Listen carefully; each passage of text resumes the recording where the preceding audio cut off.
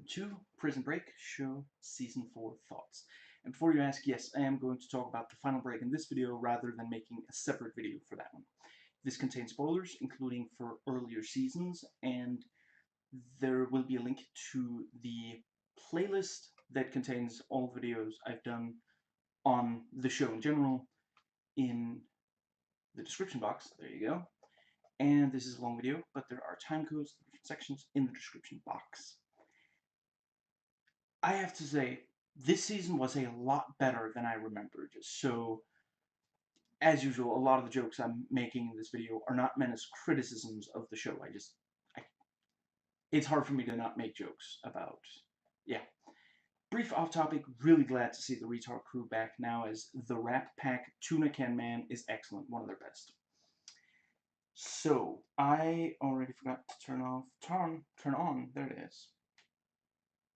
Oh boy, I really miss when buttons worked. Okay, I'm just very, very briefly gonna have to check how much time. Now, see, I figure it's probably about, is it 2 minutes? A minute. About a minute, yeah. So I gotta add about a minute to the time codes. Let's briefly make that note. 2 time codes.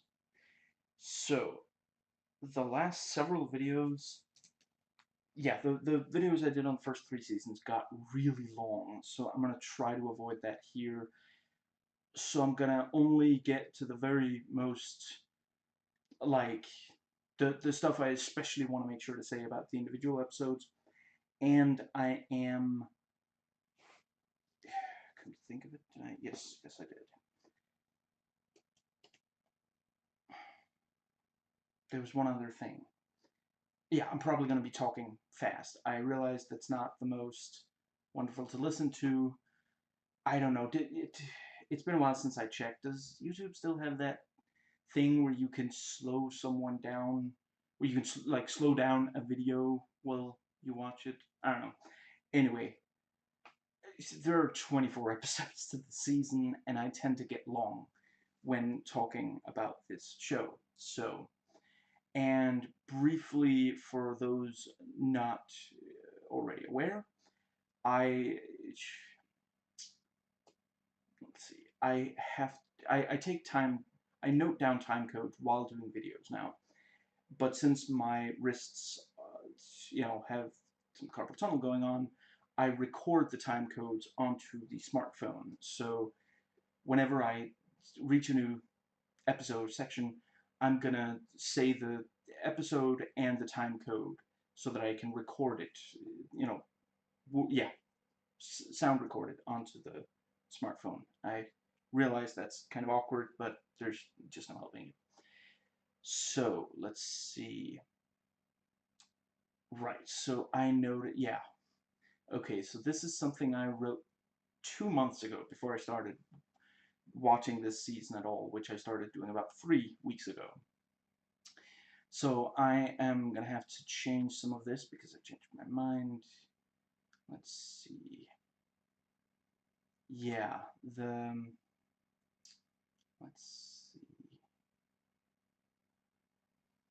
Yeah, I guess I'm just gonna say, yeah, okay, so I remembered it as being an issue with this season, that now that they have the major characters assembled in a single group, which I do still feel like it was a little convenient, maybe, that when you think about how much great stuff they get out of separating them in season 2.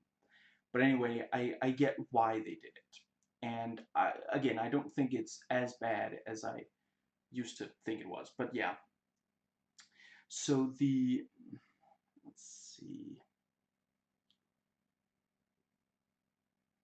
Yeah, the team is sent, excuse me, on these heists, and excuse me, yeah. So I noted that apparently it used to bother me that I felt they had too much freedom of movement, and since let's see, yeah, I don't, I feel like the time limits and sort of, Self is constantly telling them you have to get this done by you know, by the end of the day, and otherwise you're going back to supermax prison, you know.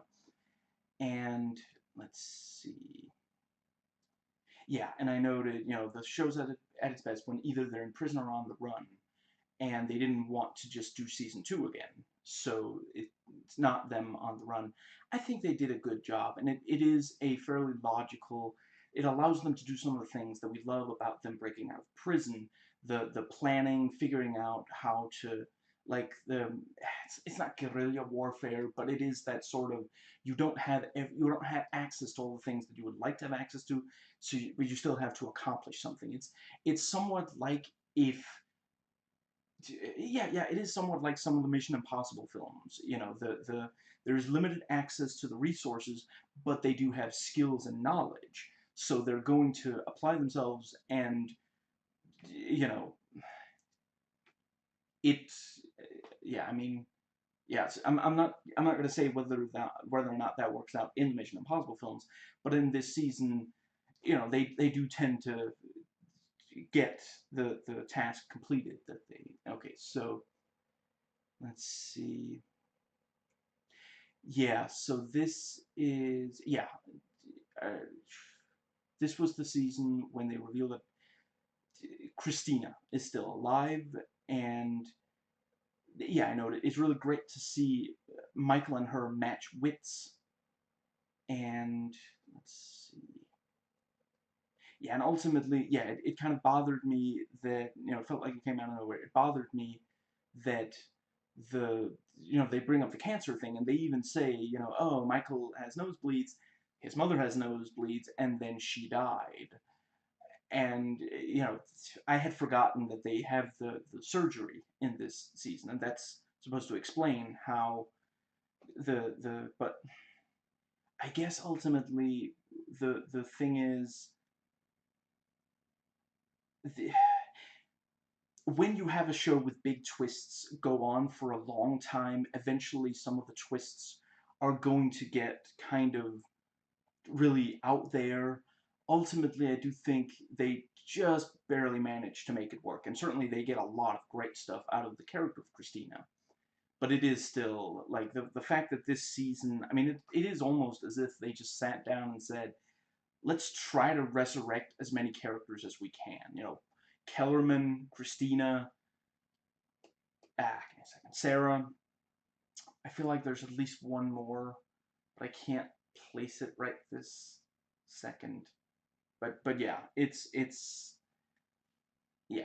Anyway, and so let's see. Yeah, and the writers say that, let's see.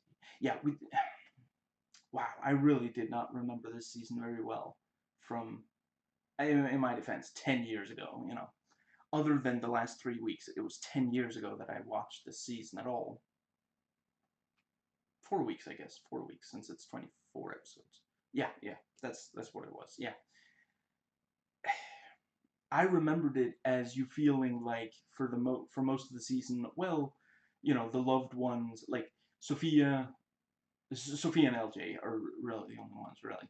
Sophia and LJ are just safe. I forgot that basically, you know, for one thing, the general threatens them, and really, you don't know for sure that they're safe. It's just that we don't really get a lot of updates. We don't spend a lot of time with them, I guess, is what bothered me. When, you know, such a big part of yeah, I mean, really, seasons 1, 2, and 3, we spend time with LJ, and we worry about his safety. And then in this, he barely has any screen time at all. He's there in the season opener and the season finale, and that's it. You know, we don't even say, yeah, and we briefly see Sophia when she's threatened. But LJ, I mean, I don't know. They didn't talk about it in the commentary, or if they did, I forgot. Did he have another show in this season, like how the president was written out of season 2 because she had another show, and the same for Mary Cruz? And anyway, let's see. Yeah, you know, it feels like the writers just didn't want to have to deal with them anymore. So, yeah, season 1, LJ is on the run. Season 2, sometimes a captive, sometimes on the run with Lincoln. In season 3, he's kidnapped by the company. Let's see. And, yeah. Tweener was, of course, a hugely popular character, but he dies in season 2. And, in this season, they kind of tried to make a similar character, but here he's a hacker instead of a pickpocket. And it felt very cheap and unearned.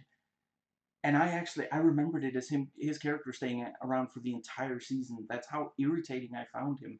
I didn't even remember that he's only in like the first half of the season, if that. Maybe the first third. He's not in that much of the show, but he's such an irritating presence that whenever I thought of season 4, I was like, that freaking hacker character. Anyway, I have no problem with the actor they cast, much less his ethnicity. That is something I appreciate. I wish there was more of it, but this show does have ethnic diversity. The good guys and bad guys alike. There are, you know, ultimately it's at the end of the day it's a lot of white guys, but there are some Asians, African Americans, you know, some of the white people are women. There's even, there are even a couple of characters who are both female, and, you've got Agent Lang, who's both black and female. Anyway, let's see. Yeah, they pushed his personality past the point of him being likable. Really, it was, for example, really irritating when he stupidly gambled, because that caused big problems for the team in their heist, which I also remembered as being. Well, no, I mean, yeah, that is a huge problem because they end up not being able to retrieve. I forget what it's called. I'm going to call it either the device or the black hole. And that's why they had to get the general's card directly instead of. Yeah, anyway. And so, let's see. Yeah, in this season, the only character that was introduced in season 3 that, except for brief appearances, is still around is Gretchen. And I mean, at the end of the day, you know, okay, season 3 doesn't have that many characters come back from season 2, but the only really major character that season 2 introduced is Mahone, and he is back in a big way, but this season just barely has Whistler and Sophia, when they were huge parts of season 3, so. And most you could say some of the other FBI agents in season 2, but really, they weren't that big of a. Anyway, and it wouldn't really make sense for them to be around, but Whistler and Sophia, you know, I mean, when I thought back, I remembered very little about them, despite how important they are in season 3. And now that I've rewatched season 3, I could talk for a long time about their characters and their personalities and such, but in nearly all of season 4, they are all but irrelevant. Almost everything about them is irrelevant, and just, yeah. So, let's see. And, yes. So, and just briefly, they really, I guess it's just a thing of, like, they want to make sure that they keep the audience on their on our toes. They want us to keep guessing. Every single season opens with them. Yeah, other than the first, obviously. Every season that comes after the first opens with them killing off at least one character that was a huge part of at least one season before that. Season 2 opens with killing Veronica. Season 3, ah, what's the name? It's right on the tip of my tongue. Let's see, season 2 characters were introduced. Sarah, obviously. Geez. See, because this season, I mean, if they had just said that, oh, your Sarah is in another company safe house, okay, maybe they'll be able to rescue her in this. But in this season, she's just back, and they're just like, oh, that's somebody else's head in a box, just anyway, yeah. And so this season it's Whistler. Okay, so that brings us. I already spent 14 minutes and we're only now starting the first episode. Okay. 1410 Scylla. Okay, let me just real quick make sure. 1410 Scylla. Holy crap, for a second there I thought it hadn't recorded at all. My wrists can definitely not handle me writing. Anyway, so yeah.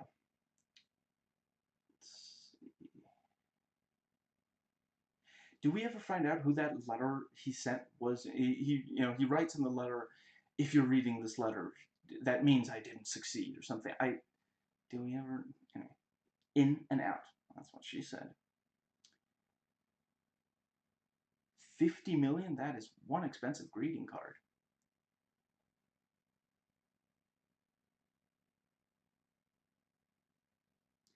You know how important this card is to me, Gretchen. You know that it being missing represents catastrophe for the company. And since we both know this, I guess the reason I'm saying it out loud is just in case this is a TV show and the viewers don't know.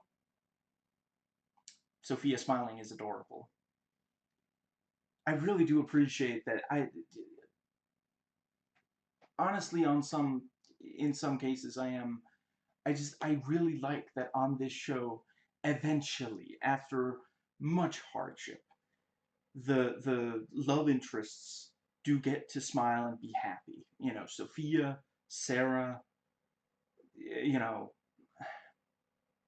yeah, even Pam had like there were times where she really seemed, although ultimately Mahone doesn't end up going back to her after the events of season 2, I want to say. In season 3, he didn't have any, and then this season, he gets revenge for Cam, but that's it. Anyway, so let's see.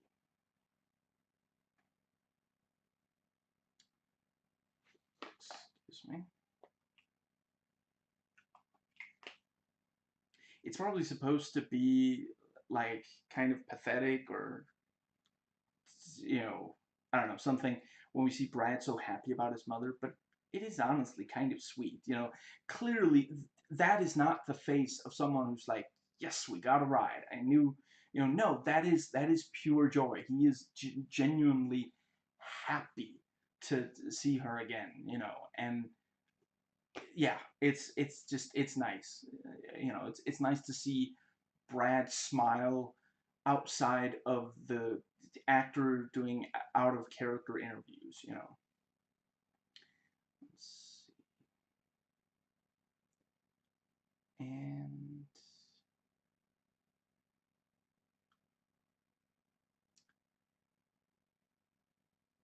I like T-Bag's goatee. It's a new look, but it suits him.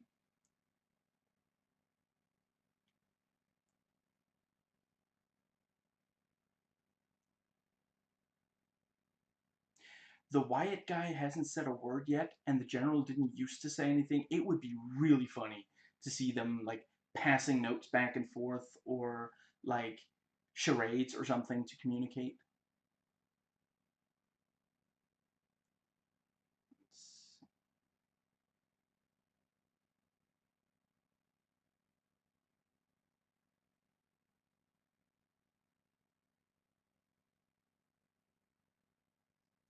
And Lincoln and Sophia talking about, what dinner they're going to cook. Such a couple. Very adorable.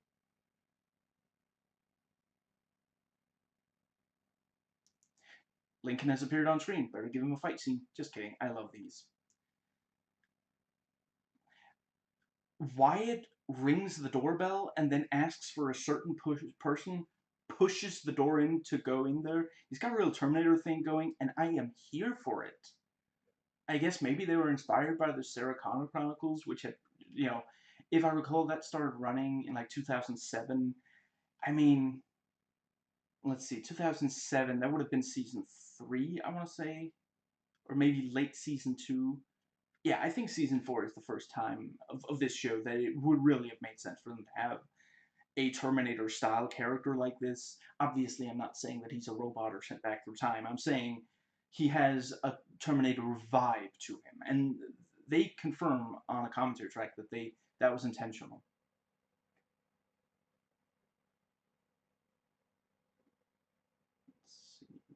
Someone says, "Are you Michael Scofield?" Twice. That's my name. Don't wear it out. Love me some Michael Rappaport. Sounds complicated. Then uncomplicated.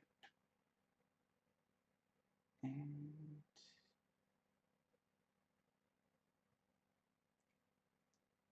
so Whistler's now dead, but Sarah is alive again. This season is killing people as quickly as it's resurrecting them. It's trading lives, I guess. Oh boy. Oh geez. Oh shucks. And Teabag gets his teabag on with the coyotes. And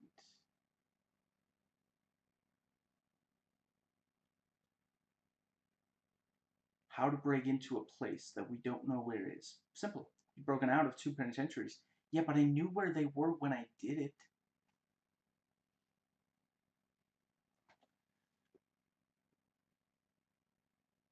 So, obviously, if Sarah's been alive this whole time, brings up the issue, why didn't she contact the Panamanian government to try to help Michael? I guess maybe she worried the company would pick her up if she did.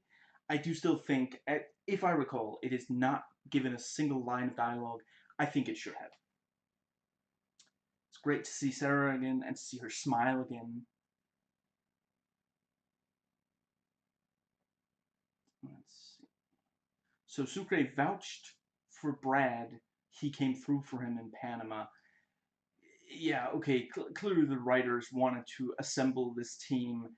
Sucre forgives Brad for Marty Cruz and for how awful he was to the various cons in season one. Near the end of season two, he wanted to kill him. In season three, when he found out that Marty Cruz had actually escaped, Sucre didn't even call Brad's mother.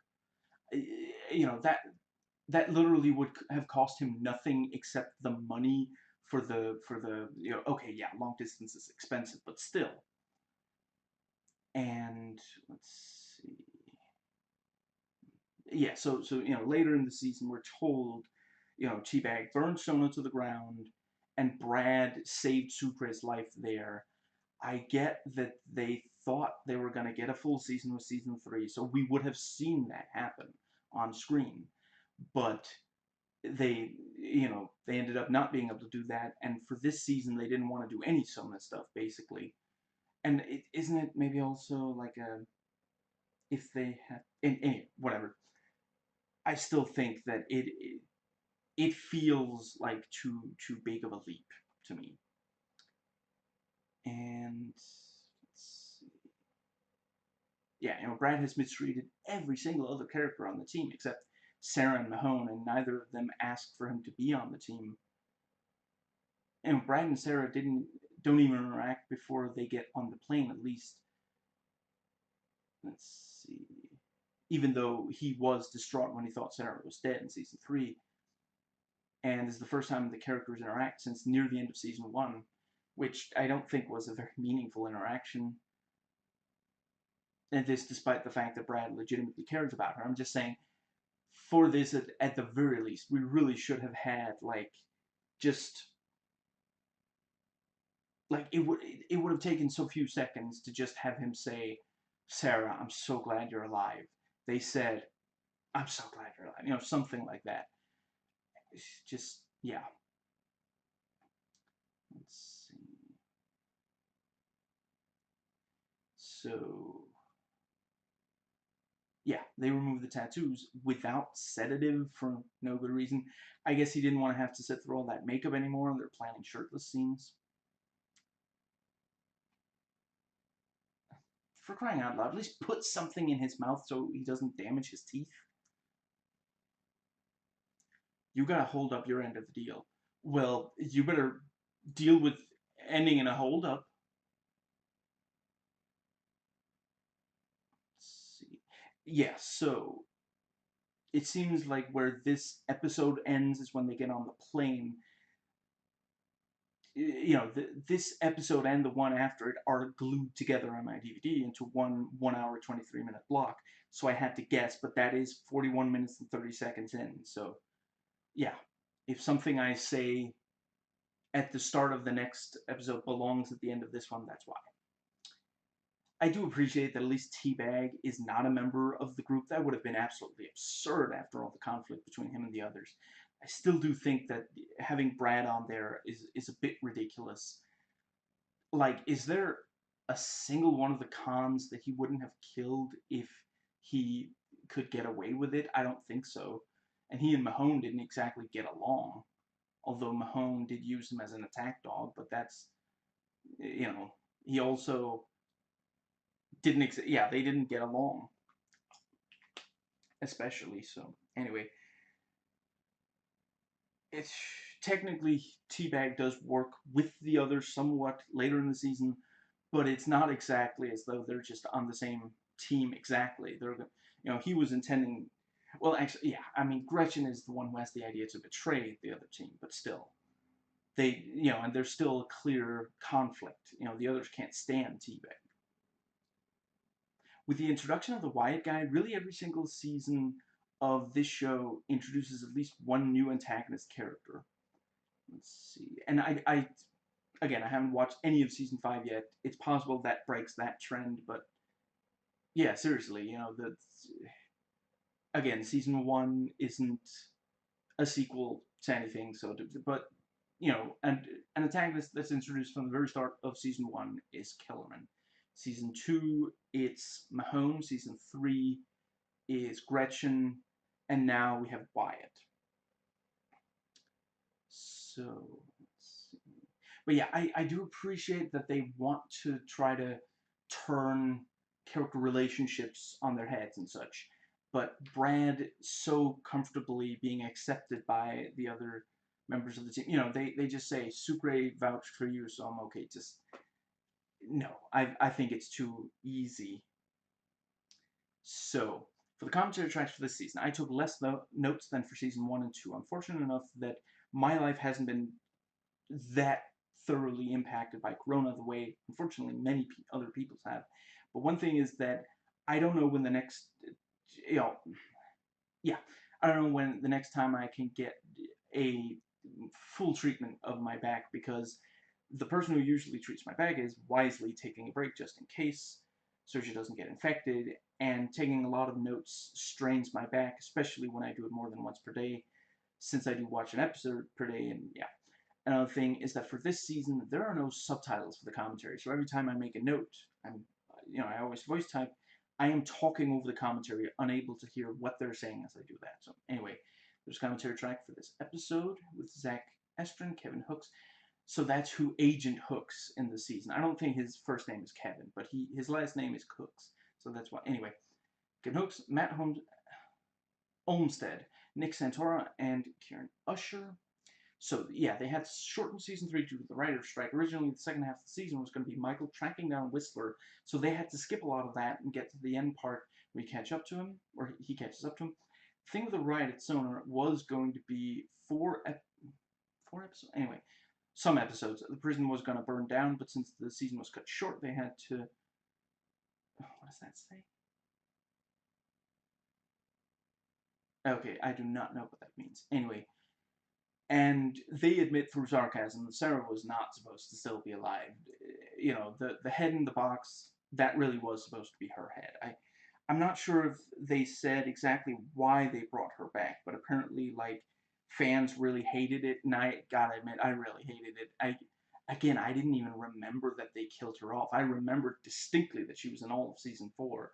So when she was killed off in season 3, I was like, oh, so I mean, this is obvious that somebody else. But then for the rest of the season, it's like, nope, that was definitely Sarah. Let's see. I mean, maybe they were trying to do the same thing as how season 2 opens with killing off Veronica. So basically, season 2 and season 3 both open with killing off a love interest for one of the brothers. So I guess we're lucky that Sophia didn't get killed off in this. And Susan has died and been revived 5 times, and she was supposed to be dead here in the season opener. They point out there's no scarring after the tattoo removal. Originally, Michael in pain was how the episode started, but you couldn't tell that it was from the tattoo removal. And, so the rest of the episode would be a flashback, but then they changed it. I think that was wise. I think that would have been super frustrating. So this is yet another great season opener. And that brings us to part 2 of the season opener.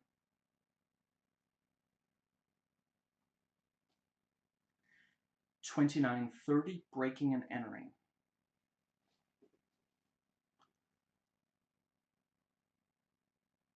Dear God, the hacker is so irritating right from the very first moment we see him and hear him.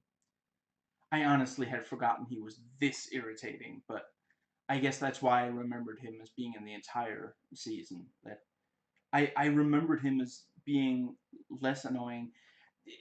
They probably were going for adorkable, like with Tweener. Tweener hypothetically is annoying, but they don't push it so far. But, in both cases, the other characters, especially Lincoln, just have no patience for him. Let's clear the air now, and that's really all they're going to do to justify these people working together.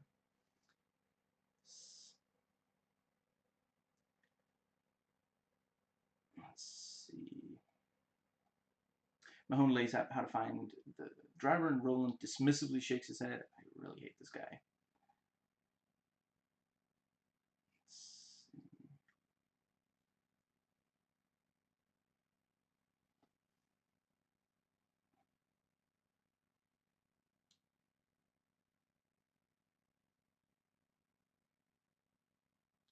Let's see.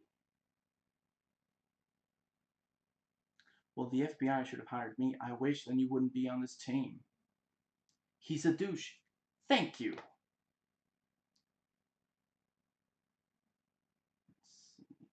You don't steal the card. You copy it. That's actually a good idea. Maybe this guy isn't so bad.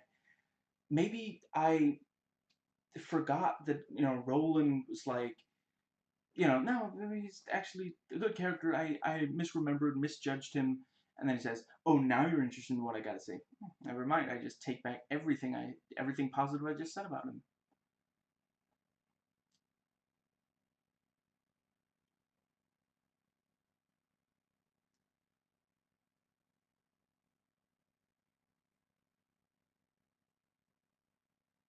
Let's see. That's Homer. It's from the Odyssey. Did not know Homer Simpson wrote the Odyssey. I'm joking, obviously. Everyone knows who. I'm joking, seriously. Some people seem to not realize when I'm obviously joking.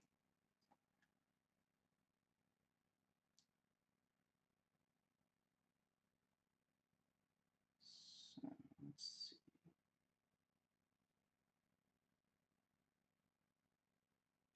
I really like Sarah, looking at the cleaning lady's bag, slipping in the device.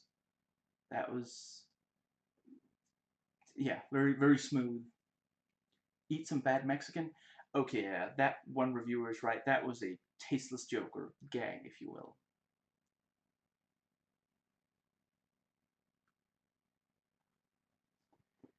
Obviously, there's some real Hollywood hacking going on, but the thing of, oh, it's going to take 2 minutes.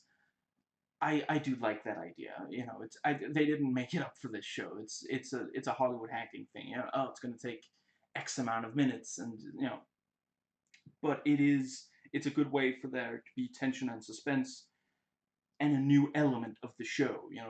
It's not exactly the same thing as we've seen before, and that is something they do quite well on this show. They keep coming up with things to keep things fresh, because at the end of the day, I mean, if you just like if someone did like a super cut of just a few seconds from every single scene of this entire show, where someone is hoping for, they're doing something that's going to take X amount of minutes, and they're really hoping that no one comes around and checks on them while they're doing that and such.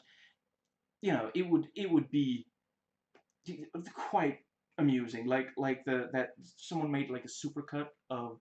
Okay, I'm sorry, this is from years ago, but still, this is just the first thing that popped into my head. Rikering chairs, sitting down, mounting chairs like it's, just alpha kind of, ridiculous looking. You know, there's a lot of it in the show. I'm not criticizing Star Trek: The Next Generation. I'm just saying that's something that you don't necessarily realize without seeing a supercut or thinking back to it or something. But or if someone points it out to you. But there's a lot of that on this show, and they manage to keep making. In season 1, it's that the guards are going to check on them. Season 2, it's that someone might recognize them. Season 3, it's that one of the other cons in Sona might realize. And in this season, it's that the hacking is happening. So, Hollywood hacking. Sometimes all it takes to, is to stare at a progress bar, slowly filling while saying, come on, over and over.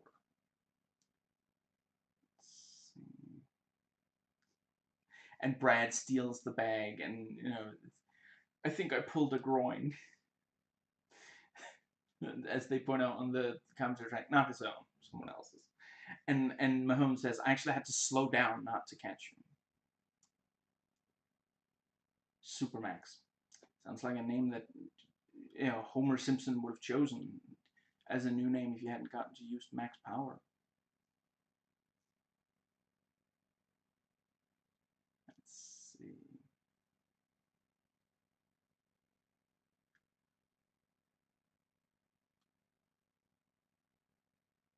Holy crap, that private security is insanely thorough. And right, yeah, I already mentioned, yeah, I'm just gonna. Both the good guys and the bad guys on the show are quite diverse. The good guys have at least one woman, at least one African American, at least one Latino, and with Roland, at least one Asian. And the bad guys, let's see. I'm not sure. Have there been any Latino bad guys? I'm not entirely sure, but other than that, same diversity is the good guys. And let's see, if you look outside the company, certainly there were Latino inmates in Sona.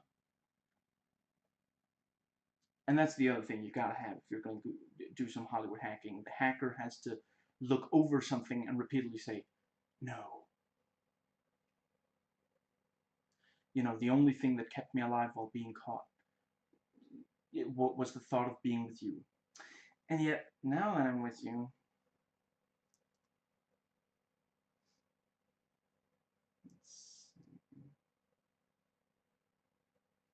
Michael points out that technically he is still married to the stripper. He does say that she's. He does say she. What was it? I forget. One of them says that she's Russian, and when the other says, I think somewhere else in Eastern Europe. But how are they going to find out though? Check.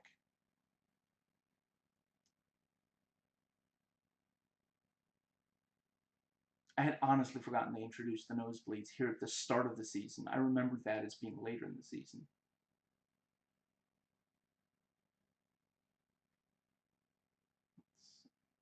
Will be fine. Good callback, since he just pointed out to Sarah. What does that say? Yeah, he'll say he'll be fine, even though he won't be. And technically, since he's referring to not only himself, and Link doesn't pick up on that. And yeah, part 2 of the opener was also a great opener.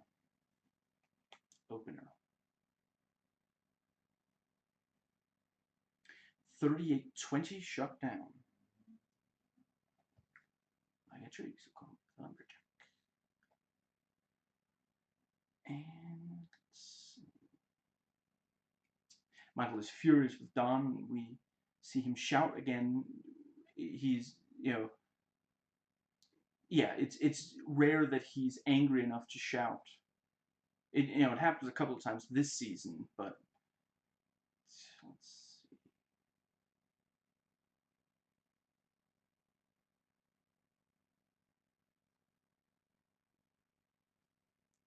Roland is a douchebag again. Lincoln channels the audience, tells him, shut up. I'm not sure if I'm going to read out all the notes I made of how much I hate the character Roland. Once again, keep in mind, I'm not saying the actor, and again, it has nothing to do with his ethnicity. I really appreciate that we get, so many would have just made this character be a, a white guy. That's the typical hacker stereotype, but let's see. I appreciate, Lincoln overhears that they killed Mahone's son. Clearly, he feels more empathy for him. This is the man who murdered his father. Let's see. Much like on Heroes. And let's see. Yeah, and we see the full, opening intro bit that plays at the start of each episode after the previously on, after one or two scenes of the episode itself. And while it wasn't a big production in the pilot, but sorry, season opener, but in this, it is, and I quite like it. And the object at the end of the intro sequence is one of the Scylla cards.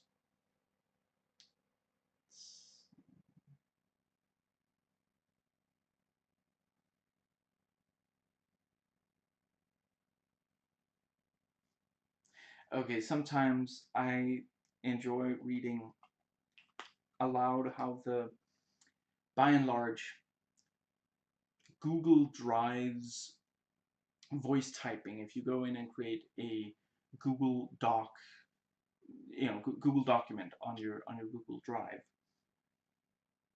and it's free also, so that really, priced right and everything, but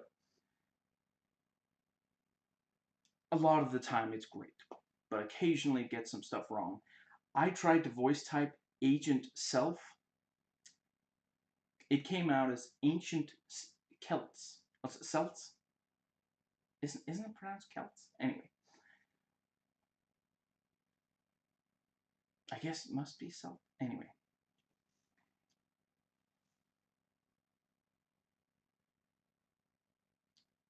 So, I like the idea of tea bags.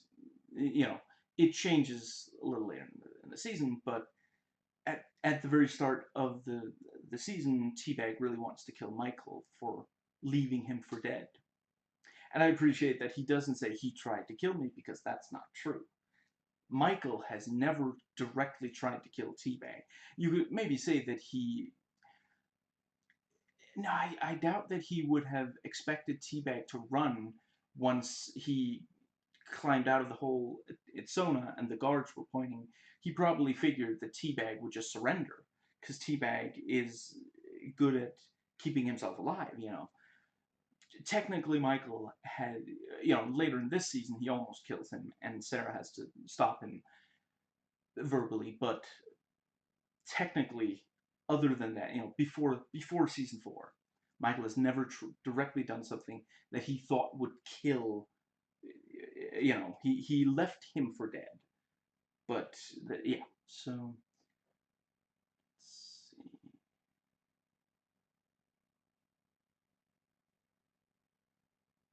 Roland, talk to me. Okay, Michael is definitely not channeling the audience right now.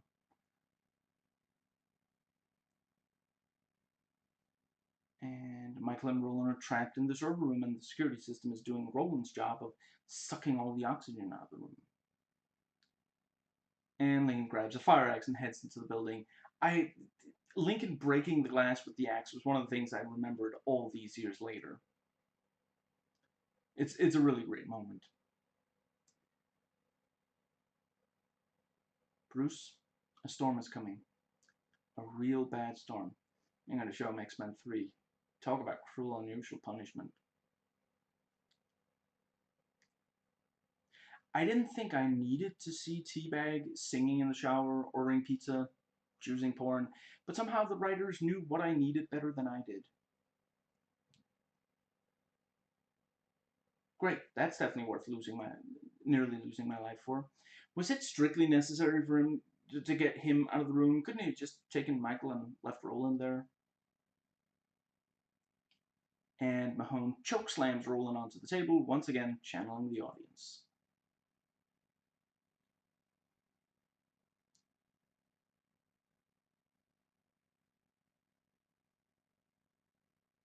I don't know, it's not responding to me. Is he talking about the audience?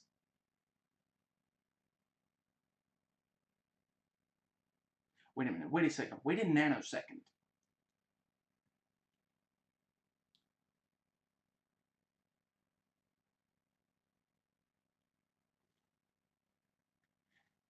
They take a cab. The cab looks pissed.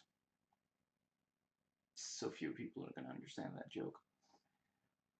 Although I guess deductive reasoning might help you understand it, even if you don't know the reference. And Teabag, BS's his way through a conversation with Mr. White so he can get the money.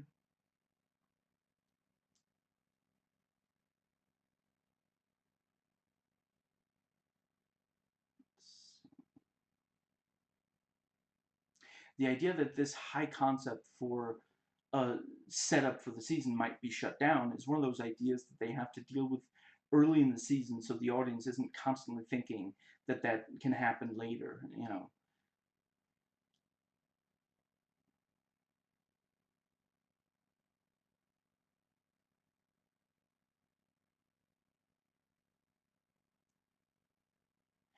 Honestly, when I first saw, Michael gives Don the video of all six card holders, I thought that one of the guys in that meeting was actually Don's boss, and that's why he tried shutting it down. Either the actual guy, the DHS guy, or the senator, but no, by the time both of those characters leave the show, clearly they were not working for the company.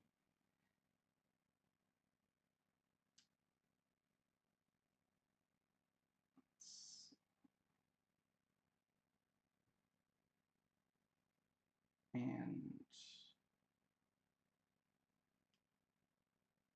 what does that say? Lincoln again is frustrated with Roland. The writers knew how irritating his character was.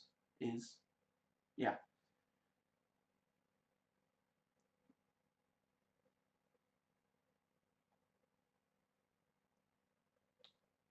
And okay, 3 episodes in, almost 50 minutes. I gotta speed this up.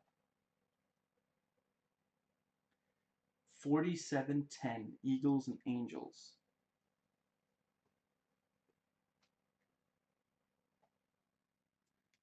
I like T-Bex kind of psyching himself up to go in as Cole Pfeiffer. If Sarah's going to keep brooding and looking longingly out over the water, she's going to start giving Kate from Lost a run for her money. The ocean is your front yard. I never thought I'd hear Michael do a silly voice like that. See, now I kind of want to see.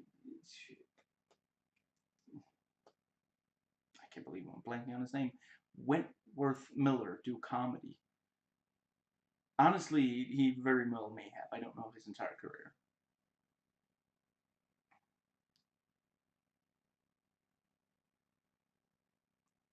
Even Brad can't stand Roland, even when he tries to flatter him and appeal to him.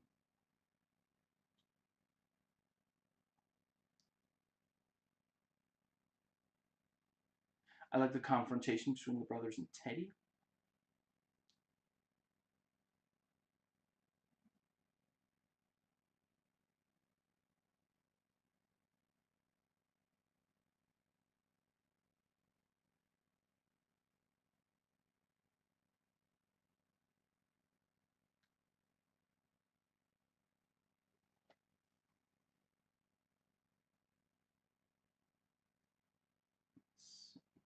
I'll be okay. I just need time.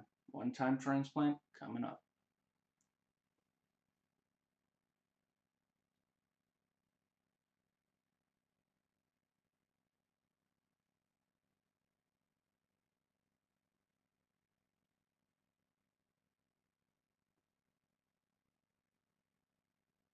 I apologize for the dead air. Just trying to make sure I don't spend time reading aloud stuff that I'm not. I like the idea of them, going, they're dressed as cops.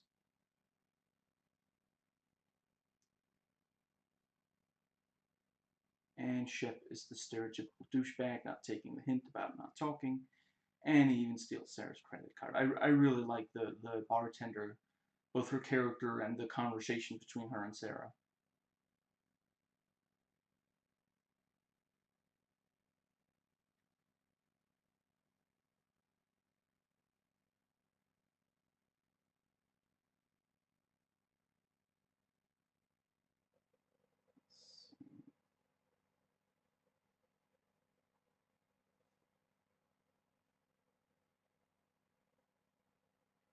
Move it, move it now there.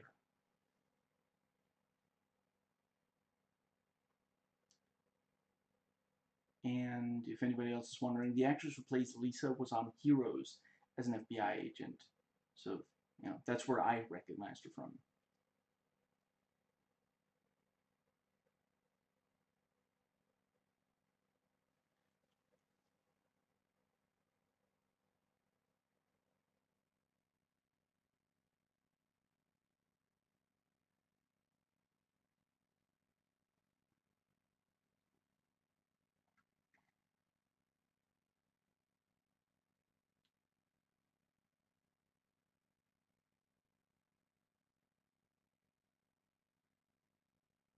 We keep moving. Nothing changes no matter what. We do have 24 episodes to fill here.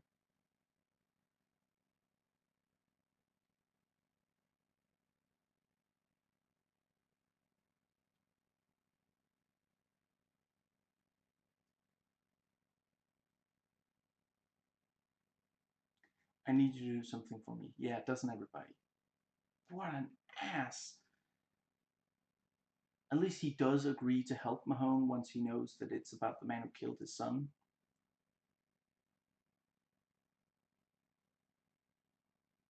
It really is genuinely excuse me.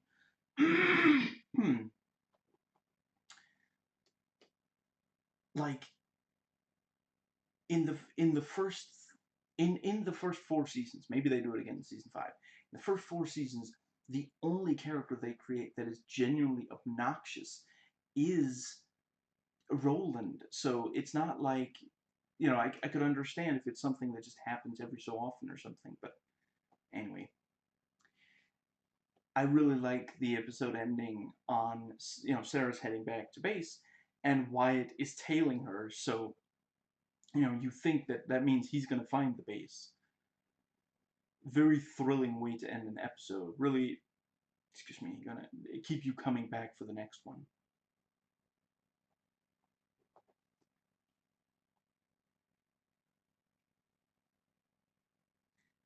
5240, safe and sound. Okay, so that was 5 minutes for one episode. That's not too bad.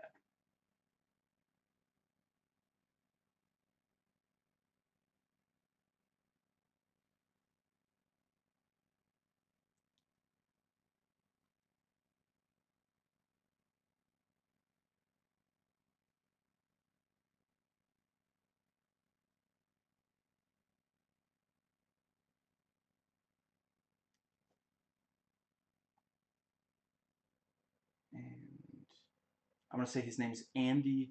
I like that, he confronts Teabag about not pitching, and Teabag realizes by accident the hidden code in the book.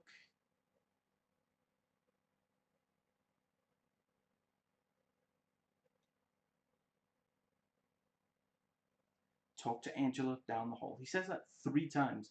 That's his response whenever there's something bothering him. Like, fire alarm goes off, and just tells, talk to Angela down the hall. I had forgotten that the team knew what why it looks like this early in the season. So Don draws the three circles again. Not enough rings for the Olympic Games. Too many for a monogamous marriage. Polygamy, maybe?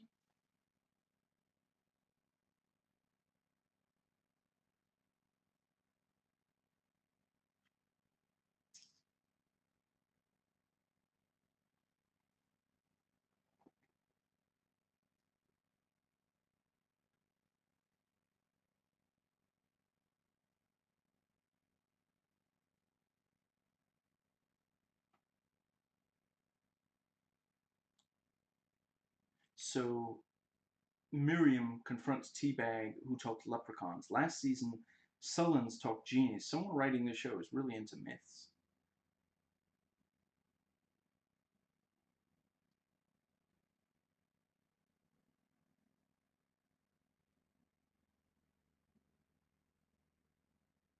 So yeah, Michael has a nosebleed and it drops onto the woman there for toilet paper. So they went one better than the first Mission Impossible movie.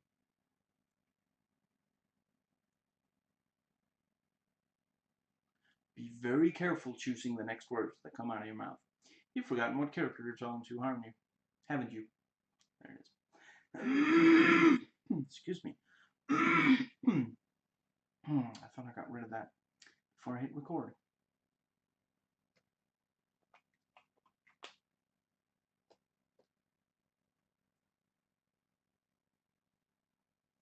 The secretary very nearly ruins the operation, but they manage to talk her out of going into the room.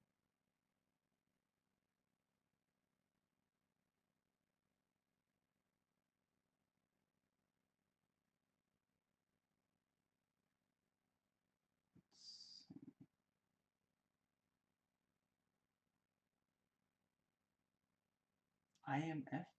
Impossible Mission Force?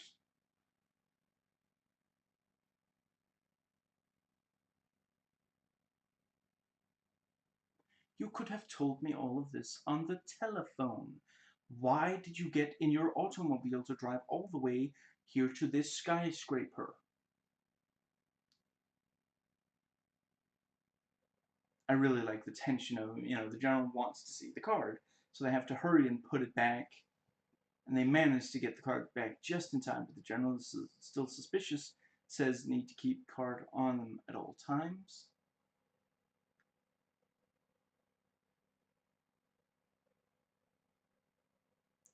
Sarah tells Michael she didn't drink, but she did walk into a bar.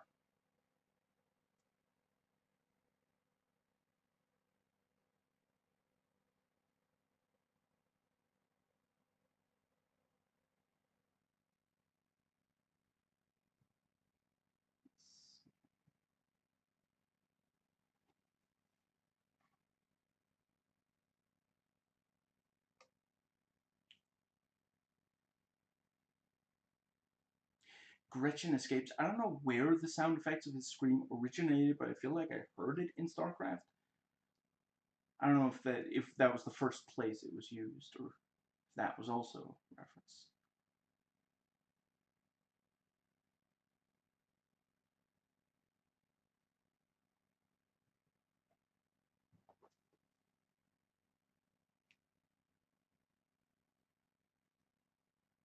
5750 blowout. Yeah, this is a pretty decent pace. Hopefully I can keep this going.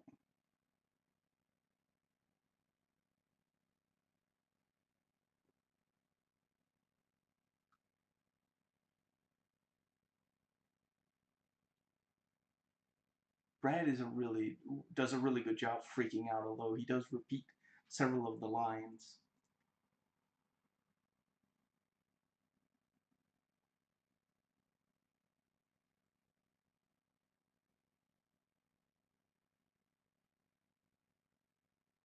And I like, he uses the thing, what, you don't run criminal background checks, on your employees. That's a very Brad thing to say. When he doesn't like someone, they must be a criminal. I mean, I realize that he's claiming that she took his money and then she gave him the wrong ticket or something, but still.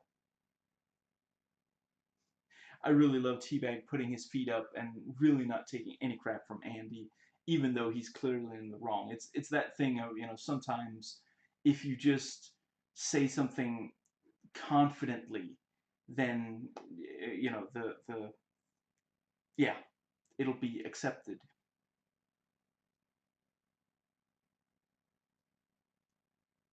I like the whole element of Mahone getting caught and there being problems from that.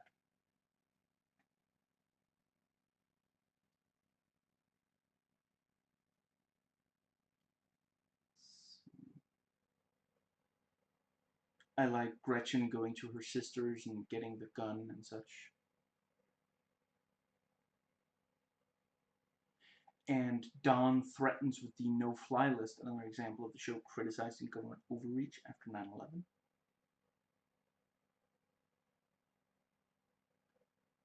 I like that, Wyatt tries to intimidate Don, and Don actually, at first you think, oh, Don is not going to be, but then he says, no, General Kranz might be a target, and Wyatt says, maybe give me the information, but then I don't have clearance per se. I'm a civil guard.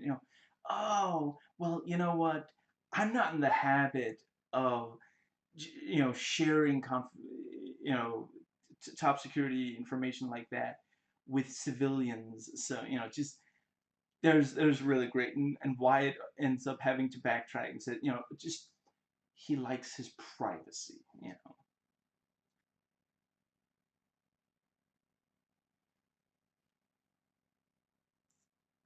Excellent use of flashback as the cop appeals to Mahone, trying to get him to betray Michael, something we know he has previously been willing, excuse me, yeah, been willing to do.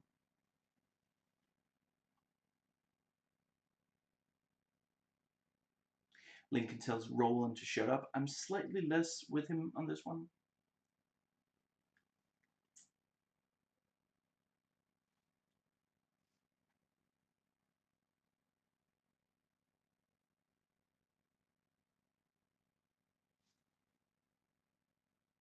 Wyatt walks into the police station, goes up to the front desk to find out about a target who's in there. They're really leaning into this Terminator reference thing, and I love it. I really, yeah, they're not exactly shy about referencing. They wear on their sleeve the stuff they were really inspired by, and I absolutely love it.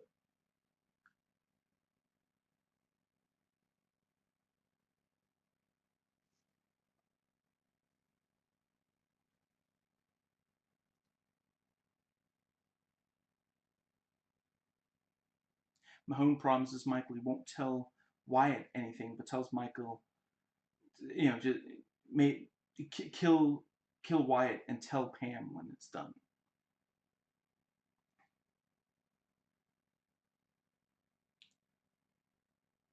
And I like the detail that Gretchen is Emily's actual mother, but she's like, if I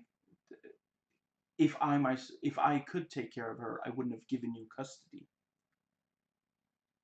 And the fact that Emily does think Gretchen is aunt, not mother of her. I love the music they use for Wyatt coming into the courthouse.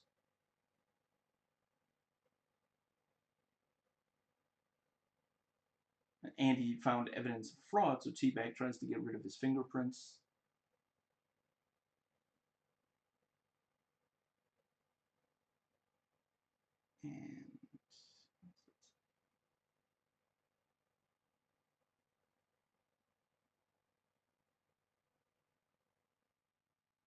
And Gretchen can't get to Whistler's belongings by claiming to be the wife or widow, so she just knocks out the guy. 5, 4, 3, 2, 1. Sucre's counting down his most favorite mambas.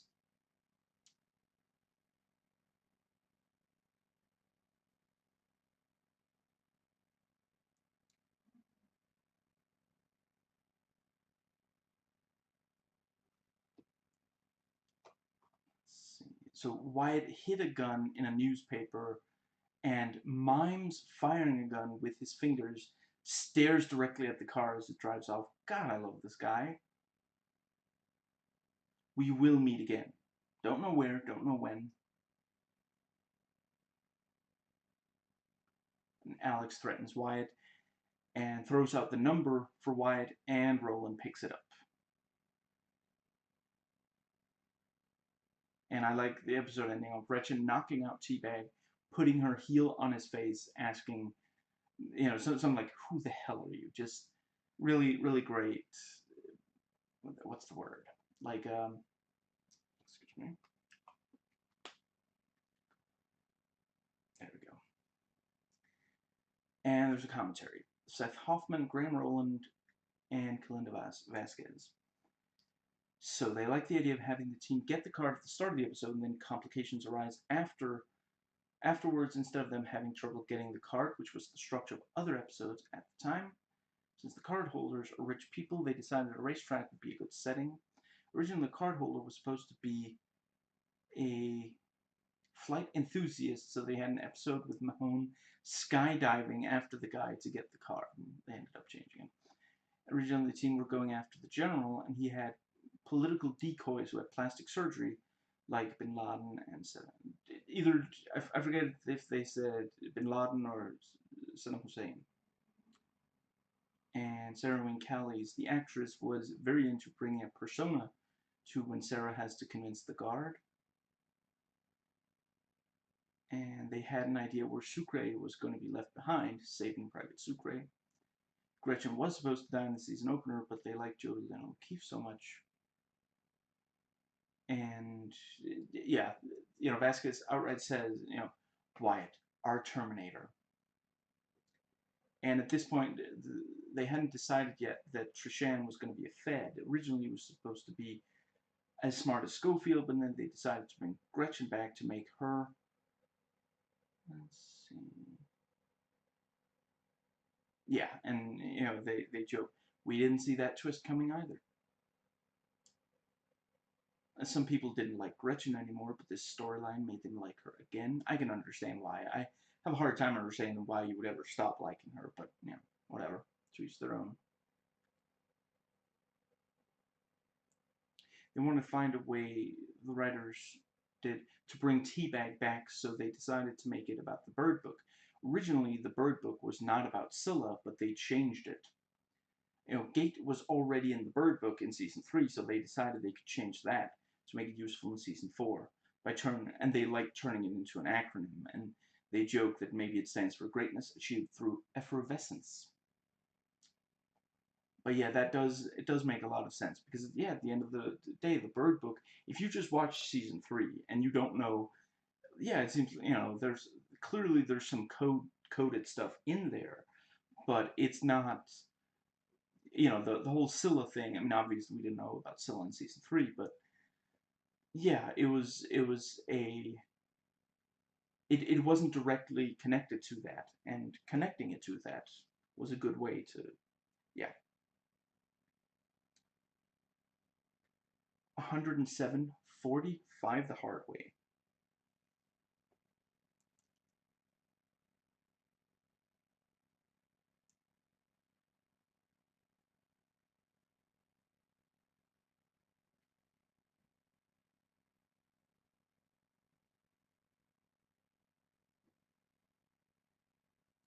Would you shut him up? Lincoln outsources shutting Roland up for once. Excuse me?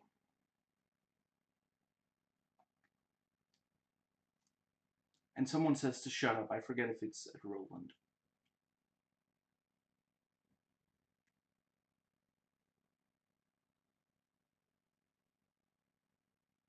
I don't have to do anything. That's the benefit of being the man with the gun. So basically what you're saying is there's two kinds of people in the world, those with the gun and those who decode.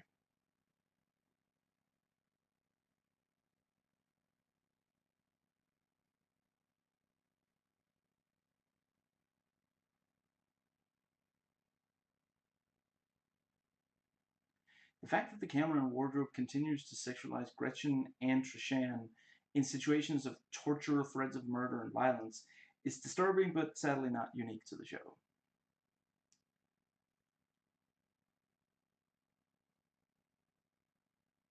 Lincoln tells Sarah what the nosebleeds are about. As far as I know, cancer does have a hereditary element to it. It's not entirely dictated by that, but yes, if his mother had a brain tumor, the chance that he might develop one as well is higher than otherwise.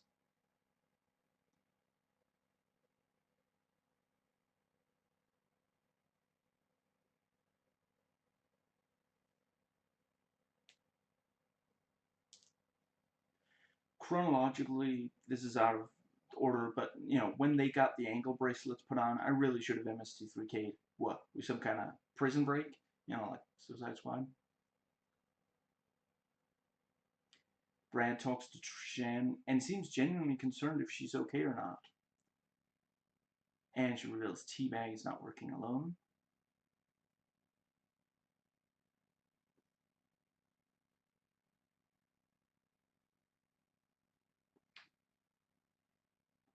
Don points out to the general he has essentially a dead man switch.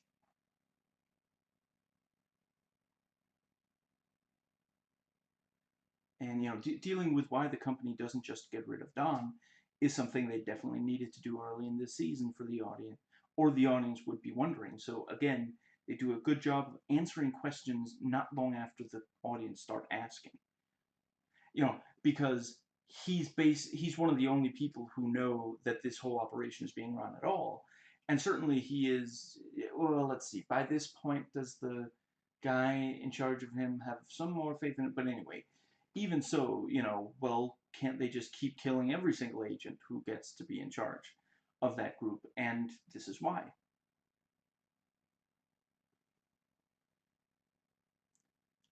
I'm gonna snap his neck. Oh, God, please do. Sucre sits down next to the card holder, and I see he managed to get his shirt off. What kind of business? Risky business, because he wants Sucre to strip down to his shorts.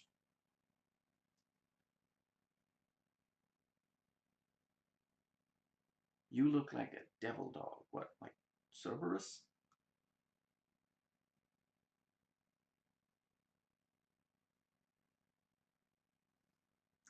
Getting oiled, most likely. And Lincoln looks at Roland like, if we didn't need you, I would shoot you in the face right now.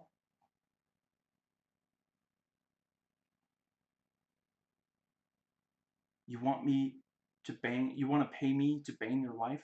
Even the first time I watched this, I thought, this is so ridiculous. If that was all he wanted, why not say that up front? Maybe bring a picture of the wife. I'm not even entirely sure why the wife herself doesn't just go down there and proposition people instead of a card holder doing it. I guess maybe you could say, oh, well, they would get way too much attention that way. They would get people hitting on her all over the place. But there's still no reason why he couldn't bring a picture of her, or at least say that that's what is going on. And I gotta say, the idea of Sucre cheating on Monica Cruz and then just saying, oh, stays in Vegas. What happens in Vegas stays in Vegas. Complete character assassination. That is not something he would ever do.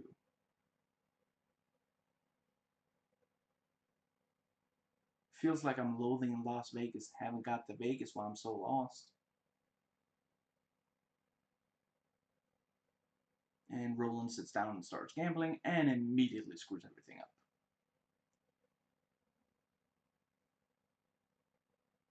Poor little guy. He's got some set of lungs.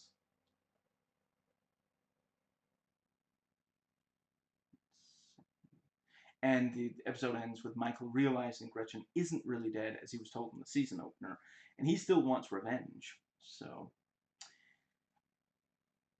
if Roland so badly wanted to, he didn't have to bring the device with him. I get that he brings it because he wants to win, but if he just all he had to do was leave it with the others, if he can't leave Vegas without having gambled at least once, fine, but don't bring the device with you.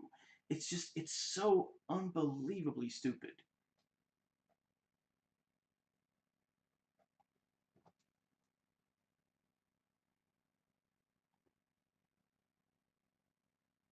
114.10 the price.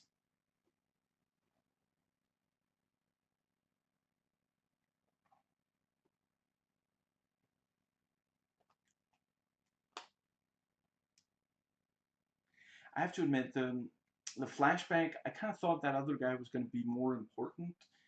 You know, at the end of the day, it's just that the like the flashback is there to establish that they're going to use the what's it called? Yeah, they're going to crash their car into his car. Was that the guy who helped in season 2 with the passport stuff or something? So I guess maybe they liked that guy, the actor, and wanted to bring him back, or the character. Sure.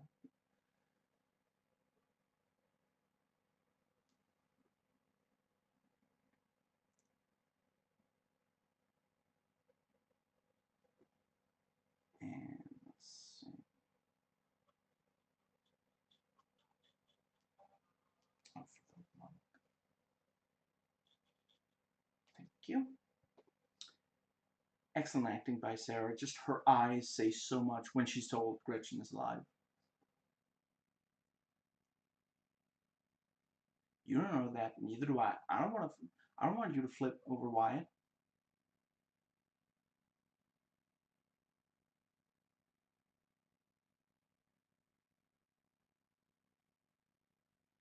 When we saw the message, how much for Schofield and Burroughs, I was wondering, like, is that deceptively edited? In reality, it's Roland selling. Sorry, it's not Roland sending that message. Roland did send a message to Wyatt, but not that. But nope. I guess maybe they made him so obnoxious so that we wouldn't be upset when he dies or something. But then this isn't a show that's worried about upsetting people, or at least it wasn't before this season. Upsetting people by killing off characters. The turn is tight.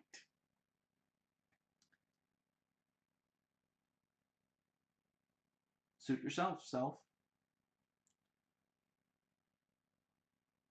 I need you to deliver a message. First, I'm going to look really determined for the sake of the camera.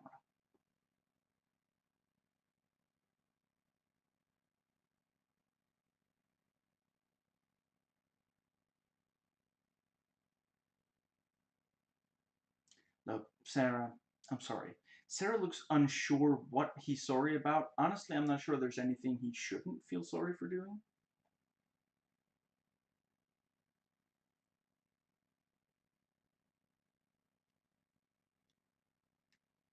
She said she wants to clear the air, whatever that means. So I guess nobody told her that Sarah literally tried to kill Kellerman?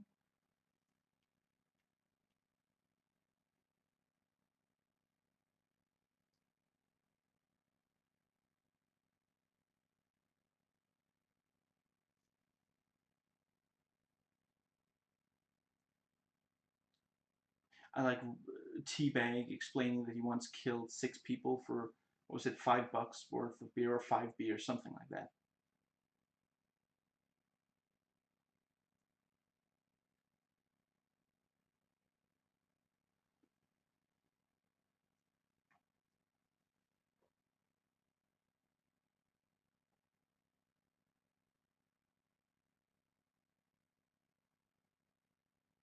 Sucre was hit. Good thing they have an ambulance nearby.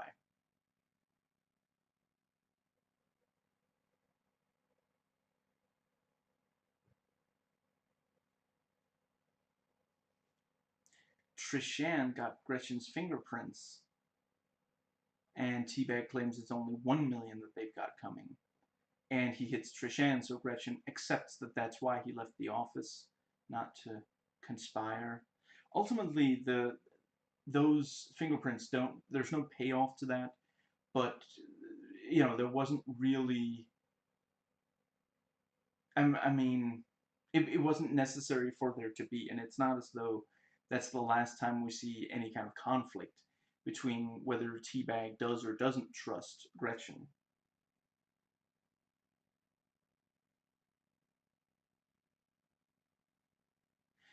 I'm not 100% sure why they didn't just completely put Sucre under, I guess in case he needs to be more awake for some, like, if something suddenly happens.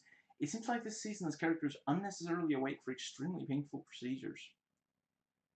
Later in the season, actually, I guess it's not painful, but the procedure on Michael, at first he's awake for that anyway.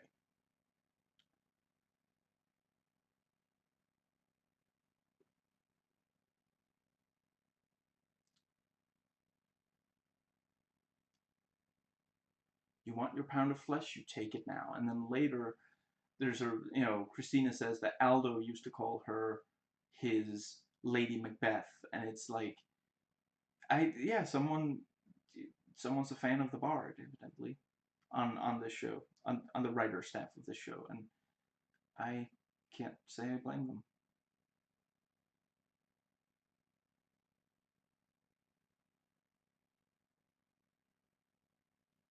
She did help me escape. She didn't try. Then she got what she deserved. Holy crap, your situational awareness sucks.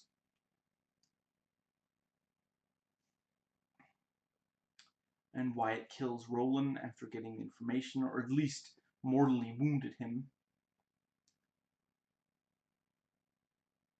And Mahone hits Wyatt repeatedly. Hey, hey, stop. We each get our turn, dude.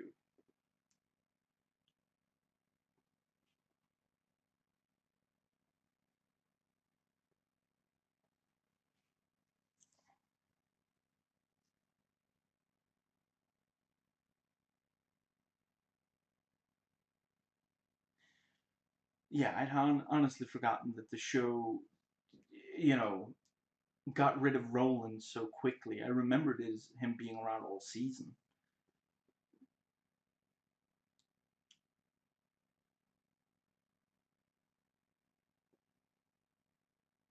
Let's see.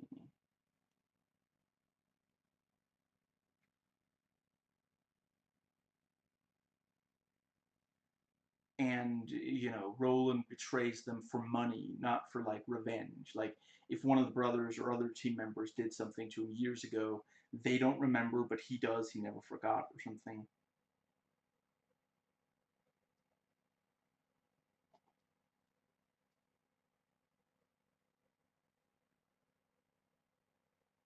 One hundred and 2150, greatness achieved.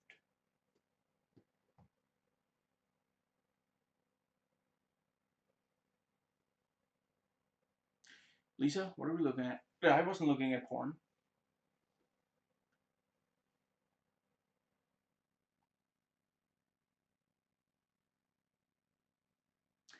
Mr. White, are you back already? Nope, I'm a hologram.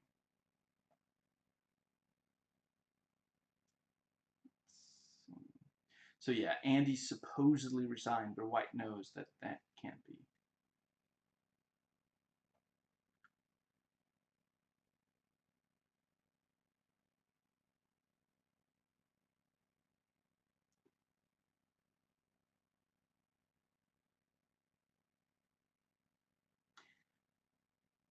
And yeah, the detective comes in and starts asking Teabag questions. If you don't mind me asking, what is that banging noise? It's the beating of the hideous heart. I mean, nothing at all. I am 100% down for Robert Knepper starring in a series of adaptations of Edgar Allan Poe stories. Seriously, there's no way that's accidental. Like he's sitting there it's not like flop sweat, but it might as well be. Like his face, you can tell he is hiding something he doesn't want to have to. Meanwhile, you hear the banging noise in the background, and like if the detective like went and checked what that was, they would be so screwed. I get a real American Psycho vibe from T-Bag talking to the detective, especially when he claims amorality on the part of Andy, and the colleagues have already said the opposite.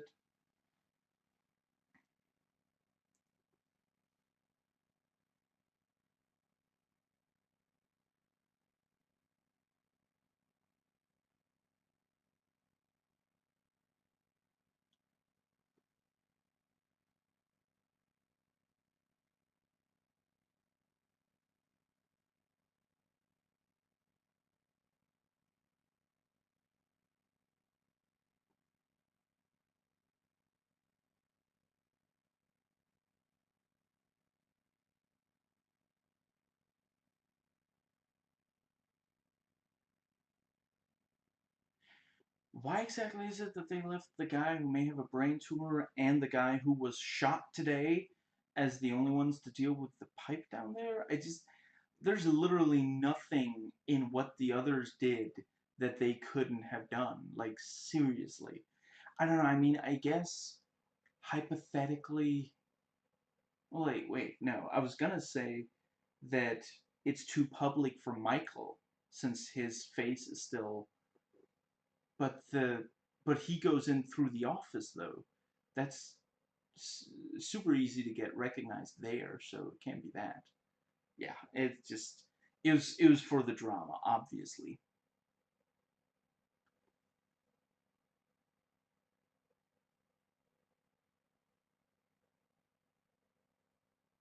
We got 30 minutes before this pipe fills with water.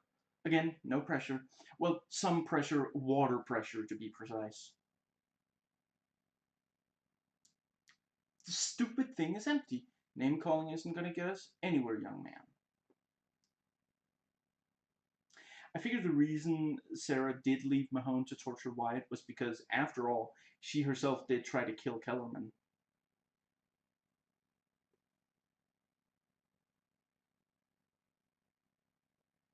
Then we'll rebuild this country in our own image. A very scathing indictment of U.S. foreign policy. I love it.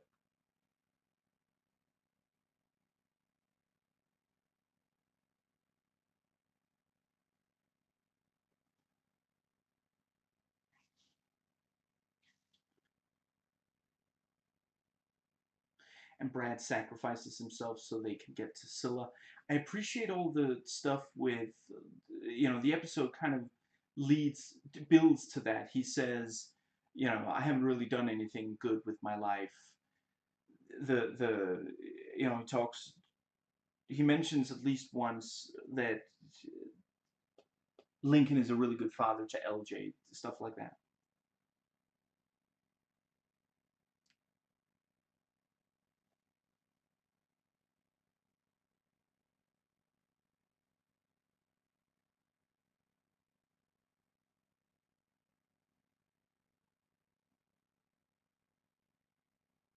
Let's see. Schofield and Burroughs are dead. Dead is Latin. You can read Latin. You can't speak Latin. Latin is a dead language.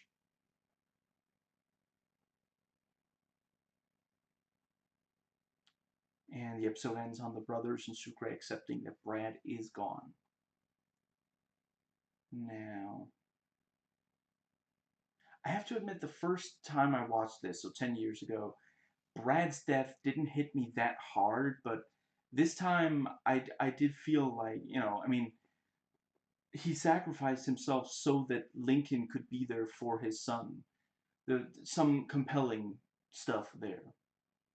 I appreciate we see so much of the general in this season after he was in so little of season 2 and 3, and I believe none at all of season 1. He's basically the main antagonist in, you know, yeah, sorry. Overall, it's just that he's been, excuse me, kept in the shadows until this season.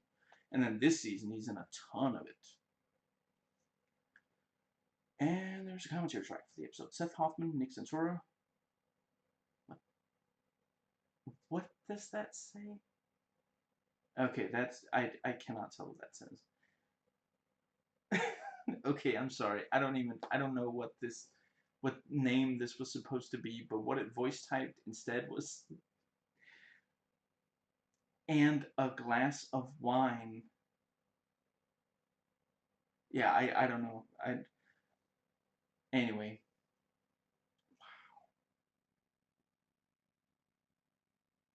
and they joke that the let's see, the shooting was real and Lincoln really did beat up the other actor. First they say it's over who gets the bigger trailer, and then they say no, it's over trail mix. Talk about how seamless the ADR is because the sound mixing, where in other shows it can be extremely obvious. I gotta admit, they pointed out several in the commentary tracks, and I guess I can a little bit see it now that I've been told, but even so, it's really, they did an incredible job hiding it. ADR is very frequently very obvious. Michael Rappaport is great. And Fichtner is great. They're great together, like peanut butter and chocolate. And excuse me. They talk about that for a while Don's wife was dead, but then they decided she should be a vegetable and it should be his fault. When they filmed near the water pipe, it was actually completely quiet. The sound of water was something they created in post. They did an incredible job. It is completely convincing. But it is also like anybody, if you've tried to record professional sound, you know that it would be such a stupid idea to try to get live sound from a place with that loud of a naturally occurring noise. It would take an eternity to clean up the audio, or all of the lines would have to be ADR'd, and just, yeah. They talk about if they ever had a character named after Agatha. That's, yeah, Glass of Wine was Agatha something, who's on this commentary track, and I believe one of them says a dog that got drowned in a toilet was named Agatha in season 2. And they joke maybe they could rename, what does that say? Okay, I can't tell what that says, but anyway, moving on. They loved writing the scene where Teabag talks about jealousy because they knew Robert Nepper would make it awesome, and he did. With the cars came out. Just that's so good. And it was Sarah Wynne Kelly's idea to have the character be furious when she walks off when Mahone gets to torture. At this point in the show, we don't know that Lisa is the general's daughter. We find that out later, which makes a phone call from the bathroom, but that's why she's so protective in the scene with Gretchen. The writer of this episode had to be the one to tell Wade, that he wasn't going to be on the show through this episode. So the writer started by saying, "We really appreciate you being here on the show." So immediately he went, "You're killing off my character." But he said, "These were the best 4 years of my life." And Brad Bellick could have been such a hack character, but they realized they had a great actor, so they wrote based on that. They did a great job. I mean, yeah, I've already talked about how I really appreciate that it was good that he was so sadistic and mean in season 1, because he was he was essentially the main antagonist for the brothers. Everyone in prison, he was the main antagonist for, Yeah, there'd be tension with Abruzzi, for example, but Abruzzi at the end of the day wanted to get out. He would threaten, but it was so that he would get out of prison. Bellick did not want anyone escaping from prison, but then after, they've made him kind of pathetic some of the time, so that it would have been unbearable if he was like he was in season 1 in all 4 seasons. The show, not the restaurant. I think it's a restaurant. I've never been. Not sure they have them in my country. They talk about how many scenes they give the general, they have the general drink bourbon. He must be an alcoholic, but really it's because they have to give him something to do with his hands. It's not like it's going to be an iPod, not a guy from his generation. Let's see. And the general actor got recognized on the street after the episode where he kissed Gretchen much more frequently than before.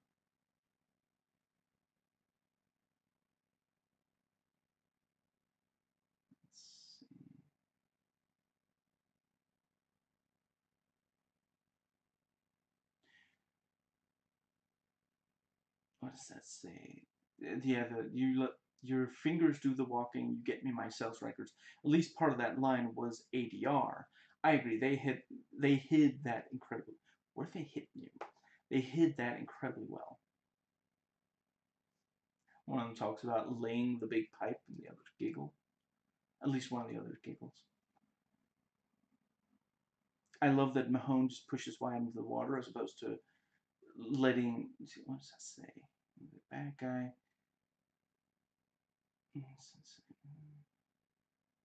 Because, yeah, Mahone is like, I don't want to hear it. And they're like, And they say that he looks like a superhero or something, yeah. And they talk about that we never see water and Brad in the same shot, so they needed a shot of the water rushing towards the camera as an insert. I gotta admit, they did an incredible job on that. When I watch the episode, I buy that there's water there, even though we only see it very, very briefly. You know, in the actual, but like once the pipe has been, once they have the thing so they can crawl through it, they spray some water out of the. But that's an easy enough thing to do on set. It's not the same thing as, but the audio and that one shot of the water rushing towards the camera absolutely sells it. And it is like if they had to do it with the actor, that's a stunt basically. You can't spray that much water at a person without being, you got to be careful with that.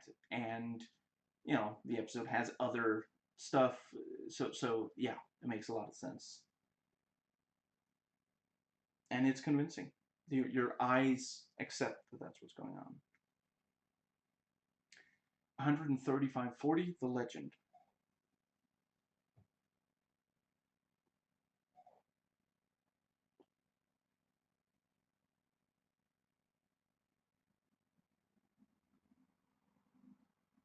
If you want Scylla, and I assume you still do, Brad's body goes back to his mother.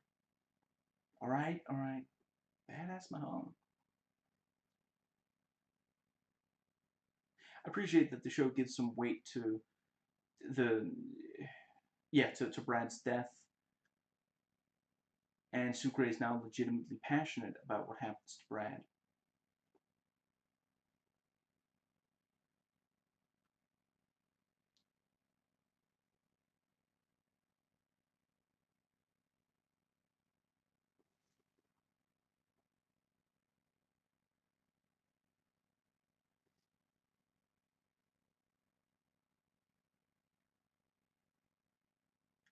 Don't forget to use your fake ID at the hospital.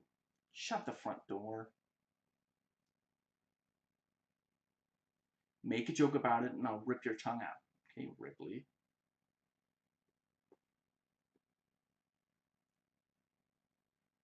And yeah, Sucre explains what Bellic did for him in Sona. I do appreciate we're told, although I guess let's see, yeah, if season 3 had been a full season, we would probably have seen it. This thing of them entering through the office, now getting access to a place through a tunnel and such, feels like the first season. I guess it's a callback to that tunnel digging.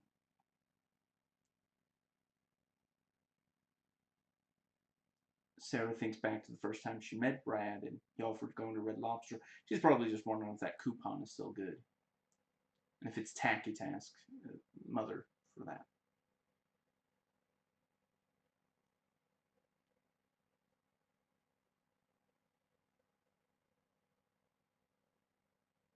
You think Gretchen set us up? Or she put you down? This is a place of business. Either take care of business or go do your business.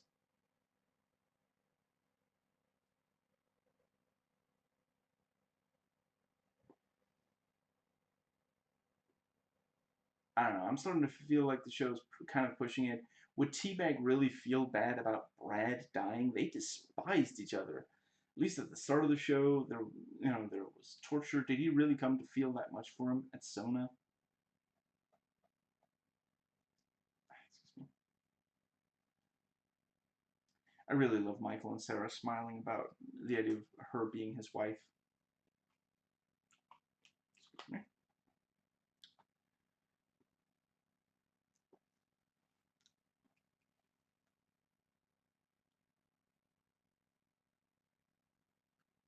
This was where I realized that season 4 is nowhere near as bad as I remembered it being. Or at least where I made the note, anyway.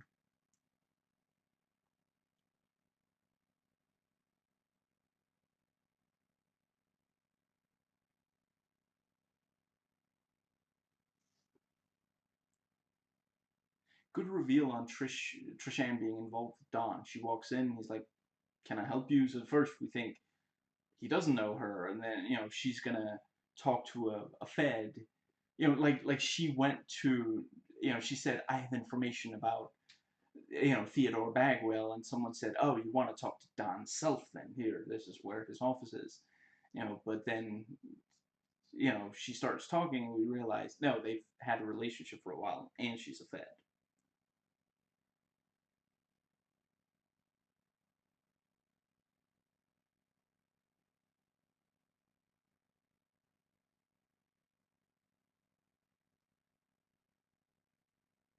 Sweep the area. Oh, how sweet! They're gonna clean his house.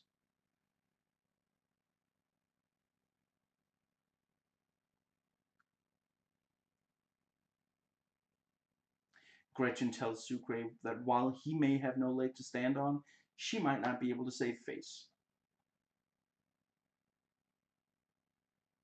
Michael reads the legend and realizes about the alarm with the mine.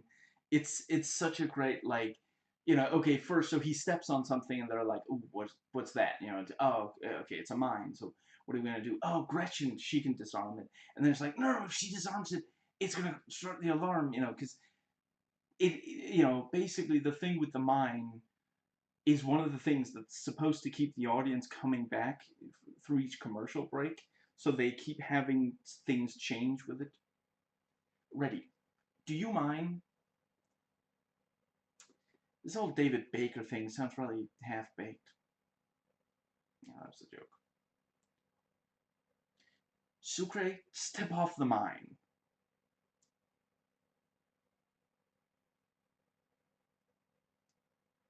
And Sucre puts the badge on Felix's body. And Sucre calls Brad's mom very a nice kind of, nobody likes having to make that call, but he feels that he owes it to him. And Teabag calls the phone number for Trishan, and Don answers. Whoops. At least he doesn't say who he is, but still. It will alert the company to the presence of any human being breathing over 2 pounds. So you're working on recruiting an infant to send them. That's what you're saying. Meanwhile, there are no cameras in there because this is Mission Impossible 1, I guess.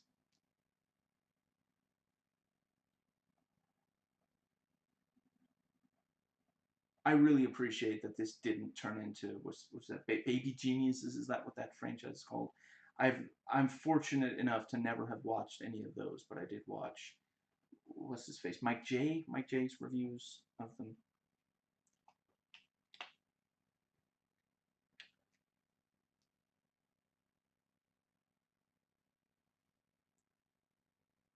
$142.30. Quiet Riot.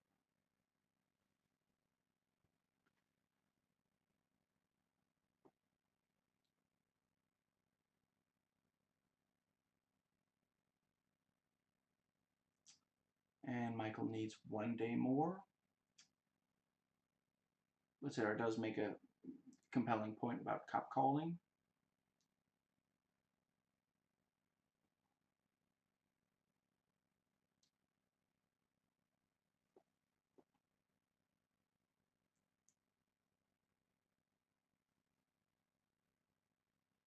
And yeah, we find out that the general is the father of Emily, and we're told that his first name is Jonathan. That's a good way to appeal to someone. Sorry, two good ways to appeal to someone's conscience.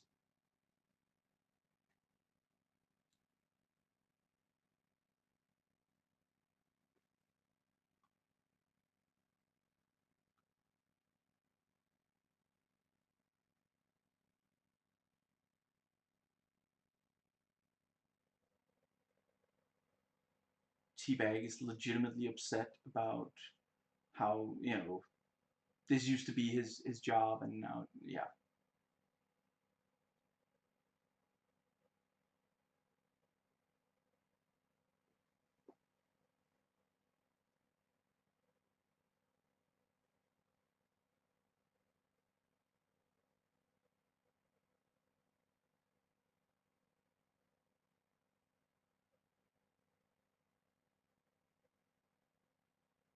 Get out of my way. Lincoln Burrows, please never change.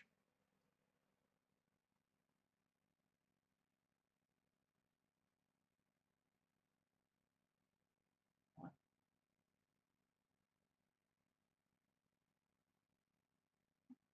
I do not know what that note means. I'm just gonna read aloud because maybe it'll amuse you too how nonsensical it is. Fishing license to teabag in Bretchen on the phone. I mean, at least some of it must be like, teabag and Gretchen. Yeah, I don't know. There's some more expression of love between men as they really. I really appreciate that the show features that and shows it as a positive rather than a negative. Reflecting reality.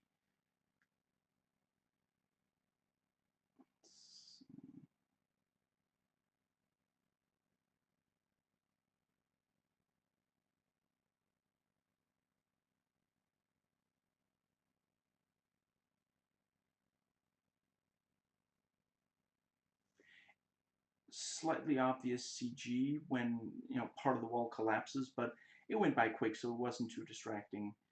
See, that's how I think they should handle CG on this show. That's I've called out a couple of times where they rest on it too long.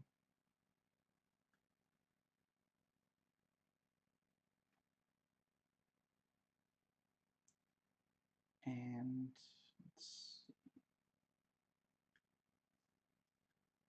it's incredibly tense and suspenseful as Sucre climbs over on the ladder. And the thing slides off, and Sucre grabs it before it hits the floor. So we really are in full Mission Impossible 1 territory now.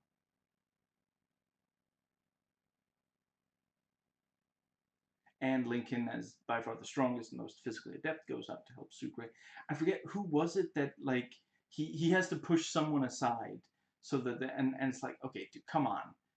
If there is a single character on the good guy side in this show that can, I mean, he basically has to be able to lift Sucre's body weight without, it it has to not, you can't make too jerky movements because that's gonna get the sensors thing, and he has to, yeah, so it's,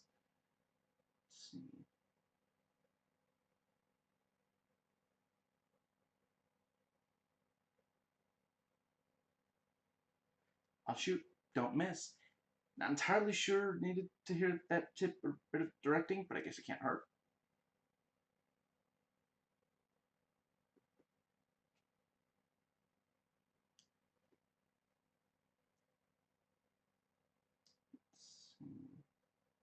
And yeah, I'm sorry, what was his name? Zing, and the others surround both agents, and we see that Gretchen knew. Thank you for extracting me.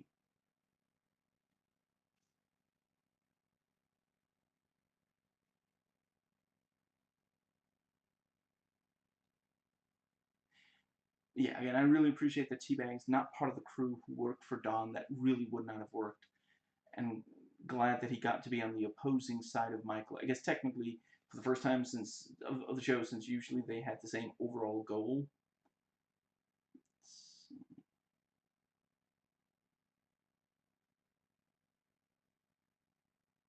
Michael starts to have a seizure, possibly a conniption fit. You think we can get the state of Nevada to outlaw gambling? I doubt that. Even the company has limits to what they can accomplish. And the general blinks. He can barely believe that someone is actually right there at Scylla. This is really the first season where, at least so far in the season, Mahon's drug addiction has not come into play. I get that they wanted to focus more on the revenge against Wyatt, and I could see how maybe there wasn't room for it with so many other subplots. But it was a huge part of season 2 where it's introduced, and we see just how far he'll go to get back to normalcy. Excuse me. And season 3, where he didn't have access to his drugs. I don't know. Is the idea supposed to be that he no longer needs the medication after the events of season 3? It just doesn't seem very credible to me. And it is. I think it's a big loss to not explore. I guess maybe the idea is supposed to be. Did he end up going cold turkey in season 3? Just like, yeah. Anyway, commentary tracks: Seth Hoffman, Nick Santora, Karen Usher, Kalinda Vasquez, and Nick Walton. And they talk about how, where the line "I was born on a mountainside" comes from. They're pretty sure it's something highbrow. And Nick will send $100 to whoever names their first baby Scylla, and one of them jokes, and their second baby Charybdis.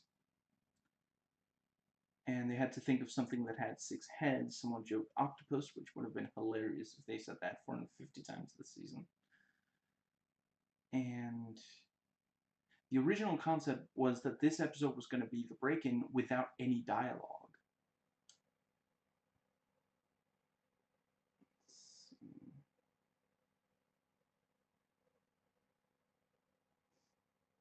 After Michael explains to Self why he's stressed, and I got a big walnut in my head.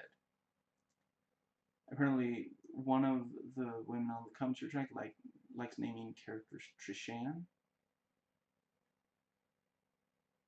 And Karen asks how the team knows all the specifications, and they try to justify it. They got it off the website of the company that makes the stuff. And finally, one just goes, "F you." Not in like they don't get like angry at each other. It's clearly just how they talk to each other.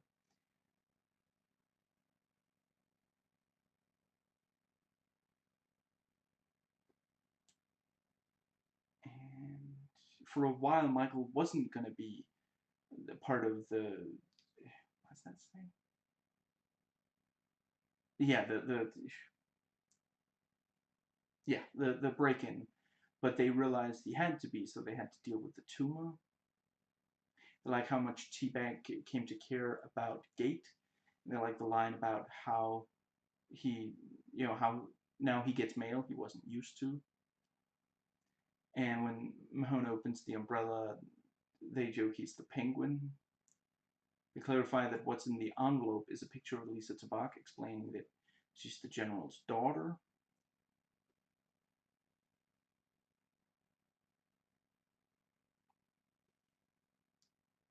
And they talk about what drug the anti-seizure medication is, and they joke it might be called not shake at all.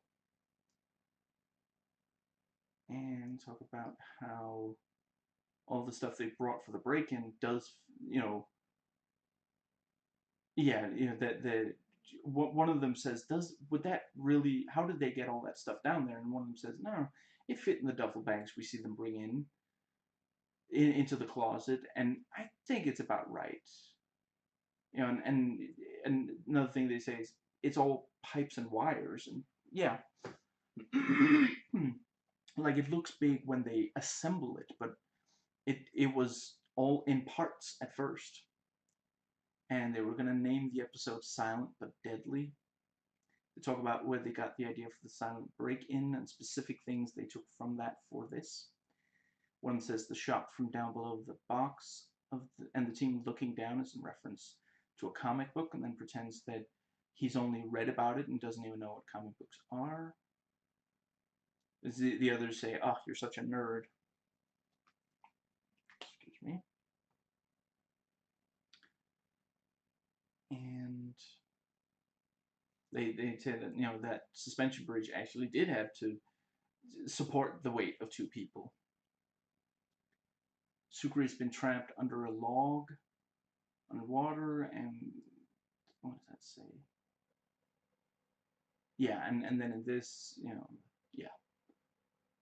And they make old man jokes, saying that one of them is from 1934 and one of them has been working for all 70 years of television.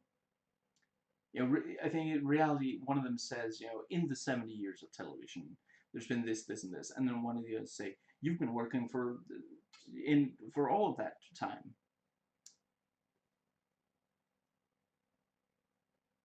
And there's several questions such as why break in to steal that stereo instead of just buying it at Circuit City? Why did the guy on the tumor and seizures go across? And the stuff they spray is supposed to be liquid nitrogen, lowers the temperature, and helps break through the glass. Originally, it was supposed to, what's that say, only be glass colors. And they changed their mind on what And that's why Mahone said killing two birds with one stone. And the things they stick on the glass is, yeah, that's a real life thing. That's not something the prop department made. And they joke about the general's suit. Excuse me.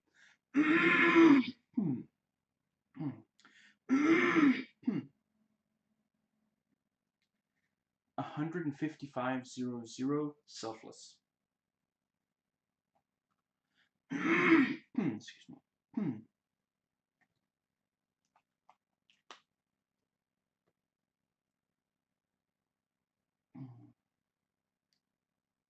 Looks like you're a few cards short, and then proves that they, please stop trying to be clever every single time you're getting disproven. You should be ashamed of yourself, Cole. And all it is he wants an introduction with Gretchen.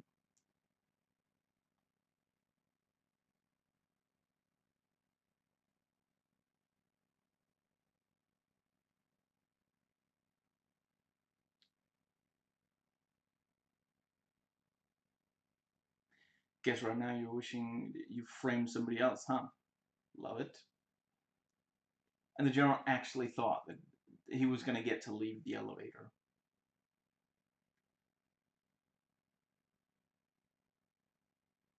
And they don't prevent, what does that say? Yeah, the general's man from making a call or take away the gun, so that must be part of the plan, and we find out it is. We have a major situation with the general. It's a private matter.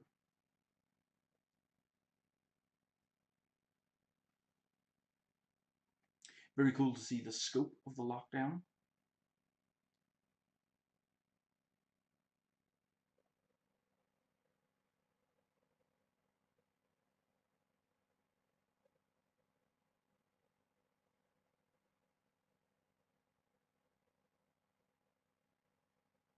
I like that the general, he doesn't just give up, he tries to appeal to the team one by one, talking about their loved ones. He doesn't like break down crying or stop trying to control the situation. It would feel really out of character if he did.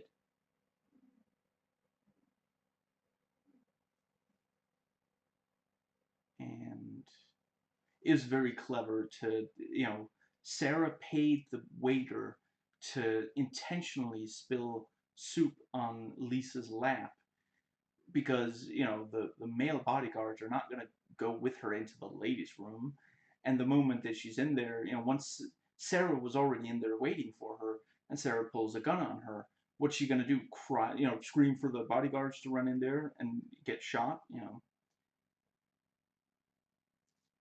What are you going to do? Jump out of my 19th floor office? Well, it couldn't be the 13th because they're very superstitious. Dad. Plot twist. Excuse me. And the general loses his temper about his daughter, of course.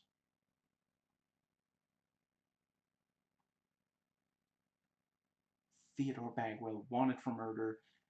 Now Cole Pfeiffer is a hostage taker. What am I going to do? Find a third personality or identity to take on, I guess. And Mr. White makes a run for it, and Gretchen guns him down. Very cool action scene.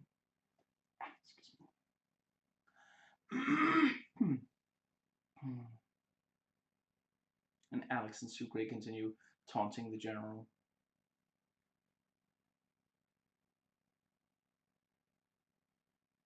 And when Lisa tries appealing to Sarah being a doctor, Sarah is really badass. Turn around. Look at that glorious pan across the reflections. And of course, Gretchen pulls the gun on Teabag when he hands over the gun, and not a big deal or anything, but I think she was the one holding the MP5. He was holding something looked more like a G36 or whatever. She says, "You're gonna walk down the street with an MP5, and you're the one holding the MP5." Excuse me. I'm guessing that they had noted for the prop department one of them is carrying an MP5, and then when since the line specifies, and then yeah. she does look great with the MP5, so I don't blame them.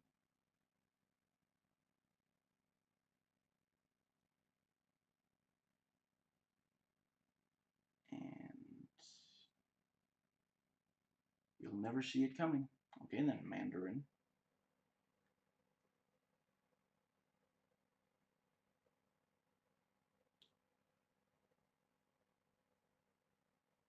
And the general says they have to alter their standard S.O.B.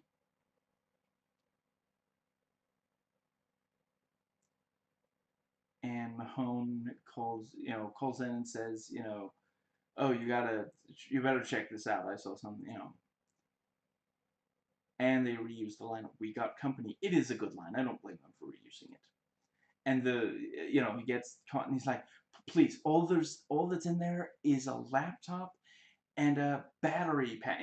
I like how various different, oh, it's a battery pack, or it's a the Japanese cell phone. That was the device, the black hole thing. Anyway, and picks up the thing, and it's All's Well That Ends Well and other comedies. So good, just so good. And we see that Sucre had Scylla in his back pocket. And then, of course they followed Michael. They figured Michael isn't going to let it out of his sight. And he's carrying the backpack. And Teabag asks Miriam if he was credible as Cole Pfeiffer. Don't worry, if this doesn't get into the right hands, what's that say? Yeah.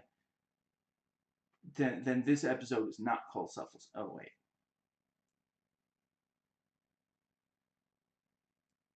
Sir, what are your orders? This feels like a comfort food situation. Get me some chocolate ice cream. I do really like the fact that he's legitimately stunned. He has no idea what order to give for the first time ever. I mean, the general, like, when he was like 2 years old, he probably was like, get me the soup from down the street. I have something on the guy who cooks it, so something like he's always been giving orders. Suddenly he doesn't know what to. Yeah, his mouth will start moving. Where to exactly?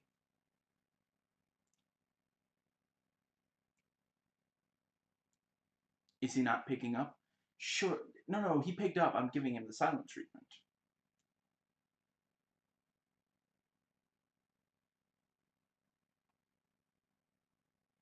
And Michael's looking through the papers for the, the the the contracts or whatever, and he flips the pages and we see they're all blank, which is a waste of an opportunity to draw like a crude figure that would be animated by him flipping the pages. This was a twist I 100% remembered. I got really surprised by the first time. I completely forgot that they had Scylla this early in the season. We're only like halfway through. And that also means we're about halfway through the video. 2 hours and 3 minutes. Yeah, that's okay. 203.00, deal or no deal. That's not way too long, I would say.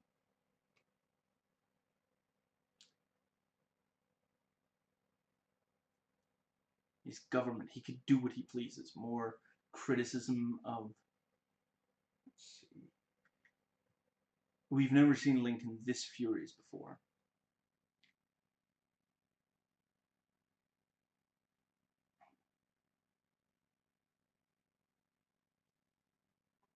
You were right. I was wrong about this whole operation. That should be a pretty significant hint that he's lying.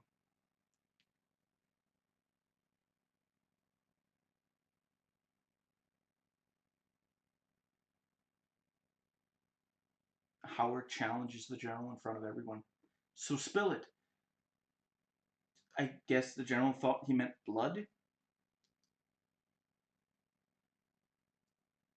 We've never seen the general challenged like that, and we've never seen him just so quickly shoot someone that important like that. So I appreciate how they're raising the stakes, showing how close this is hitting home.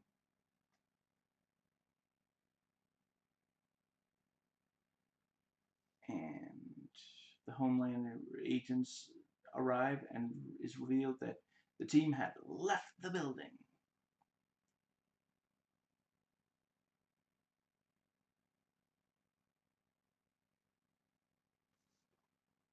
I'll hunt you down like animals. Just like old times, he does still care.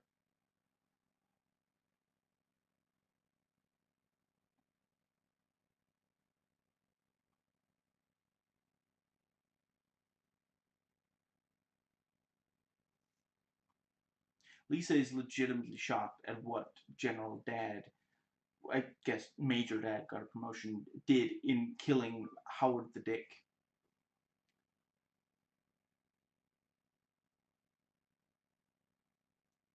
Teabag apparently doesn't know how to play the quiet game. It's very reminiscent of that Fargo scene. I'm sorry. To me, for sure, whoever wrote that scene definitely enjoys that scene in Fargo. I'm almost 100% certain.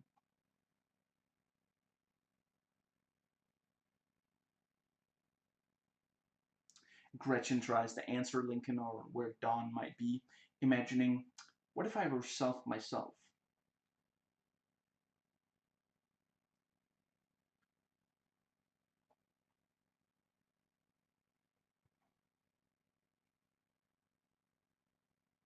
And excuse me, I just gotta make sure something.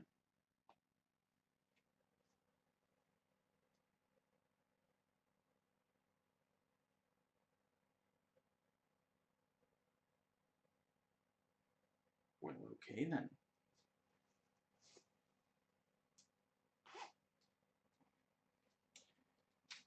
If you'll excuse me for just a few seconds, get it real quick.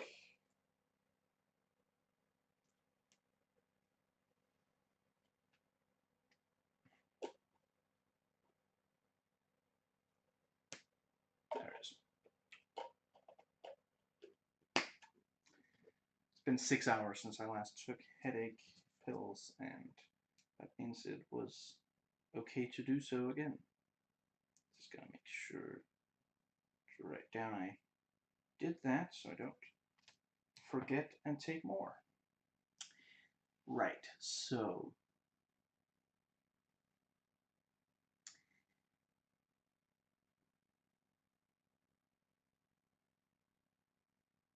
Self threatens Emily. What a bastard.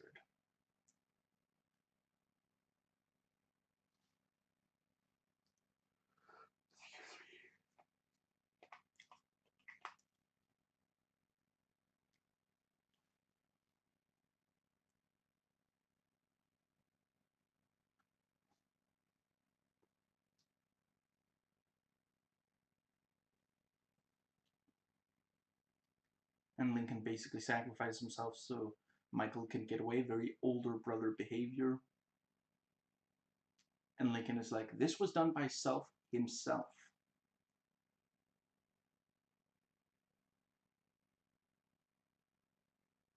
Fortunately for you, I'm just a little bit smarter. Well, alright then, Mortimer McMire.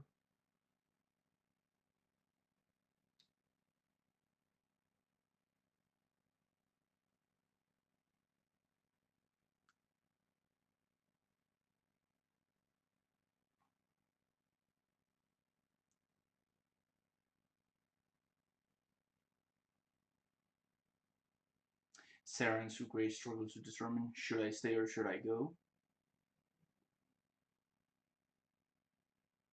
Then they all go. This series does not have a lot of faith in politicians and feds. We're past Scylla. In that case, I hope you're keeping your men from hunting the sacred cattle of Helios.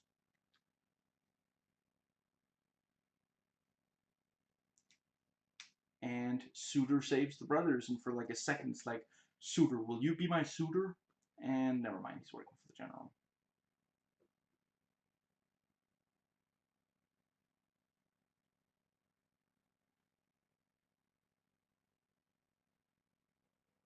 And we see Vika, I want to say his name, played by Rita's ex-husband from Dexter, while there's also a character named Rita in this episode. Although she has nothing to do with Dexter, the show, other than having the same name. And we tried. We do what we can because we must.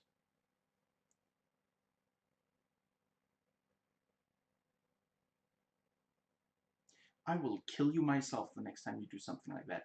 They really are not messing around. Sarah is just a badass now.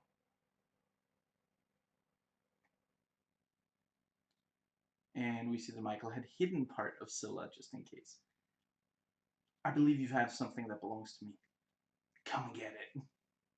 They're really good at ending episodes in ways that make you really come back for the next episode.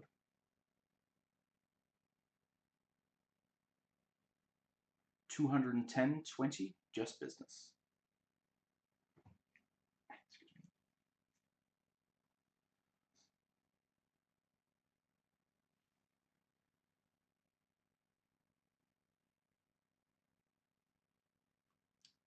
And Lincoln knocks out Self, who evidently fell for the tragically obvious "why did you come here alone" trap. But then we see Gretchen come in, and yeah, Self went there alone with Gretchen supposed to come in to save him, and we actually realize the whole point was not to gas them out, it was to hide the camera thing, to make them think that that was just a gas. Yeah.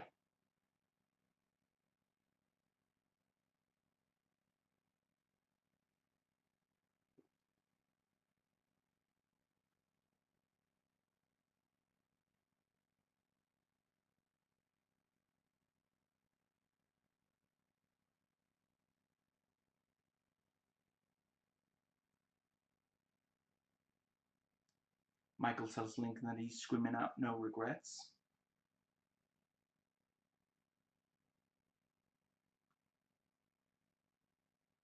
Gretchen sounds completely different when talking to Emily. I really appreciate that. There's this mean man here. And she, Gretchen has a line about how, you remember how I'm not sure if it was the man that Emily thought was her father or something, but he went out to buy cigarettes and then he never came back. I think the mean man is also going to leave and never come back. Is she implying that she killed him because she thought he wasn't a good enough stepfather or something? Because that's, I mean, this show does not have a very positive perception of step parents. I was going to say stepfathers, but with Christina, it's also stepmothers, really. I mean, at the end of the day, we still don't know. By the end of the season, we don't know if it's true that Christina is not actually Lincoln's mother, if Lincoln was adopted or not. But she says it many times and to several characters. Anyway,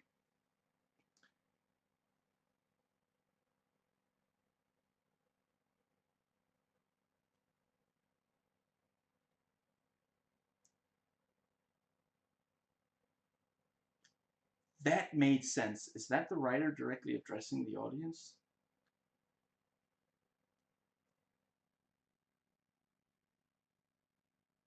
I do like. I appreciate that. Obviously, Teabag doesn't like the idea of shooting Ralph right in front of Emily, but I do feel like Rita. Why is she letting Emma? Like the moment she saw Emily be in the same room as that, shouldn't she be like, "Go play, honey"? Something, just in case. I really love Don being dressed down by Vika or something. I believe the actor's name is Mark Pellegrino. It's just like, at first it's like, the I'll give you the rest of the money when he's like, he thinks that Don is intentionally holding back so that they can, just to make sure that Vika doesn't screw them over. And then Don is like, who is this clown? Clown? Yeah, clown. There's a piece missing, Slick. I forget exactly what it is Pellegrino says to him in this scene, but it is like, yeah, it's really really great stuff. Although I guess it might that is that why Don ends up shooting him, or was he gonna do that anyway because he didn't want to? You know, what was it, like 30%? And let's see. So yeah, we see that Sucre was the one who got the front desk to call about Don and Gretchen being found, and she kicks the homeless guy who turns out to be Sucre. Talk about karma. I like that, Sucre immediately makes sure to throw the hat away. The only reason he had it on before was to cover his face so that she wouldn't recognize Sucre because she has an easy time recognizing him, of course. And the moment that the fight starts, like, it would be so easy for her to, like, grab it and pull it over his eyes or something. Gretchen has better moves than Sucre, but Sucre still does sometimes get a good hit in. I figure he's probably got more muscle than she does, but she has better training. But she keeps hitting the like she opens the gunshot wound by hitting that particular, like, I forget if it's, let's just go with left side of the, yeah. And Sarah knocks Gretchen down the stairs. I like that Michael, like, he loosened the thing so the moment Don gets on the ladder, it just comes down and he falls off.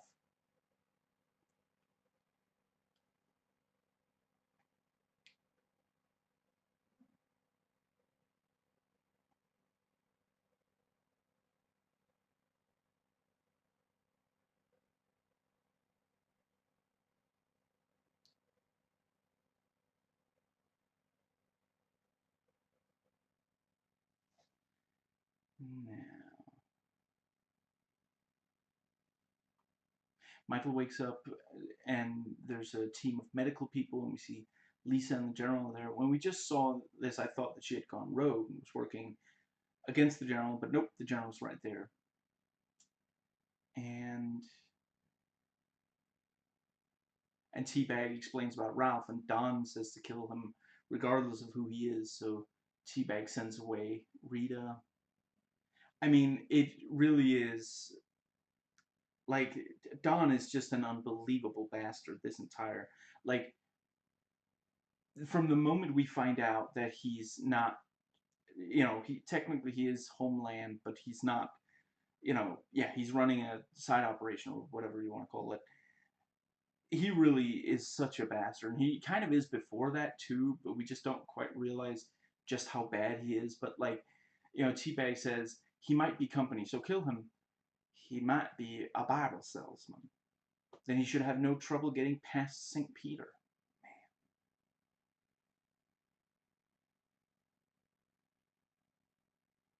Cole Pfeiffer wouldn't do this. Cole Pfeiffer ain't here. It's just good old Teabag. And Teabag talks about his father, and Ralph recognizes the Bible quote, and you think, oh well, he must be a Bible. He's not going to memorize the Bible, but yeah.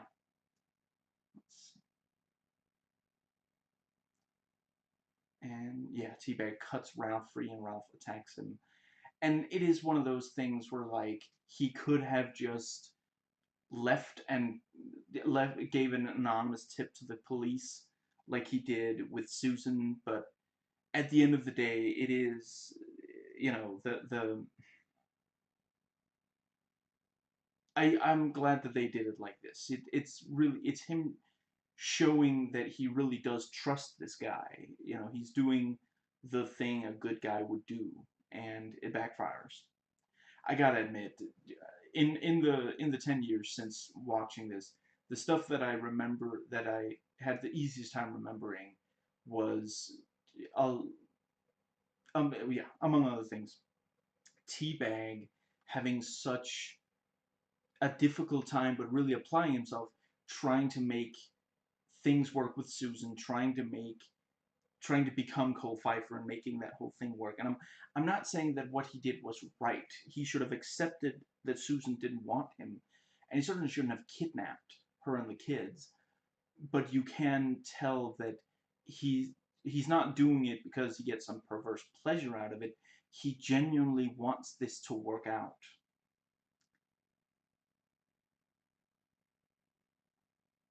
You know, there really is a, you know, they're good at appealing to this, like, everybody has this sense that, you know, what if I've screwed up so bad I can't make things work again. And with Teabag, yeah, Mark Pellegrino has absolutely zero patience for Don anymore. And he actually kills, you know, the Mark Pellegrino character. Jesus Christ, he is just killing everyone now. And Teabag is pulled away, and the business card is on the floor and gets stepped on. Just, yeah.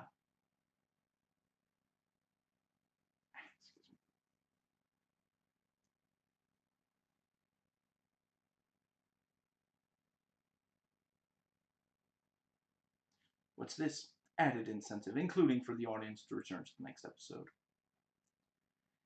And commentary track. So William Fichtner, for some, it voice typed William Faulkner. Pretty sure it's not him. Mark Halperin? I don't remember. Matt Olmsted, Graham Rowland, or something like that. Michael and Lincoln start going their own way in, you know, yeah, in this route until the end of the season. And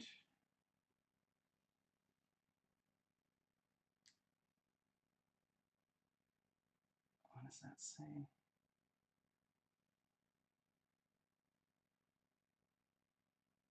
Yeah, there was something about a meeting that was supposed to be in rush hour, but since they started filming early in the morning, there were almost no cars on the streets.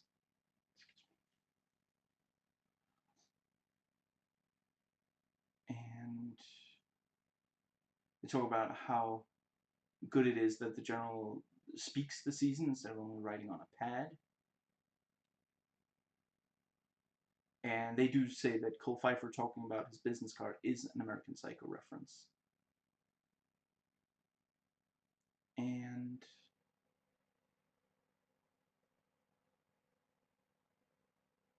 the Battle Royale Hotel is a cheap hotel that tries to disguise itself as a fancy hotel, so the writer came up with a misspelt name for it. And the flute theme tune was original for the Origami Swan.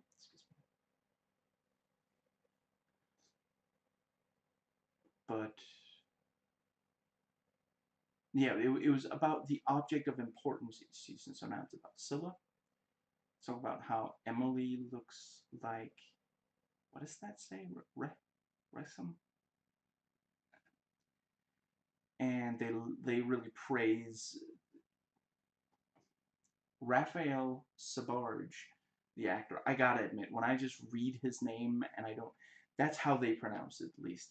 When I just read his name, I thought it was Sparge instead of Sabarge. Anyway. And the actor playing Agent Wheeler got a mustache since last we saw him, so they had to shave it off. So much is said in the scene with Mahone and Wheeling, the diner, dialogue, and alliances. When they film downtown, sometimes the people who live there don't like it. Talk about how badly they treated the actor playing Ralph, you know, the torture and the beating and such. And I really love the front desk guy of the hotel. He's got a crazy David Mamet look going on. And originally, the $100 bill Sucre pays the front desk was supposed to be left over from Vegas. Originally, there was a scene explaining that when the brothers were children, they made potato guns, but it didn't end up making the cut. But they figured that people would still understand. This is when Lincoln is shooting gas grenades. You know, yeah, they without that scene, figured no one would still understand. Point out the reason Gretchen beat Sucre is she keeps attacking the bullet wound. Otherwise, Sucre could take her. Originally, Sarah fought Gretchen, but it didn't make sense, and Gretchen has training, Sarah doesn't, and they wanted it to be that she attacked her with a fire extinguisher. Excuse me. And what does that say?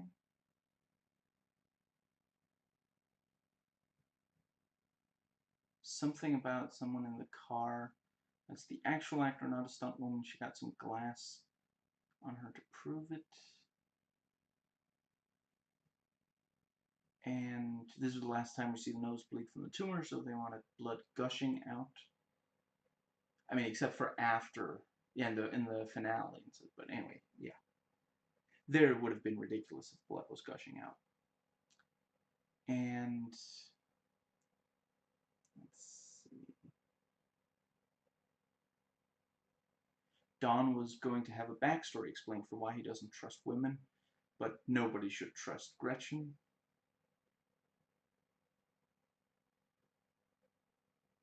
Originally, we were immediately going to see that the hand touching Michael's was the general, and then they split it up, and they agreed with the decision. What's that saying?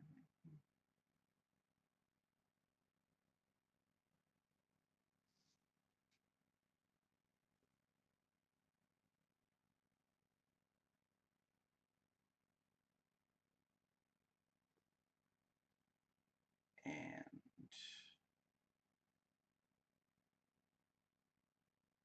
they really scoured for Bible verses, and they liked the one they ended up with. It's a creepy thing his father told him. They like Teabag doing the Jesus pose. And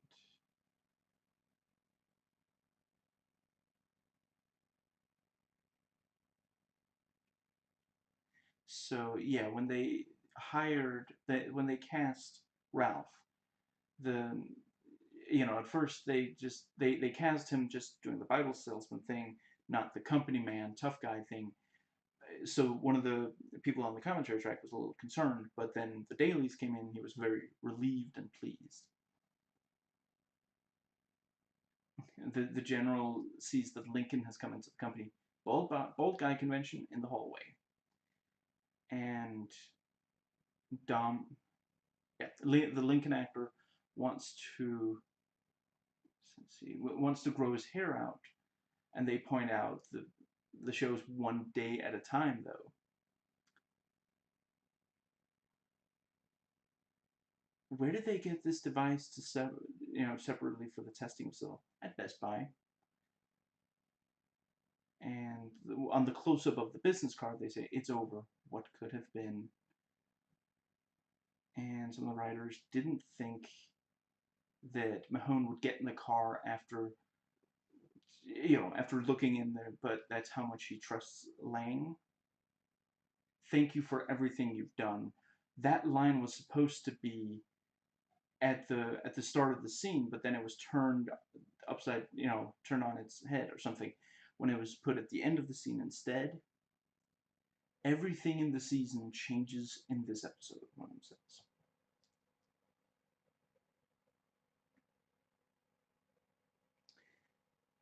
$228.20, Going Under. Is that an Evanescence song? And Lincoln has zero patience for Teabag and gets the information almost immediately.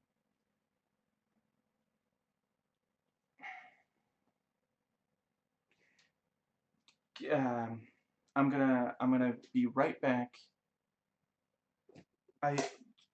30 seconds max, but I just have to deal with something real quick.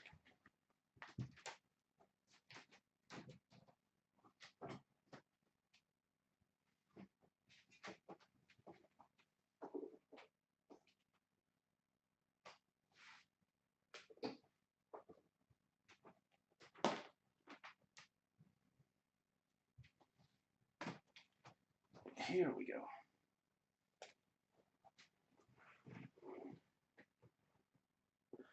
Yeah, pretty sure that was within 30 seconds.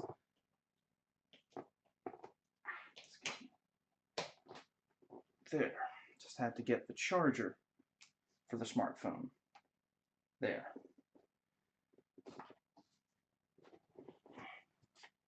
Makes a lot of sense that, excuse me, over so many hours the battery would get drained from the use of the...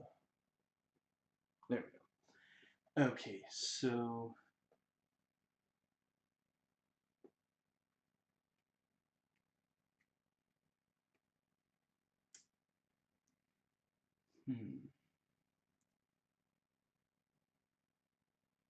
And the man in black enters the show. I quite appreciate that I guess I can't say that since, I mean, I've already made the reference, so you know what I'm thinking about if by my calling him the man in black.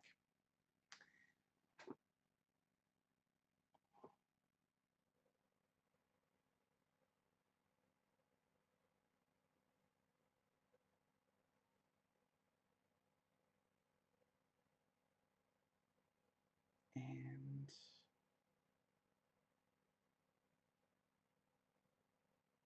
I like the, saying them calling them Bozo and Elvira.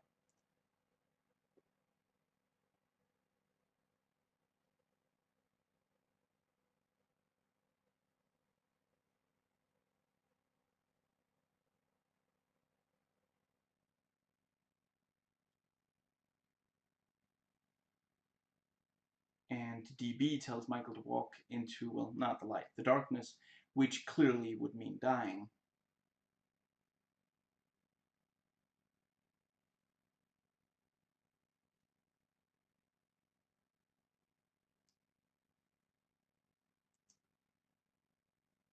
I like the creepy, dreamlike quality of the cell. It reminds me of something out of one of the less aggressive moments of Silent Hill, which is not to say that I don't love the more aggressive moments in those games, especially the first three. But yeah, it feels like, when you're going, especially after you've completed a section of the first game and you're like leaving, for example, the school, the sort of, yeah, it still doesn't quite feel entirely like real life.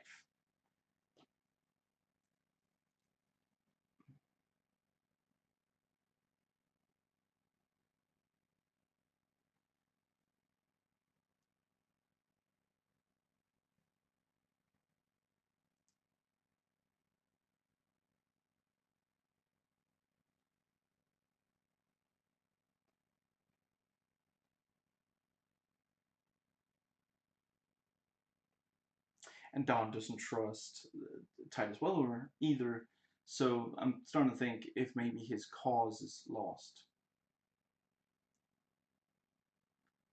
And Michael wakes up to Sarah. You could really use a shower. So could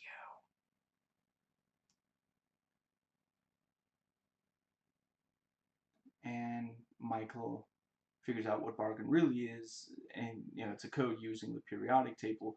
I really appreciate it. They do a really great job with this. I haven't played the game, although apparently, even though it came out in 2010, it was about season 1, it sounds like, from the description. I do really hope that they actually got codes like that into, because that would translate incredibly well into video. Like, okay, hypothetically, if you're watching this video right now, and you like the code stuff in these, over the course of Prison Break, you gotta play the games like Penumbra, Amnesia, and Soma. And do not even get me started on how hyped I am that there's a new Amnesia game coming out. But those have that kind of where you got to figure out what's the pattern and what's the logic behind it, even though it seems like it might not immediately be obvious. There is a logic to it, and if you really apply yourself, you can figure it out. But that would make a ton of sense to have in a Prison Break game as well. Let's see.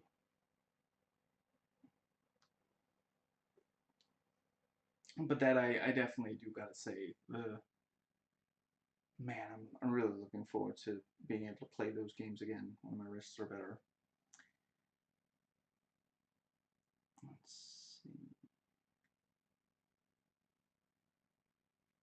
And yeah, Sucre says he wants to move on with his life, and Link thanks him for all that he's done.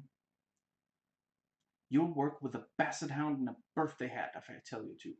Now that's a mission I want to see.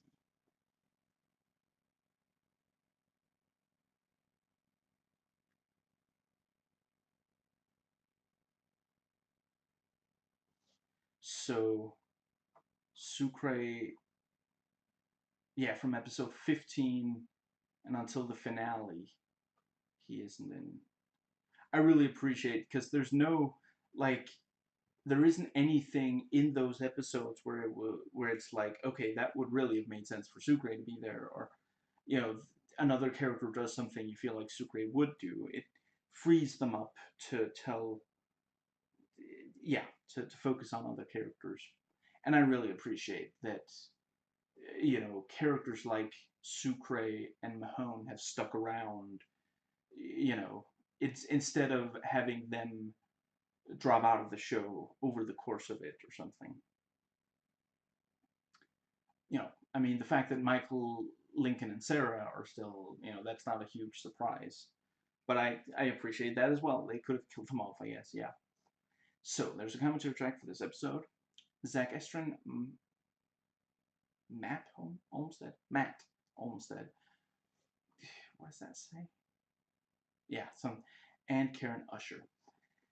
And they joked that it was a certain person who was supposed to be on the commentary who isn't, because he drives an old car and he has money for a better car, or something like that.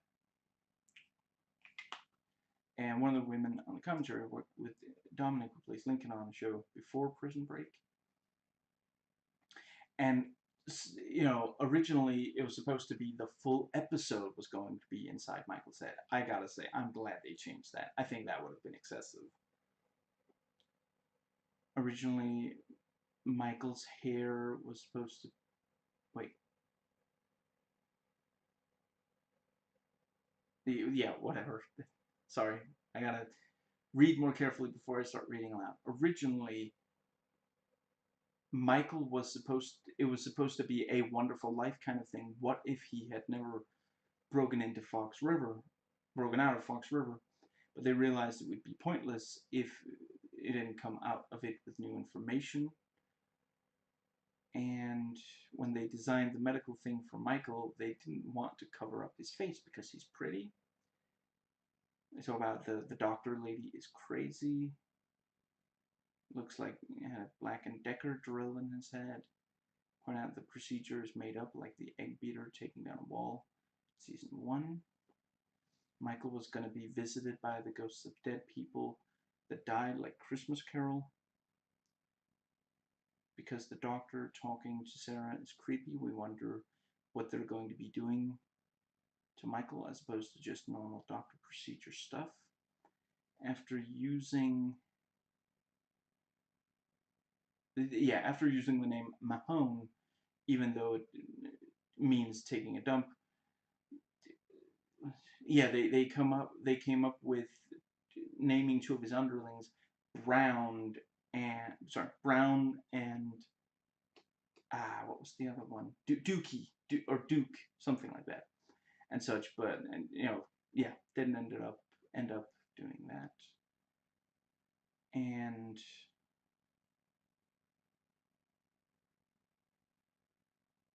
let's see, yeah, and the guy named Mahone says it's funny that Mahone, who's named after going to the bathroom, is going to the bathroom in this.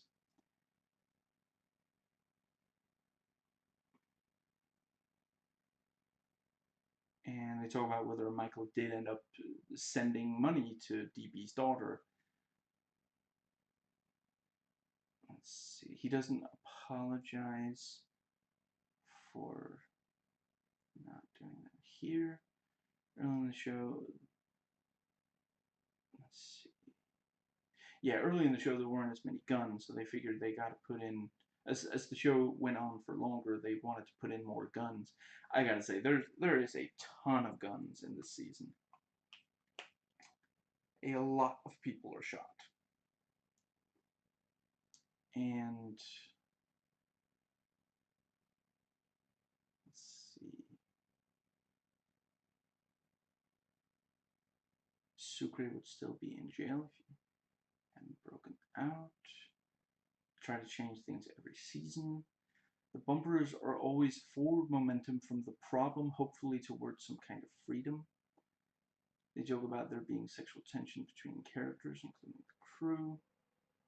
Talk about the season and the first season, the repeated use of the same articles. I'm not realizing that would be close-ups in script, even though the script said there it would be.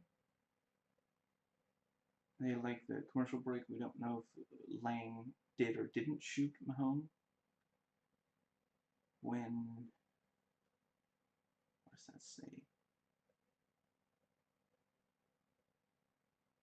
Right, when Agent Lang first came into the show, she was supposed to be in like a tank top because she had incredible arm muscles, but they never get to show them because she's always in a suit. Wasn't she in something more casual in the finale? Anyway, other than that, it's, yeah. And they talk about whether it's accurate to call them Elvira and Bozo the Clown. And when they wrote that Gretchen knew Dawn's secret, they weren't sure what it was going to be, but they knew they would figure it out down the line. And they joke that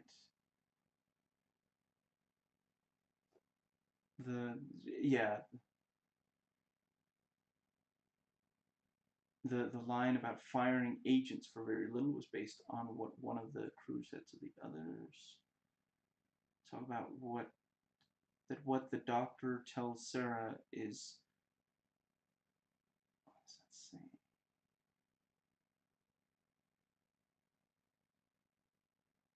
Yeah, why is the doctor talking to Sarah during the surgeon, but they talk about, well, it's not the person talking to the panicked girlfriend of the patient would not be the surgeon, it's someone else who understands what this surgery is like.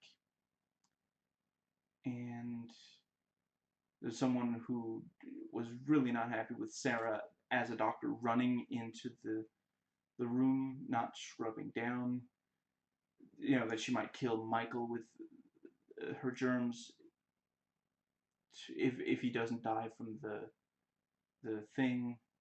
Yeah, die from her breathing on him, even if he doesn't die on the table. But one of them says, well, as long as she stands far enough away.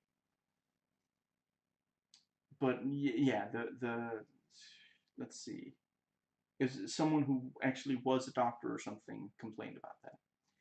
Not on this commentary track, but complained, and they talk about it on the commentary track. And they joked that before it was bargain, it was going to be diarrhea.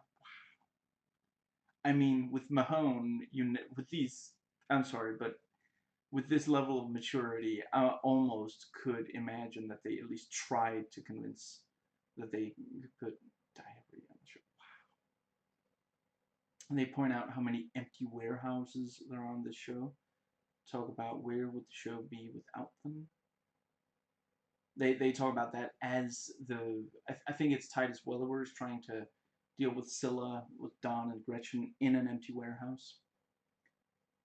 And they said that they sometimes would call Scylla item or box so they don't have to say Scylla a million times. When the women on the commentary tracks frustrated that Lincoln and Gretchen never hook up. And the original concept for the season was Michael working for the government in Chicago, and it would turn out to be the company, and Lincoln was supposed to break into the building that Michael was making, something. but the network wanted them to revisit something or other. And yeah, but they still did want to do the brother versus brother thing. But they, episode 16 onwards is not quite the full season. And they wanted injection of a virus. They wanted some big disaster things. It was the good guys at the, yeah, and Whistler was involved in. They realized Sarah had to come back, even if it took, okay, I don't know what that means. And originally, Sucre wasn't supposed to,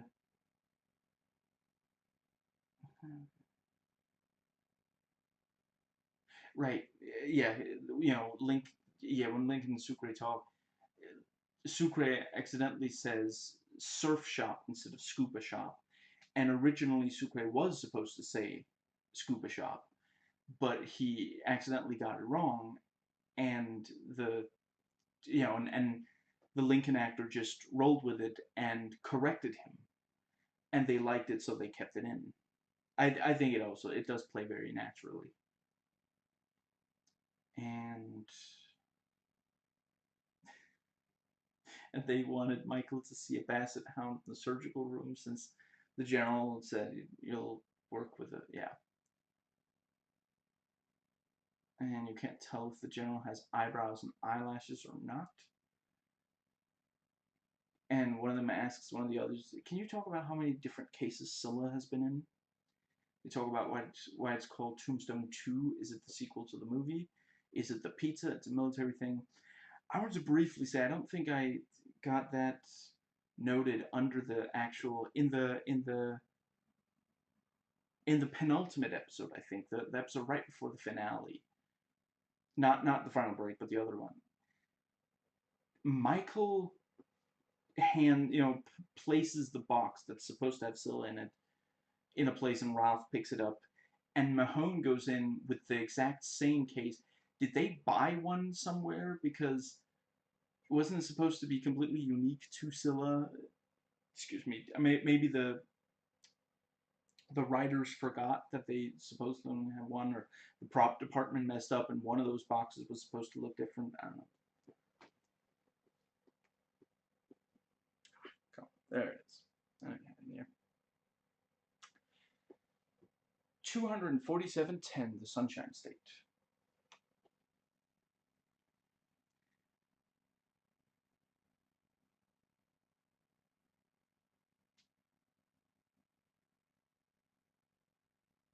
Nice touch of Teabag touching his sore gums. Very realistic.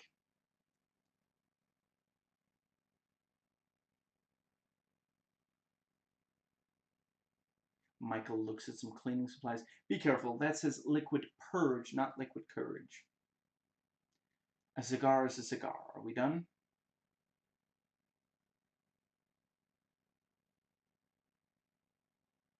And we can get some answers the best way he knows how. Violence.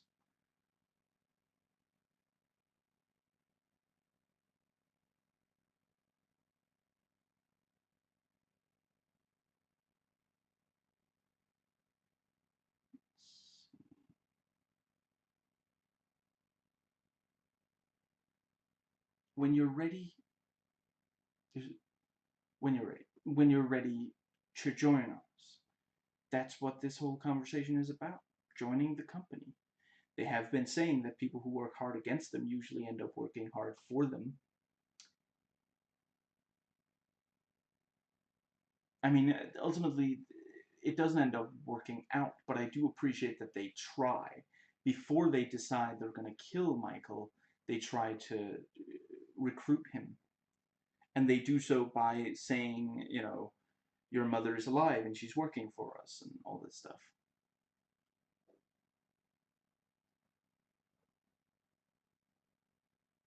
I like that the girl shows Lincoln the cell phone message so that he's sure she's not lying about its contents. And then, we see that the, Lincoln realizes, no, this woman is definitely not waiting for me to meet up with her. And we see the guy with the gun. So really, the person who texted her I'll be there in a minute, that wasn't the girl, that was the gunman. And you can't see that from the, so that's a quite clever, yeah.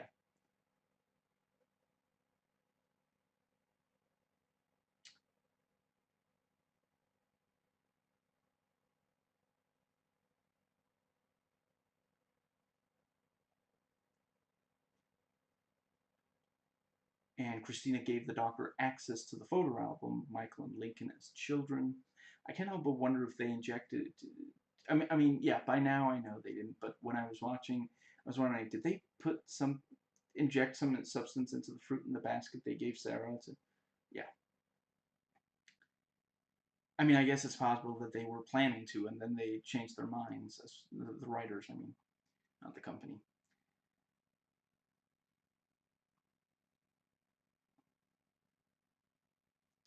And I like the thing that, Self and Teabag want to take over leadership from Lincoln, and then Mahone joins the others, and they all know that he's going to be in favor of Lincoln, and you know, so is Gretchen. So yeah, and Lincoln tells Self, if you step out of line, you're dead.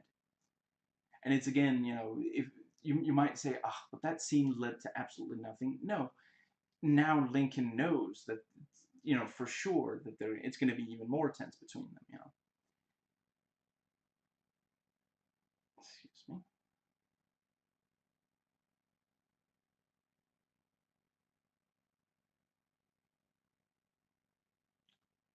I like the thing with, the guy in the green coat clearly does not want his bag searched, so they chase him down, and he's hiding joints. That's, yeah. Which is probably also a commentary on the war on drugs, actually. Let's see.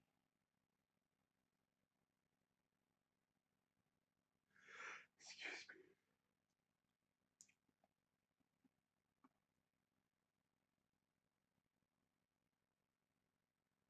me. And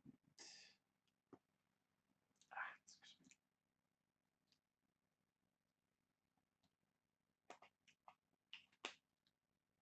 Okay.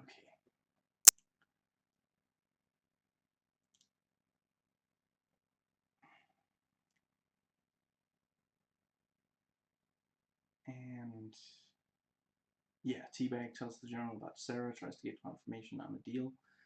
And this was the first time I really noticed, it's a little weird to see him without facial hair again, but he does look good. And if we can't revive him, c'est la vie. Except for him, of course, he won't be alive.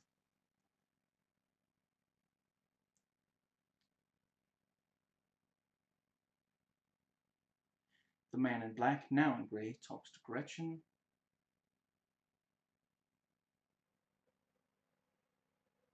Give the doctor his medicine. Oh, I love me some poetic justice. And and then the company men start shooting. I mean, I guess, maybe they're shooting at his feet. They very well might very badly injure him, maybe even kill him. But I guess at this point they are trying to, since they figure that they're not going to be able to recruit him. Sarah rams the buggy off the road. Very cool. It was kind of obvious there briefly that those are not stunt performers. Those are what's it called? Dummies, I guess. I really do not blame them for not putting stunt performers in that. That would be crazy, but yeah. And Sarah is no longer, Sarah kills. I would definitely think at least one of those guys died from that crash. So yeah, by now I think every single good guy character has killed at least one person.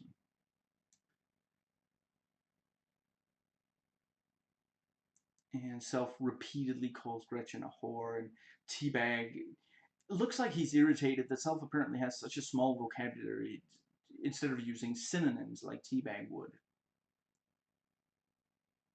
Instead of saying the exact same word over and over.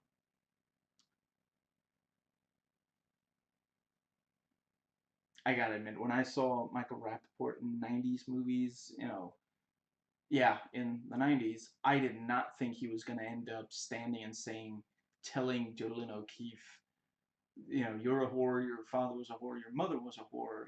Yeah. But he's good at it. He's very convincing. Excuse me.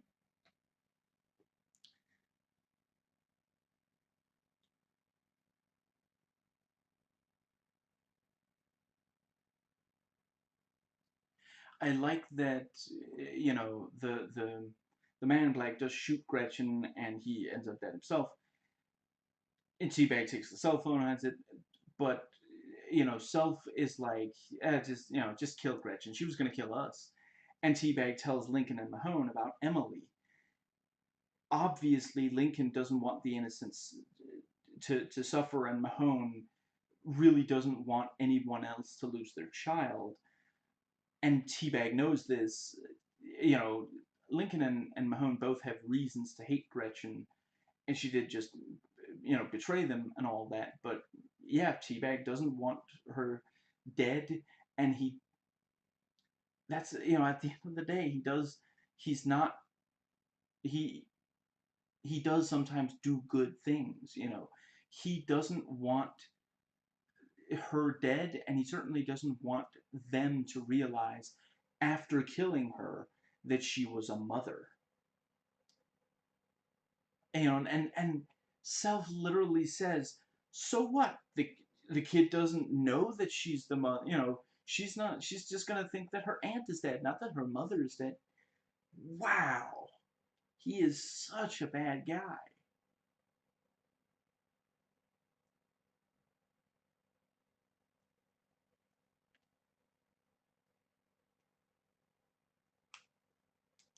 And I like that the, you know, Lincoln, you know, answers the cell phone and says, you know, the man in black is dead, and I'm coming after you. You know, and soon you will be too, or something. And we get the reveal that that's the mother of his brother and himself, although she claims to only be the mother of his brother. Anyway, this may be the first episode where we saw Michael with a gun in his hand. And commentary track: Seth Hoffman, Kevin Hooks, Matt Olmstead, and Nick, was it Walton? Something like that. Yeah. I really appreciate the creativity of the voice typing. It's gotten Matt Holmstead's name wrong in a lot of different ways. Anyway, another episode that redefines the character dynamics and story. They wanted to try to go to a new place. Michael Rappaport is great at talking people to people. Yeah, something like that. And another great aspect of the show is that you never know who's playing who until the last scene. They talk about, what does that say? Yeah, they joke that the general is actually really short, so when he's sitting and eating, he's actually standing. And Sarah, the actress, is so tall that she's kneeling. So about how the dynamic changes as Michael and the Doctor are talking, and the filming keeps you on edge. This was the season of so many, many pictures. They look at they looked at pictures of kids and picked the ones that looked the most like the characters as grown-ups. And apparently one of the kids didn't want, I think it was a haircut or something, so they had to find someone else. Originally, what's that saying?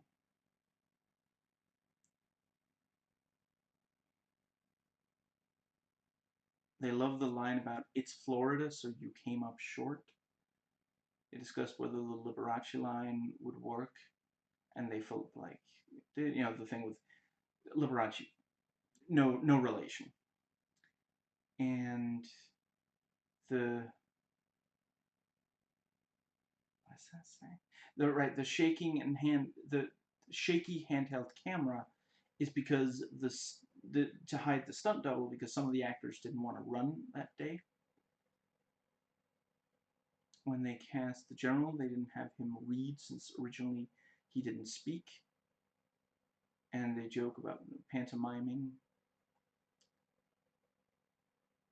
And I would, that would be really funny if there was like a gag reel where they did things that was like almost like their character but not quite, and he was pantomiming instead of writing on pads of paper.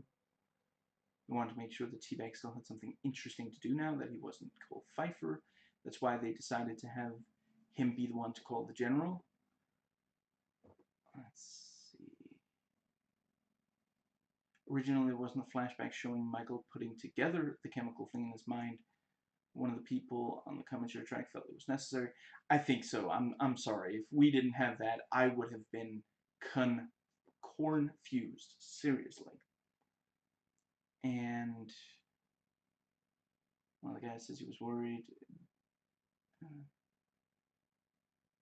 Yeah, he was worried that this same thing would happen in his apartment, so he separated the Drano and the water heater, or whatever it was called.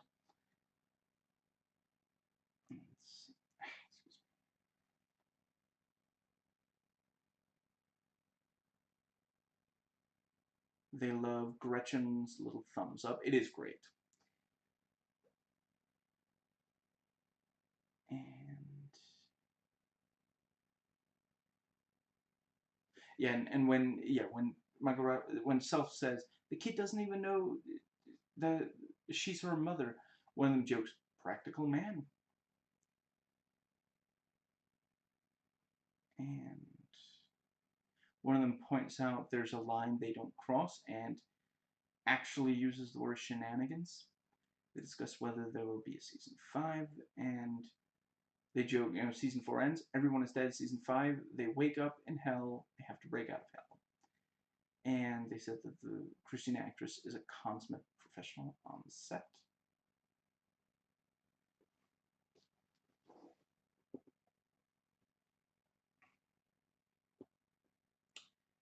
$301.30, the Mother Lode.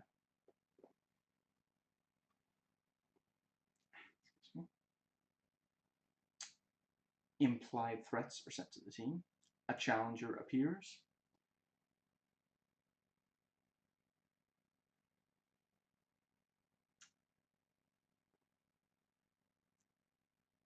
Ted King as Christina's guy, very cool. And that actually, they say that he has some resemblance to Robert Patrick in Terminator 2, the way he runs. So we actually have two Terminator, excuse me, what's it called? Reference characters on this season. We can't fly. Our arms are already tired. Lincoln, Mom is alive. What? Lincoln channeling the audience.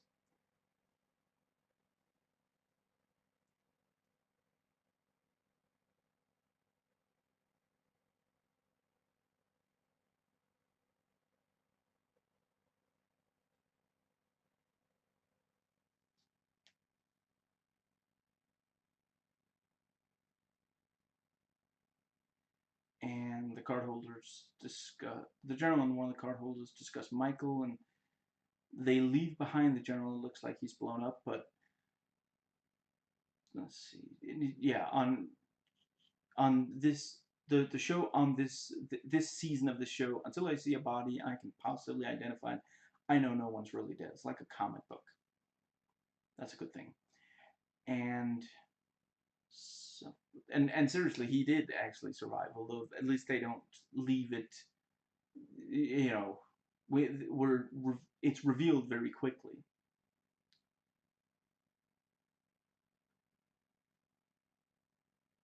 There's a fake hand on the table, so Teabag must feel right at home. And Teabag tries to talk the guy into letting him into the sanctuary, and the guy reads his hand. And we have a joke about him almost having him read the prosthetic. Your soul is black, stained with the souls of the innocent. So he can read either palms or newspapers. And I love Teabag feigning offense. I have never been so insulted in my life. Yeah, sorry, I don't know. For some reason, I can't quite nail the Teabag accent today.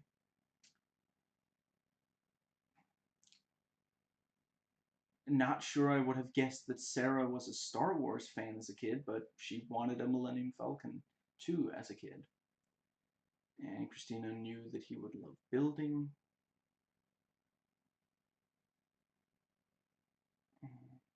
New highway patrol, hours long, but the pay is low. And no, it's still going.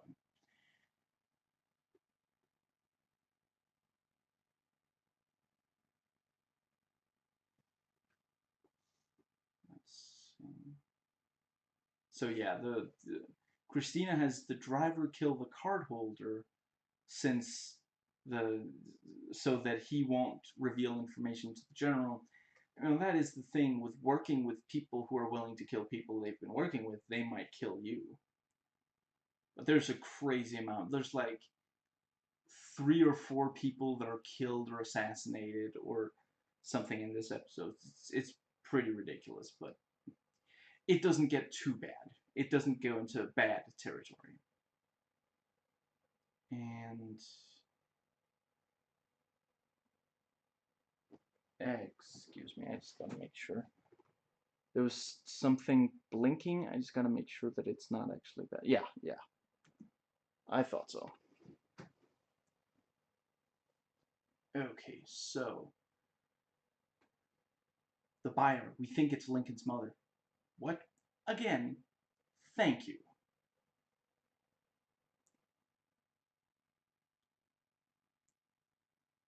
And Michael almost gets the side door open, but then the handle breaks off. That can happen if you jerk it too much. Yeah, I'm told.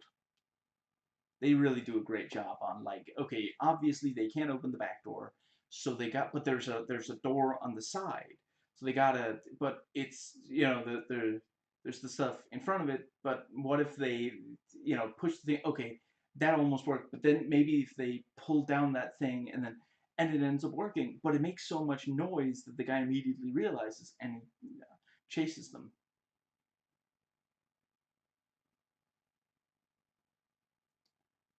And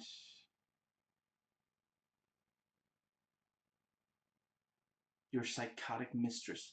So you've met.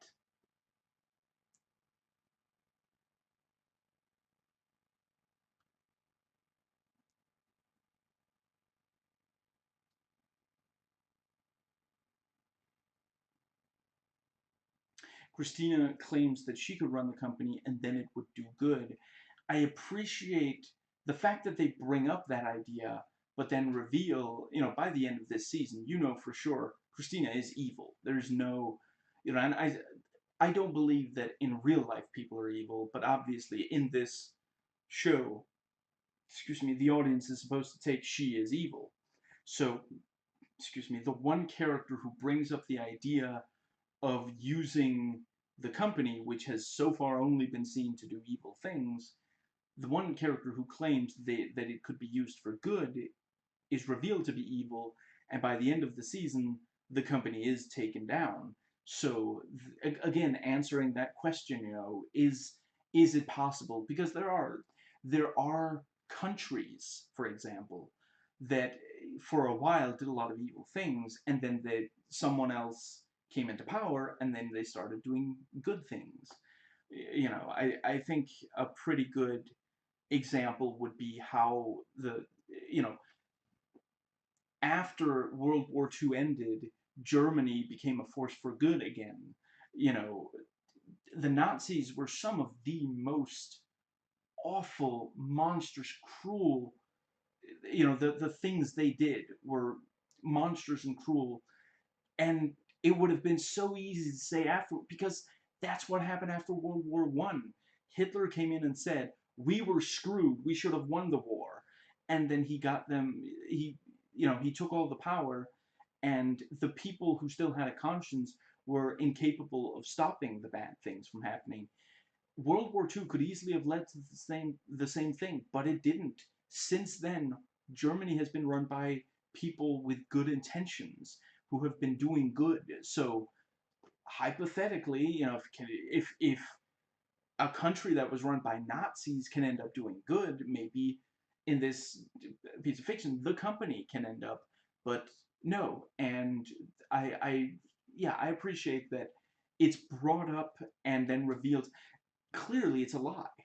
Christina says that that's that maybe that she could make the company do good, and then we find out she's going to start. I mean, I don't think they say the term World War III, but the way the general talks about it, it kind of sounds like World War III, and she's going to do that just to get money, So clearly she wouldn't actually. So yeah, I really appreciate that idea is addressed, and at the end of the day, it's not that the company itself is just, it's good or bad depending on the leader. No, the company itself is evil, and you got to get rid of it. And considering, again, they've some of the things the company has done has been reminiscent of awful things done by the American government after 9/11 and American foreign policy and such. The the fact that at the end of when the when season 4 ends, the company has been, the company is no more. The good guys have defeated the company. Real David and Goliath guerrilla warfare kind of thing. That really says, we have to get rid of. We have to stop. The Patriot Act, for example, and American foreign policy is something we have to, you know, yeah, turn it around, basically. Now,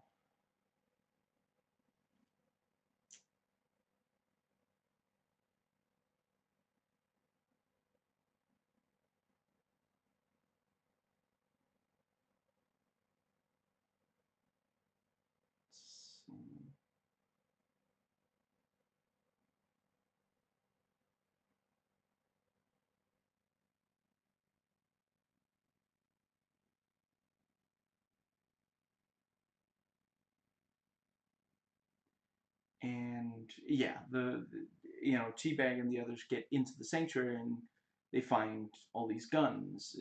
So they've been doing gun smuggling or gun running. I wonder if there are any first-person shooters where you play a gun runner. A run and gun runner.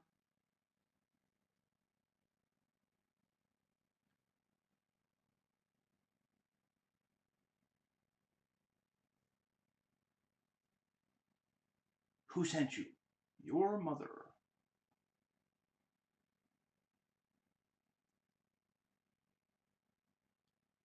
I like that, in an earlier episode, there was this brief offhand remark, where's Chris? In Johannesburg. In this episode, they say that's where Christina was supposed to be, so that's what that was about.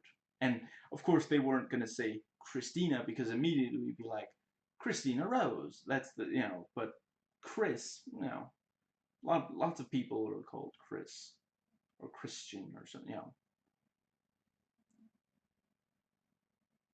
And yeah, Christina, we have a clean shot. You want to think about it until next episode, maybe? Take it. Holy crap, I guess not.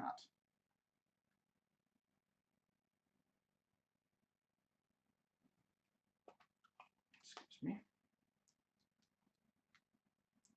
I was about to write down to put in the review notes that a lot of episodes end in a way that really have you coming back, but I'm pretty sure I already put that in the review. You know what, just in case. It will end in ways keep you coming back.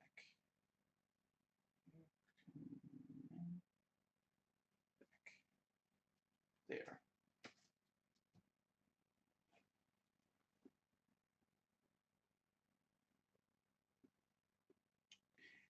313.50 VS.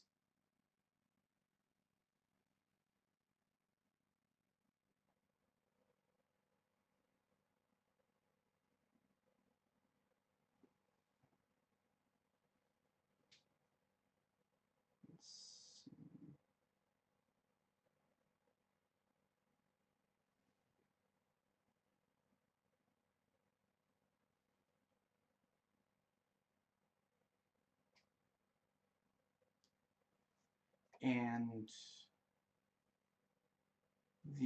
let's see, Ralph goes in and threatens, let's see, he or the general threatens Stewart, the card holder, and Ralph grabs him from behind and starts choking him, which appears to be his go-to move.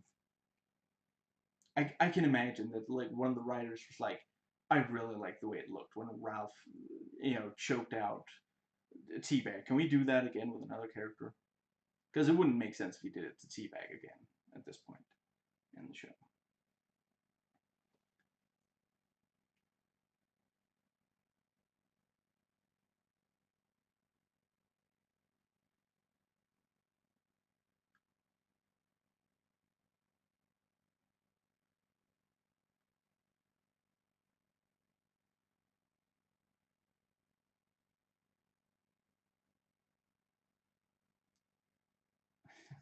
Lincoln finally says Teabag is right about something, so he tries to milk it. I really love Teabag talking to the guard and just distracting him. I have a code 11. Charming Southerner trying to BS his way into an embassy using handcuffs. Got it.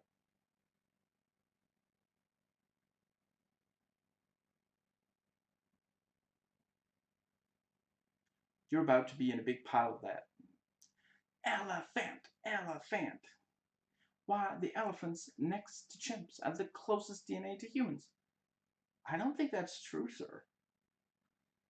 Well, nobody likes an actually.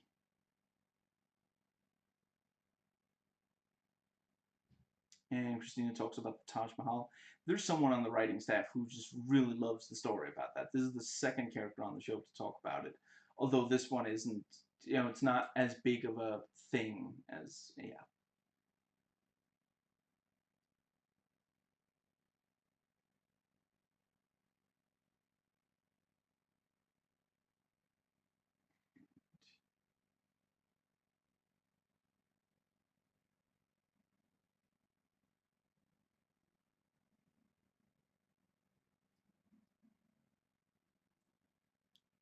Let's see.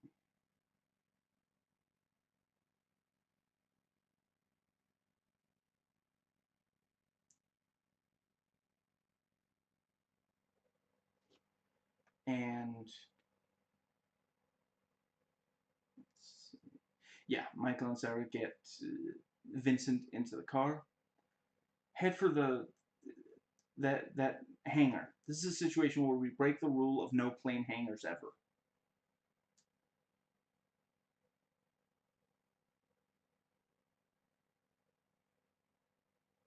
And let's see.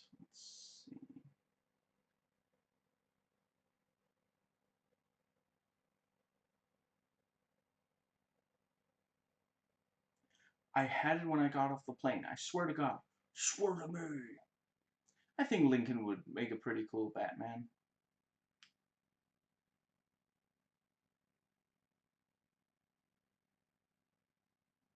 It makes sense that Michael was able to get the cell phone when they were in the car, figuring, okay, I'm going to have to give up Vincent, but that doesn't mean I can't. Yeah.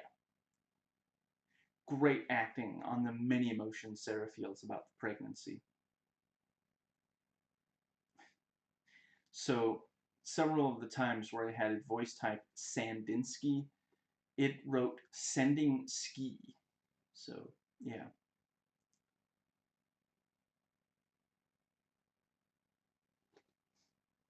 Michael hangs up on Christina, who must be thinking, I should have just given him that frickin' Millennium Falcon.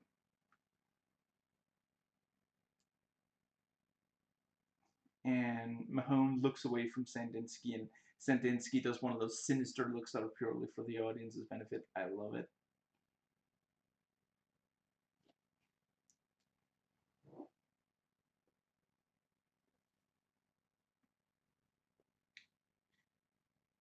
31900 S.O.B.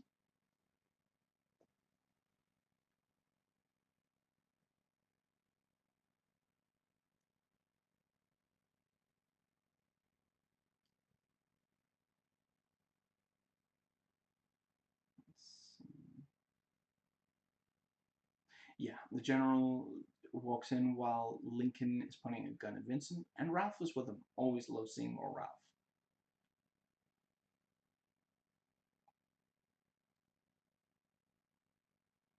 And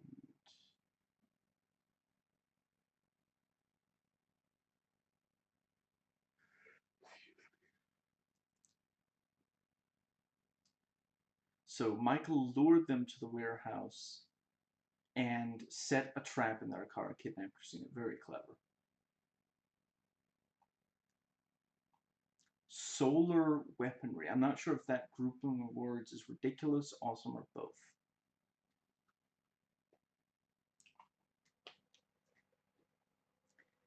I thought you understood me. Holy crap, Ralph is awesome.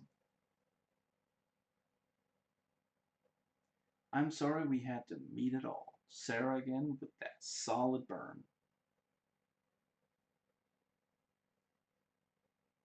And Christina could tell Sarah was pregnant, so they talk motherhood. What happened? War were declared.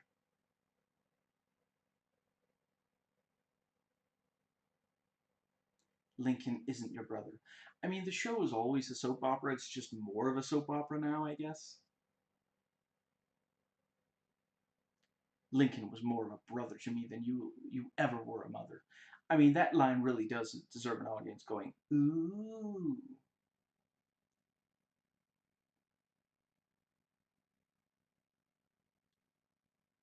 Sarah says go 5 times in a row. Even by Hollywood standards, that's a lot of go in a short time. They're going to run out. I mean, that box has to last the rest of the week.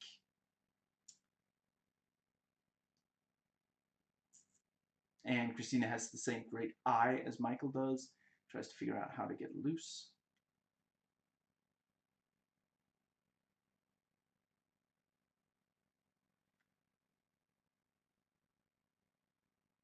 Sometimes in-laws overstep their bounds. I'm not going to lie, that was a pretty funny and self-aware line.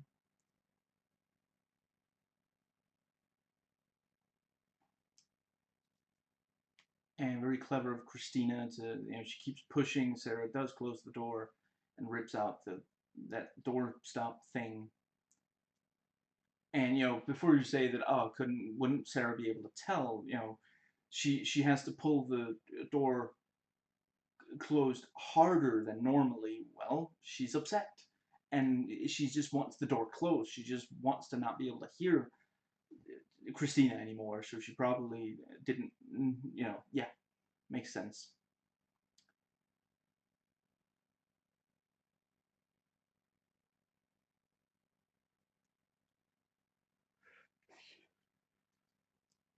Don't move or I'll kill you both.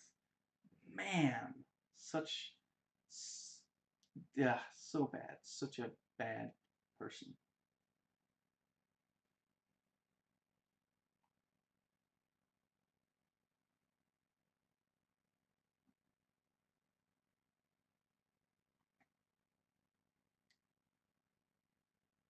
I like the ending with not only the frame job, but also Ted King giving further details of why yeah. I mean, the thing with Lincoln's fingerprints on the shelves, that was a bonus. They didn't even expect that to happen, but yeah. Okay, so there's a commentary. Gary Brown, Dominic Purcell, who plays Lincoln, Karen Usher, Kalinda Vasquez. This is the foot chase episode. Shopping, running, jumping. You're an action star.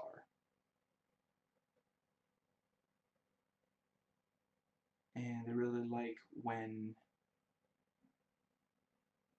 someone is about to shoot Sandinsky. Sarah doesn't have a lot to do while Christina and Michael are talking, but it's important that she overhears their conversation for later. You look like the reservoir dogs in your suits in the apartment where, let's see, what does that say? 3 of them are alone. Talked about how Christina talks about Lincoln, and one of them compares Ted King to Robert Patrick in T2. Talk about how Christina is as smart as Michael, that's where he gets it. Talk about Teabag and the General. They say they have hamburger faces, Night of the Living Dead, because of the, yeah. The relationship with the brothers is the heart of the show. And saying they're not brothers is ripping that away. And Lincoln, the actor, says he likes the guy that plays the general. He worked with him on something else. Or he worked on him with something else. One of those two. Originally, the Lincoln actor had hair, but he didn't look very much like Michael's brother because of it, so they shaved it. And when the guy starts giving the speech and says, "May I have your attention, please?" One of them says, "No," and one of the others, MST3Ks, "I'm going to do a lot of additional dialogue." That is very well done ADR, very well hidden ADR, I gotta say. They did an incredible job on that.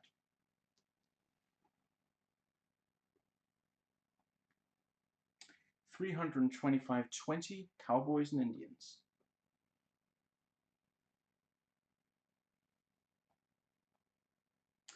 And Lincoln shoots the lockout so they can go through the door, which doesn't exactly help with the whole thing with being framed for murder, since now his fingerprints are on the gun as well as the shells, even the trigger.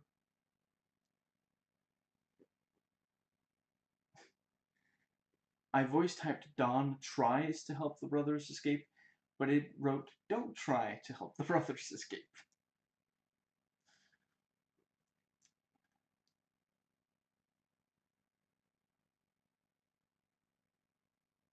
Go to 4 before we're done 4.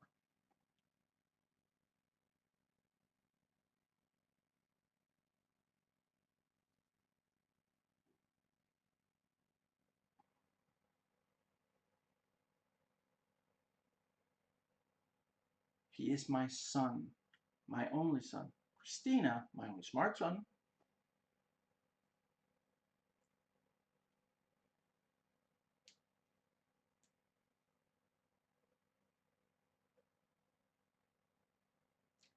I know you don't care much for me. I don't care much for you either. Maybe she needs to do her Columbo impression. I did not come to discuss my son.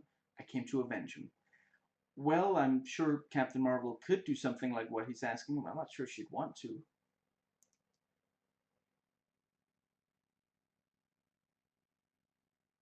And Christina makes it appear to be the Prime Minister's own idea. Very clever.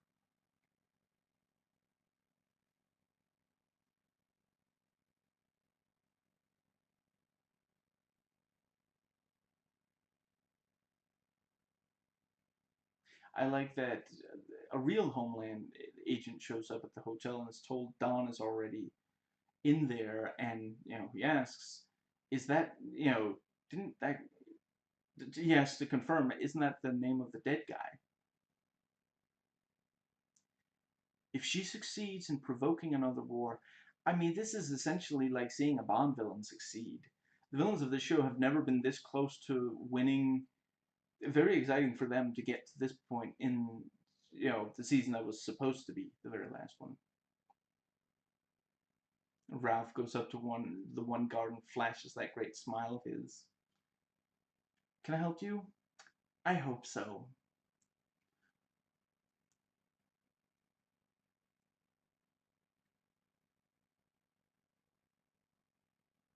Okay, I'm sorry, I just gotta okay, so what I said, what I meant to voice type at least, was Dawn comes face to face with the other Homeland agent. It wrote Dawn comes face to face with the other whole energy. Agent Hooks gets very close to Dawn before pulling the gun. The guy playing Agent Hooks kind of looks like Josh, I forget his last name, from College Humor. I forget, there might be more than one Josh from College Humor, but there's only one Josh from College Humor who looks like Agent Hooks.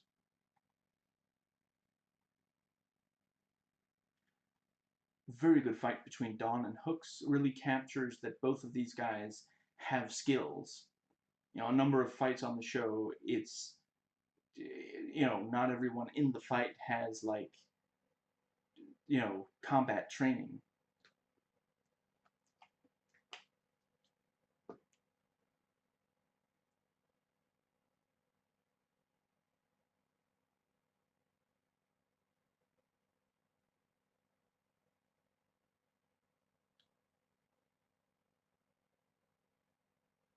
very clever with the bomb.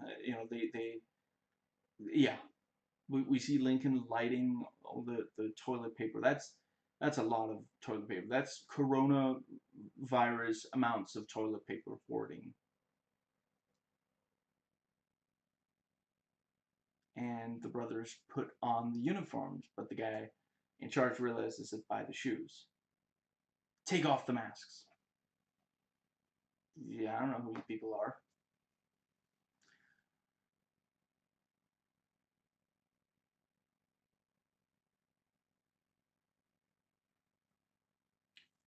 And Don pulls a Peter Pan right here off that balcony.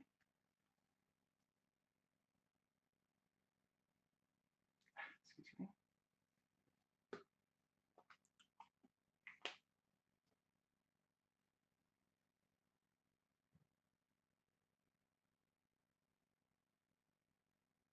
Michael points out the bank is where Christina will be. Very, very clever. And, the general compliments him, and Michael says, I'm not working for you. And we see Christina at the bank, and the camera pans down, and we see they have Scylla in the case. And Mahone points out maybe they shouldn't see our faces. It's very, very clever. Ted King is not going to shoot some random bank robber, obviously, because that's just going to cause a lot of problems. But, yeah, very, very clever. Ralph is sitting with an orange, so if this was the Godfather trilogy, someone would be about to die, but on this show, plenty of people die without oranges. And if it was the movie Election, we would be about to get a lecture on having multiple candidates.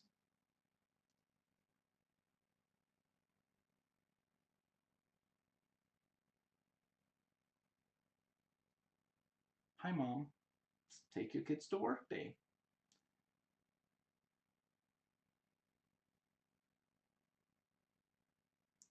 They should have never put the brothers in the same prison.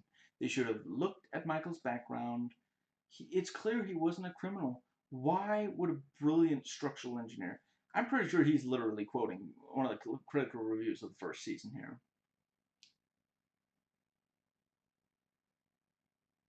This might be the first time that Teabag and Sarah have come face to face on the show. Obviously, off screen at some point their characters might have, but let's see. And obviously he knew about her back in season 1 since she was the main doctor at the prison he was in. And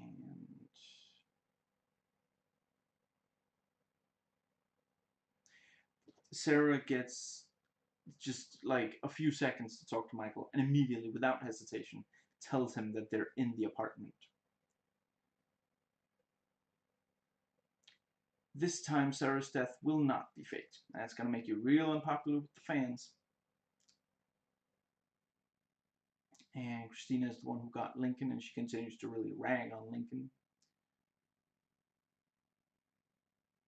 And Christina describes what she's going to do to Lincoln, and then does it. I'm pretty sure with the silencer of the gun, it would not make that loud noise. I guess for the effect, but I'm not complaining. Man, that really is. It's such. Yeah, they really did not hold back on making her a vicious character. There's definitely. I'm going to talk. I think in the next, when talking about the next episode, I'm going to talk some about the misogyny in writing her like this. So, commentary track for this episode: Zach Estrin, Nick Santora, Agatha Warren, Nick Walton. They point out how unlikely it would be for the brothers to blend in with the diplomats. Everyone on the show has a messed up face by now. Cuts, burns, like a weekend at Agatha's house. One of the guys on the commentary worked with Ted King on Charmed as well. They joke that Sarah, tied up, is thinking, if I can just grab that knife with my foot that has a shoe on it, I can do nothing to help me escape. The network asked them to add another villain. They like the idea of bringing back the mother as a villain since the father was on their side. They call it Shakespearean, which it is. I don't know if they're joking or not, but apparently one of them is best friends with the guy who plays Ralph. And yeah, this was where I heard them say it's Raphael Sabarge rather than Sparge. They crack up at the Gandhi line. Michael sees the cleaning supplies, and one of them jokes, "Oh my god, that soap is free." And apparently one of them steals hotel cleaning stuff when they go there. They love Ralph's psycho smile, and apparently in real life he's a nice guy, the nicest. They joke that Dawn and Hooks are gonna dance when he goes with the gun. Don't worry, there's gonna be a female convict named Agatha who's going to die. They point out that there are a lot of attacks of people's ribs in fights on the show. Dawn finds the pool of blood. They must have killed him right here where they spilt this can of paint. A popsicle melted. And one of the guys on the commentary track doesn't have a lot of hair, so the other jokes that he never has to use hairspray when we see Lincoln use hairspray. At least 2 times on this track they reference that apparently they do edit some stuff out of these commentary tracks, which is hard to believe considering what they leave in. Excuse me. There were a lot of discussions about what would be the truth about Self's wife. Scylla has been in so many different containers over the course of this season. Bank robbery is a reference to the pilot of the show. When Christina's men miss Lincoln and shoot out the window and says, "You must have hated that window." Where did they get the ski mask? Well, we originally showed Mahone's eyes looking at a sporting goods center, and then we figured the audience could probably put that together. I mean, it's not like they got like some kind of rare, I don't know, like suddenly they've got a rocket launcher or something. They're ski masks. You can buy them at any sporting goods store. One of the guys on the commentary track says he's a big fan of the slow motion. And one of them says Matrix when Lincoln starts shooting in slow-mo. One of them jokes that Sarah isn't being careful enough, and the other is pointing out she does have a knife. When T-Bag grabs her.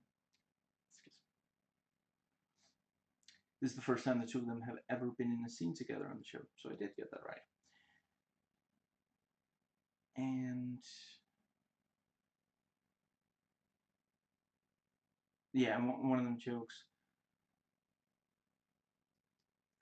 "Wow, that's weird. One of our episodes ended on bad news for our guys?"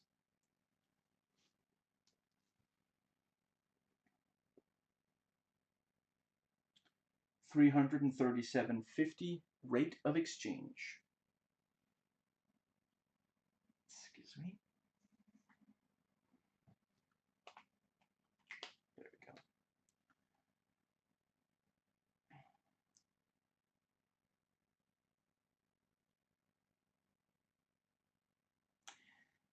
And Teabag does the pocket thing with Sarah, trying to intimidate her. As gross as it is to see a sexual predator trying to intimidate a woman, Robert never has impeccable body language, especially knowing that in real life he is a very nice person. Like if you only watch his interviews, you never see him play Teabag, you would not believe he had it in him.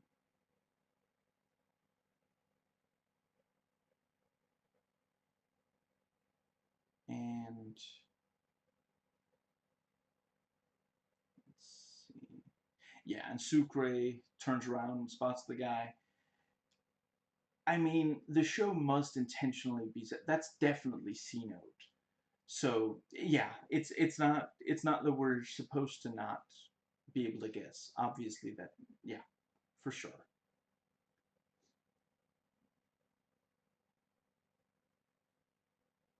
Did you come alone? Did you? Are we playing questions only? And Christina stops just short of the tripwire. I thought that was a good way to open the, you know, Michael can come up with whatever clever idea Christina can tell what he's going to do, so he decides Mahone is going to be the one. Very cool explosion, pretty big for a TV show from the time. So we do get an explosion, even though Christina isn't the one getting blown up.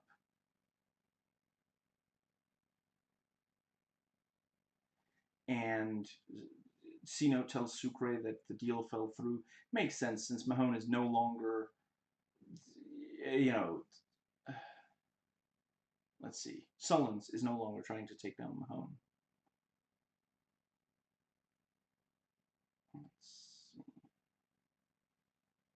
And the feds pressure Self, first verbally, then physically, and they get some information. Always glad seeing William Maypother in that. What, William? Maypother. I don't know anybody else whose last name is Maypother who's in showbiz. So.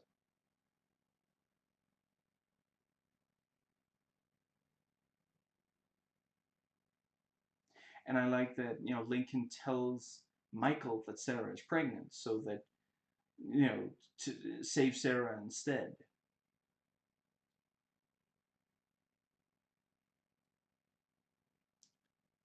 And Christina and Lincoln talk, and we get some more stuff about how bad of a mother she is. And she stabs him in the wound with one of her high heels.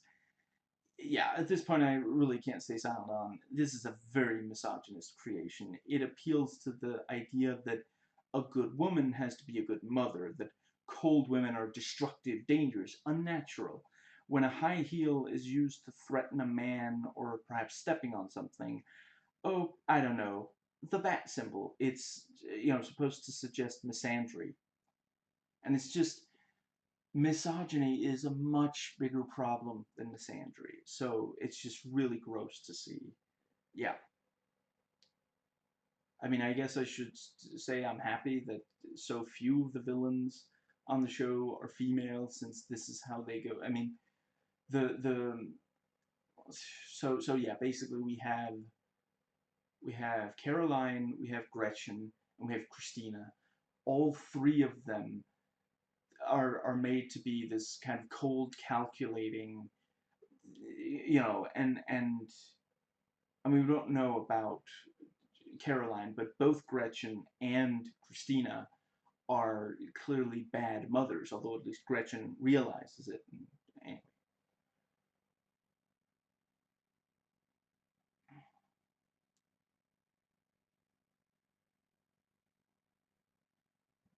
Excuse me. They're really going for making Teabag disgusting with Sarah. Is this to make it more satisfying when he loses? Excuse me. By the end of the season, which I'm almost certain he will, and yeah, obviously by now I know he did. But yeah, I think that's the idea, that, and it is. I mean, at the end of the day, he, he's in this season, he has gotten a lot of, character moments where he gets to be really smart and, manipulative and maneuvering situations to his advantage. So it makes sense that the last thing he does is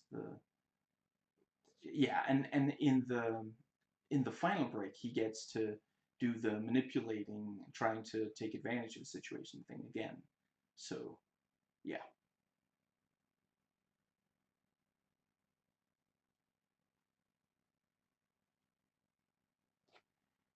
And the general says they're going to kill Michael, and Teabag can do whatever he likes with Sarah. So they're making the male villain characters as disgusting as possible, in addition to the female villains. Not exactly gender equality, but okay. Okay, so what I voice typed is C-Note and Sucre, but what it wrote was C-Note Sucre. Anyway, yeah, and we see Kellerman, we're told the name is Paul, and we see the ring, we hear the bells. Yeah, obviously that's him. So the earlier one, we were supposed to know that was C-Note. And Teabag continues to be disgusting, and Sarah offers lenience, a petition for leniency. Teabag's going to get revenge on Michael through Sarah.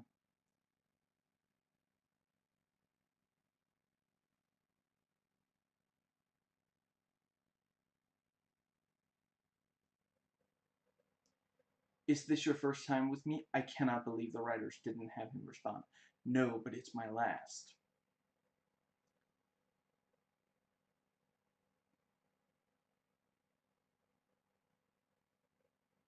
And Michael stops Teabag and Sarah convinces him not to kill him.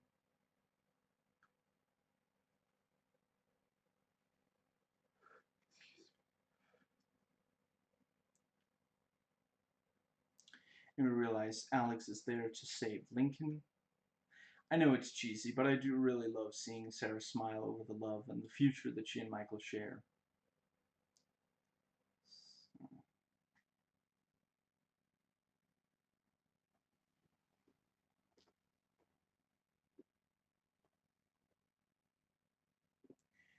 345:30, killing your number. So, according to the DVD, the version I'm watching is the extended edition, and it's 50 minutes instead of 42.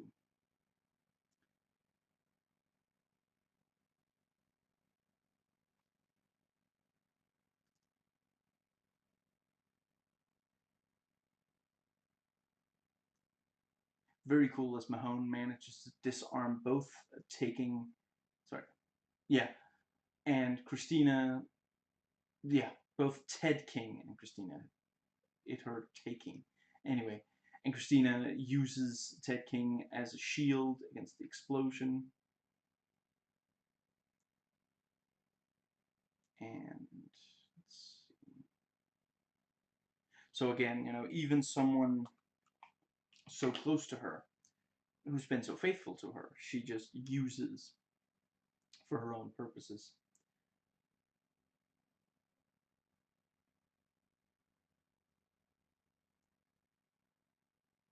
And just gonna acknowledge that obviously the blown out windows were going to be CG, but they were still a little fake looking. I think they shouldn't have rested on that. I get why. Maybe they should have like overlaid the windows over Michael's face looking at them to distract from the fakeness. Sucre did have a plan, $100 worth. And killing that guy, that almost must have been Paul as a sniper or something. I really do like that, just, look, that guy back there is an assassin, and and you look again, and he's just sitting there, very nicely done. And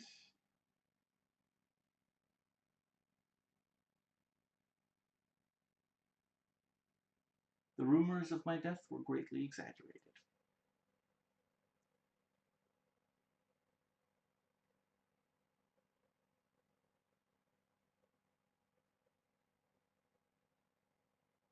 And Teabag insults C-Note.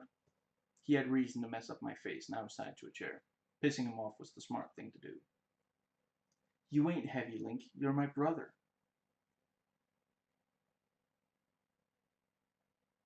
Self does write something on the pad, and then we see "kiss my ass." So even when he can just barely, he's still, yeah.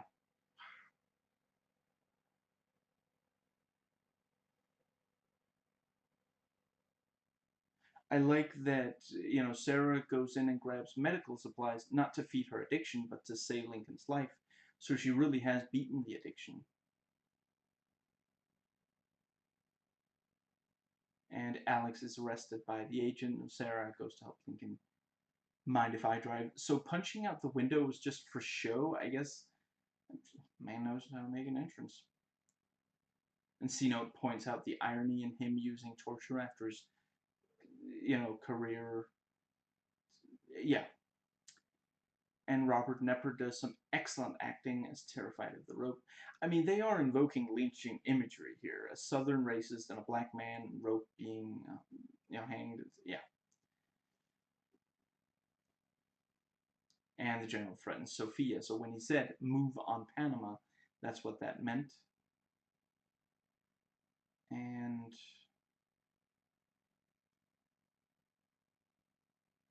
a device called Scylla. What planet are we on? So the writers do acknowledge how wild of a concept this whole thing is. Sucre and C-Note climbed up the building like Michael did. If the general made through this, he should really invest in some kind of anti-Spider-Man technology. Maybe the Green Goblin could patrol outside or something. I'm glad we get a definite death for Ralph, but him just being shot like that after he's been such a badass really does feel like entirely too little. I'm just an old man standing in front of a youth, asking him to spare him.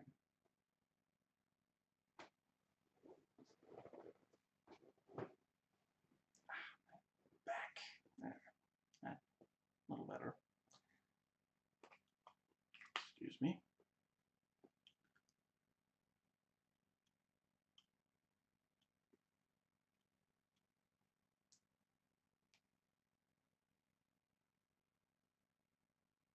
Lincoln, I need your phone. I have got to play some Candy Crush.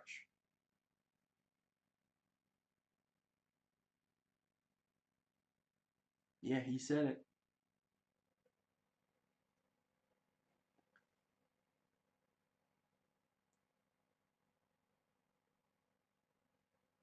And Michael pulls the gun on Christina and tells her to drop hers. You may have been my mother, but you were never my mommy. And Michael's gun misfires, and Christina's a Pyrrhic victory, and Sarah shoots her instead. You know, when Sarah killed Bill Kim at the end of season 3, she was very clearly emotionally affected by it, as is realistic. And this time, despite killing someone she logically would have a bigger problem with killing, she doesn't seem to need time to deal with the emotions this time. I mean, this mother is the grandmother of her child. I realized that she's seemed more cold and comfortable with violence over the course of the season, but this and the ramming of the buggy are the only murder, the only time she kills anyone this season. She even seemed upset, very upset, when Mahone was going to torture Wyatt. So yeah, I just. But yeah, a lot of American TV shows tend to escalate the longer they're on the air. When this show started out, torture and killing tended to be something the bad guys did. And by the end of season 4, every good guy has tortured and killed, or at the very least stood by while others did that. I'm not saying I don't understand why they're doing it, I'm just making the point that they escalated things. I will probably never tire of William Mapother playing an antagonist. I mean, technically, he's not even an evil character in this, but he is an antagonist.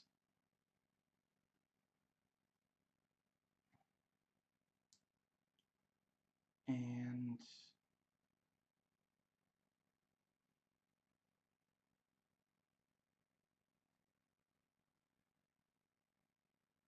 let's see.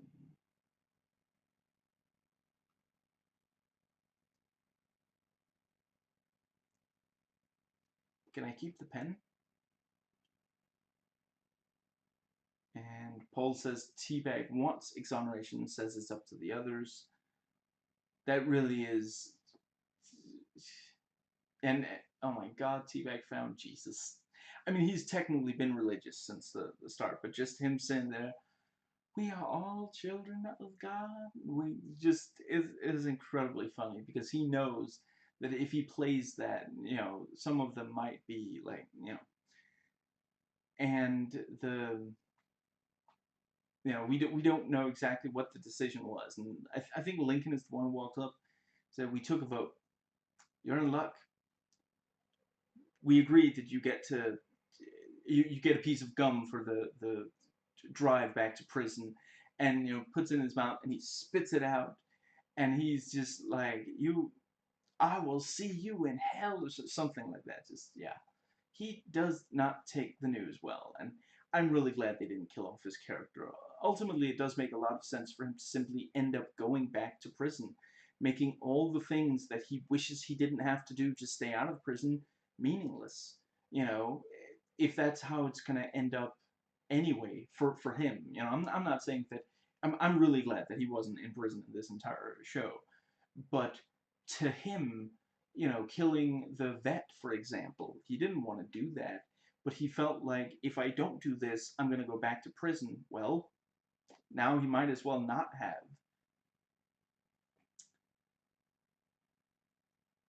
And Sarah and Michael talk about the baby. I plan on being the most overinformed dad in Chicago.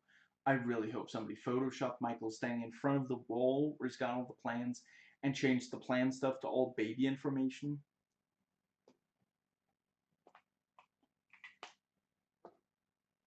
We see that Alex is with Lang. Yeah, just real quick. So I'm gonna so the show skips. I'm sorry, I forget if it was 3 or 4 years, but something like that.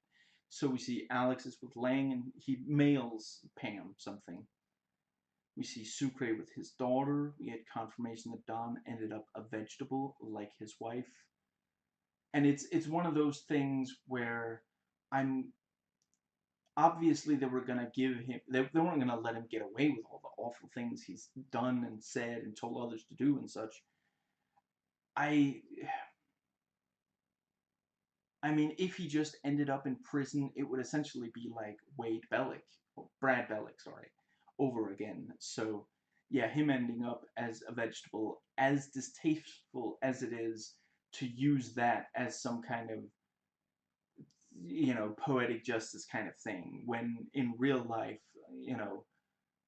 I mean, I'm sure people who actually have loved ones who are in that state, they're not exactly thrilled at seeing that used as a sort of revenge fantasy thing. And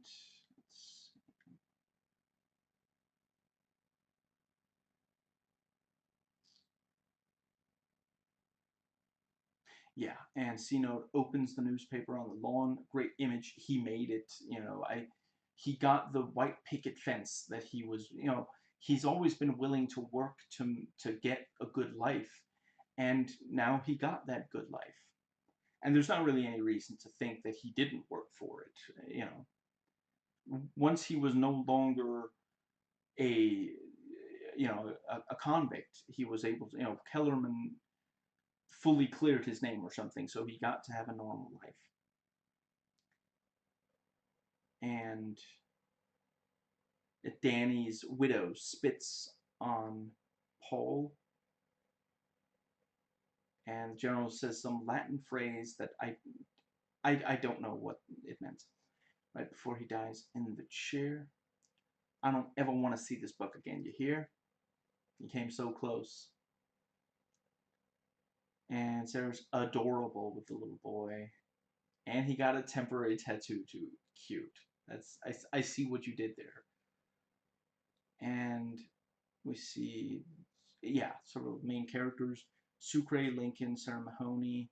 They walk up to the graveyard and, you're going to see your father or something like that. And, yeah, so he died and they go to see his grave.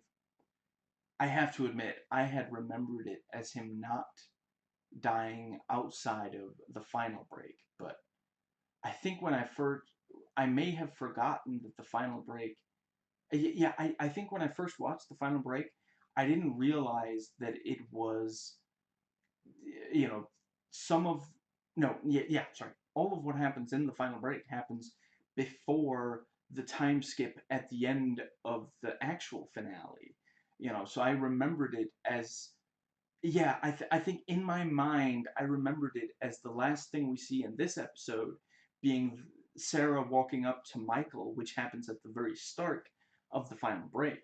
But anyway, so yeah, great finale.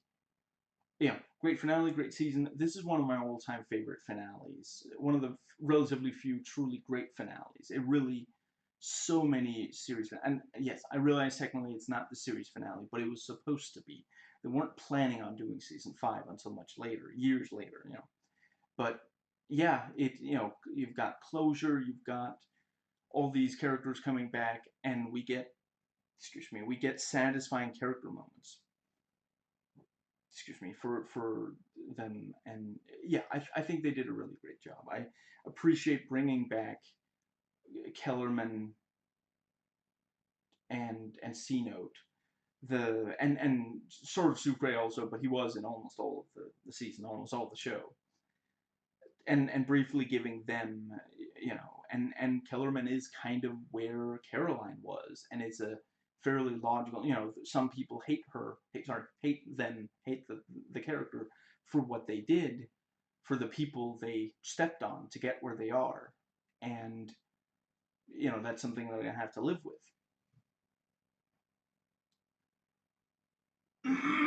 Excuse me.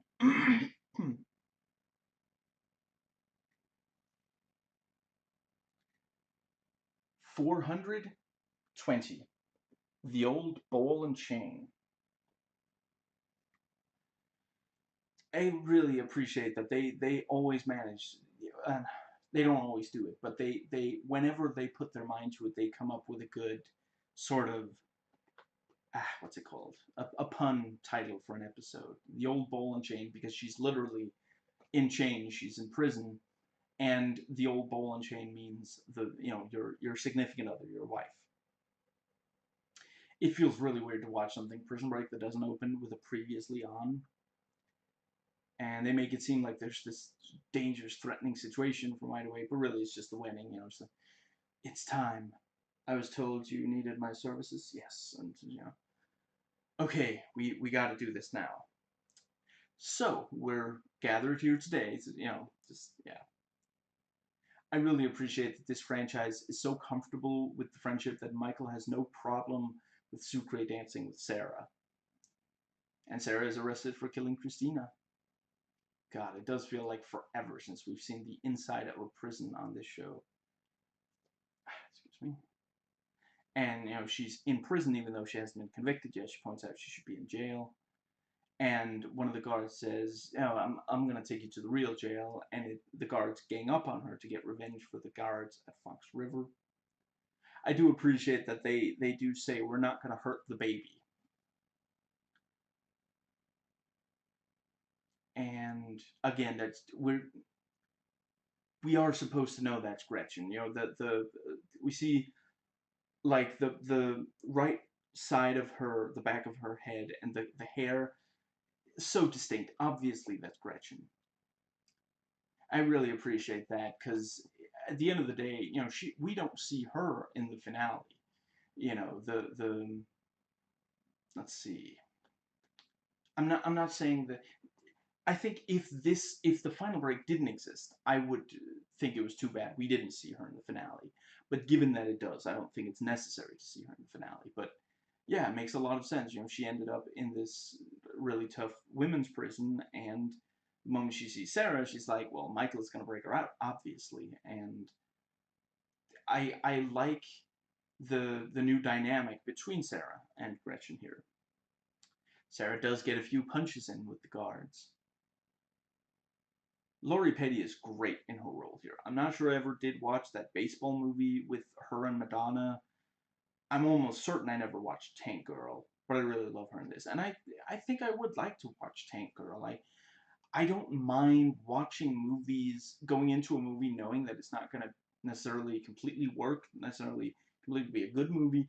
I just like when there's at least some creativity there and some ideas. And everything I've seen, like I've seen Lindsay Ellis talk about Tank Girl, I've seen Obscura's Lupa talk about Tank Girl, I've seen a trailer or clip or something. I watched nostalgia critic video on Tank Girl. It looks interesting. They had a vision. The female director had a vision with that thing, and maybe it doesn't completely work, but at least there was something there. It wasn't just the same as all the other. Anyway, I think she does a really great job here, Lori Petty. There's some chance that I did watch the baseball movie when I was younger, in like the 90s and 2000s. There were a ton of sports movies on one of the TV channels that I watched a lot, networks, whatever, that I watched a lot. So I saw a bunch of them, and I don't especially like them, but it was something to do, and at least it was freaking reality television. That's why I stopped watching TV, because there's too much reality television. There was at the time. I don't know about now. I don't care. I don't miss TV. And Teabag and the General in the same prison.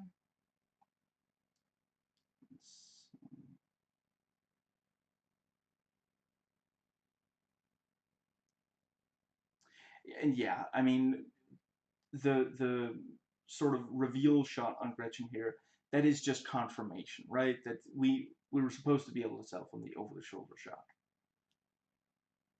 And Gretchen seems to help Sarah. Sarah sits with her.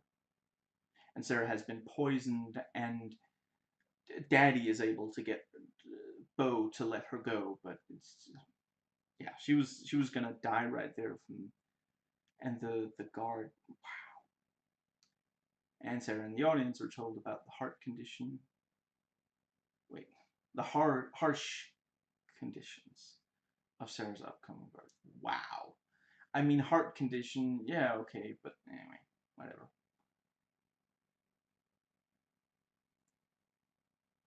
Somewhere below Jesus Christ and Scooby-Doo.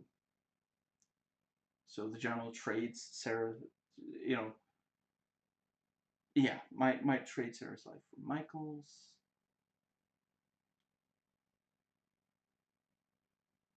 We're breaking her out. One more break for old time's sake. I did not mean for that to rhyme. And Agent Lang tries to, you know, tries to get Alex to be made an agent again, and the internal affairs guy's like, I was one of the agents you worked under, so I guess I'm not as good as a drug addict and, you know, murderer. So yeah, since the actual finale was set, you know, the very end of the finale was set, I forget if it was 3 or 4 years later than the rest of that episode. That does mean that this, you know, the entirety of the final break is set before that, so we do already know that Michael is the only one who ends up dead because we saw the rest of them on the beach. I do think that may have been a little, excuse me. I mean, at the end of the day, I can imagine that originally what they would have liked to do was put the very end of the actual finale at the very end of the final break, but when they realized that the final break was going to be separate, they decided to put the finale at the finale of the finale instead, but it is a little unfortunate. Because, you know, all of them, hypothetically, all of them, any of them could die in this episode, but we already know that it's, yeah, anyway. And we know that Sarah is going to end up being the happy mother of, you know, we know that she's not going to stay in prison and not going to get to raise the kid because of, yeah, anyway. And Sugre doesn't hesitate to help Michael.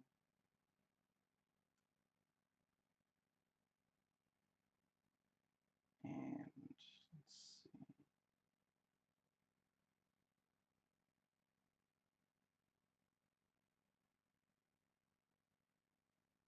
And yeah, I realize some people really don't like Lori Petty's performance in, again, the baseball movie and Tank Girl. She gives a very distinct performance in this, and I don't know if her performance is the same in those two movies, but I just, clearly she is capable of several very distinct performances.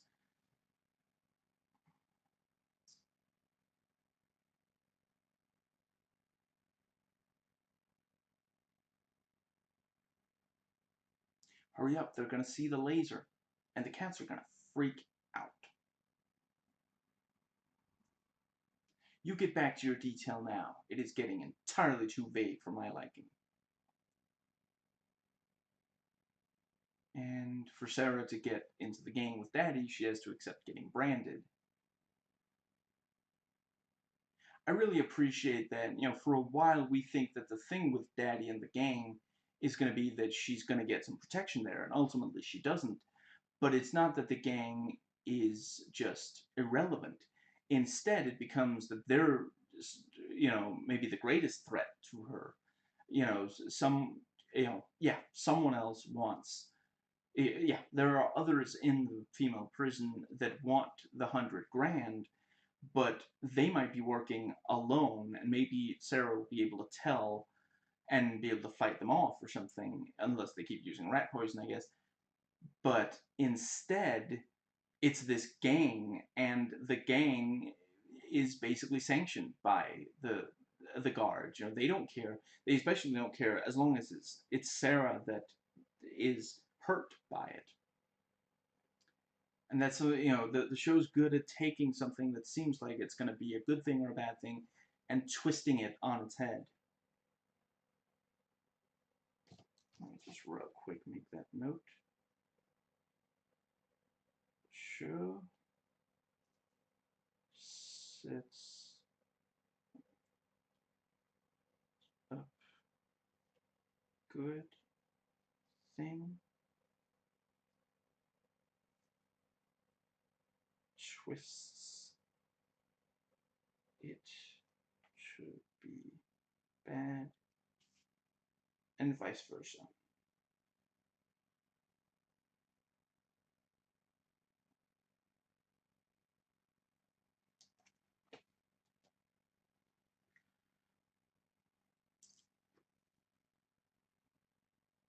I like that, you know, Sarah realizes there's a code in the letter, so she folds it and reads.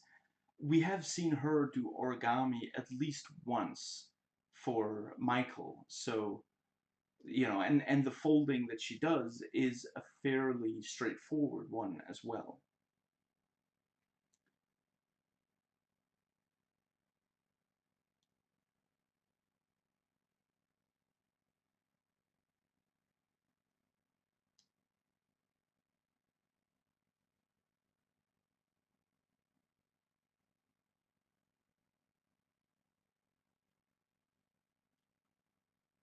And let's see. Yeah, and Gretchen,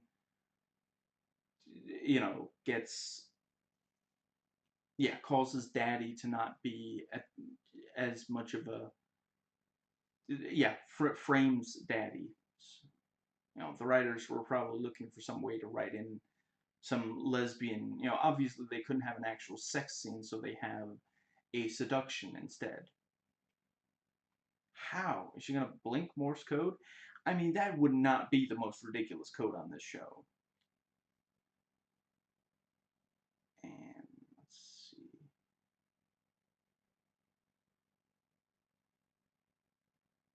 And the warden tries to figure out if they are speaking in code.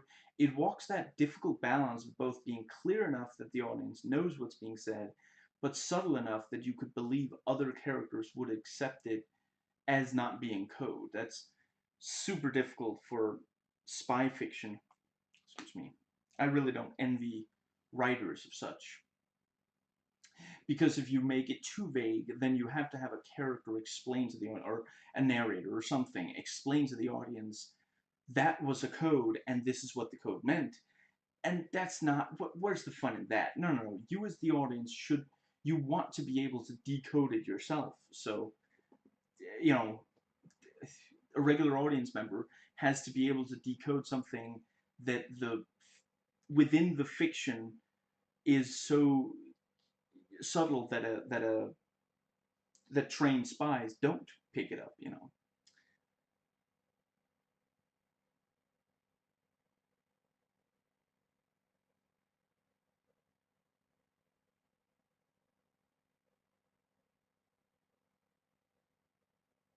And Teabag tries getting more money out of Lincoln. This is the second time this season that Teabag has said "Alakaday," and the subtitles boringly write "Lucky Day."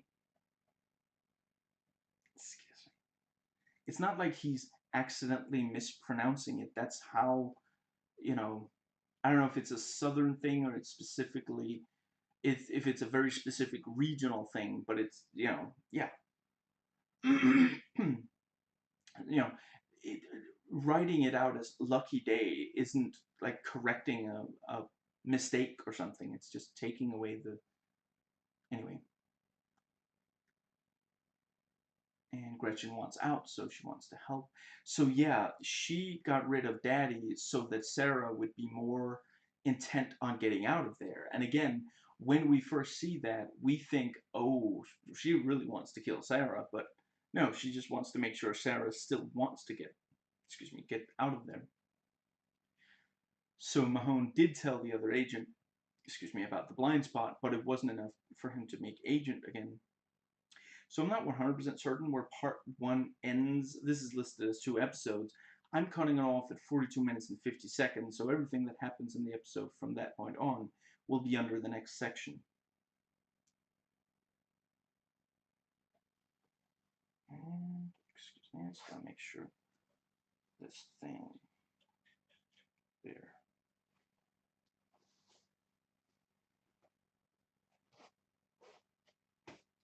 $415.20 free.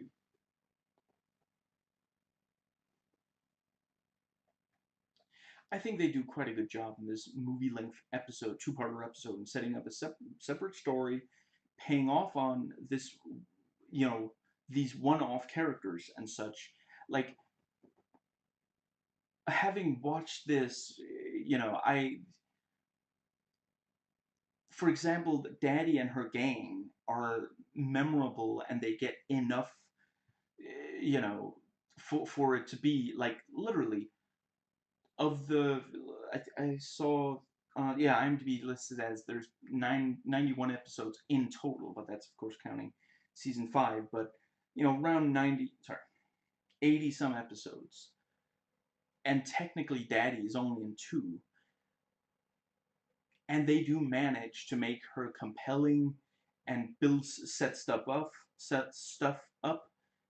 pay off on it, and all this stuff, and the warden, the agent that's trying to prevent Michael from breaking Sarah out, you remember them.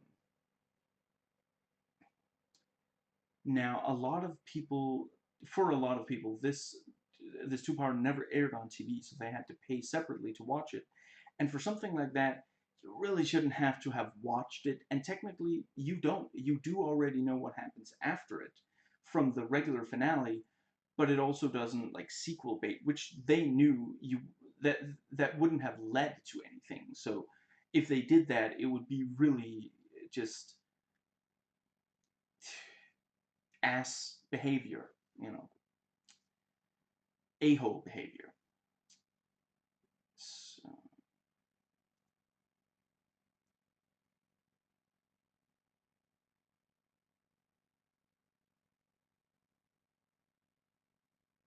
and Sarah finds out about the bounty on her head, and, let's see, well, can't help but wonder if Daddy's family wants to hurt Sarah, since Daddy is the one who likes her, and actually, like, Daddy's wife, I forget her name, straight up can't stand Sarah. And, I do also like, that was a very old married couple argument. I don't remember what it is the wife says, but, she says something, and immediately, Daddy's like, one day, it would be great if we could have one day without that mouth. Just, that's such an old married couple. Just like, the wife immediately gets jealous about something. I'm not saying that's not a wife thing. That's a partner thing. It's a, and the other partner immediately gets angry that the other person is, that, like, they're always on the verge of an argument, basically, of a verbal fight. Michael again speaks in code to Sarah. Joe Daniels, well, using deductive reasoning and transitive logic, he should be your bagman. Not to mention kill you. I had forgotten that, but yeah, that's what happens at the end of this, and that's how he dies. And, the afterwards we get the, no, he knew he was going to die from the tumor anyway, because they didn't completely get rid of it.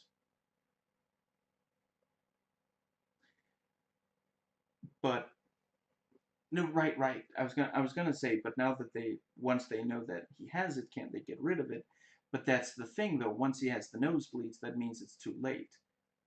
I don't know if that's realistic, but that is what they say on this show, really. When once once when Christina started having them, it was too late. We do find out later that wasn't, but when Michael starts having, they think it's too late for him as well, and I guess it kind of was because they were only able to temporarily. And I mean, to be fair, that is also a thing. Some people do end up dying from cancer, even though the they have a surgery and a tumor is removed, because sometimes some yeah, stuff like that can come back. So they did choose something that, there are things that once cured, that's extremely unlikely that the person has that again. But cancer is, yeah.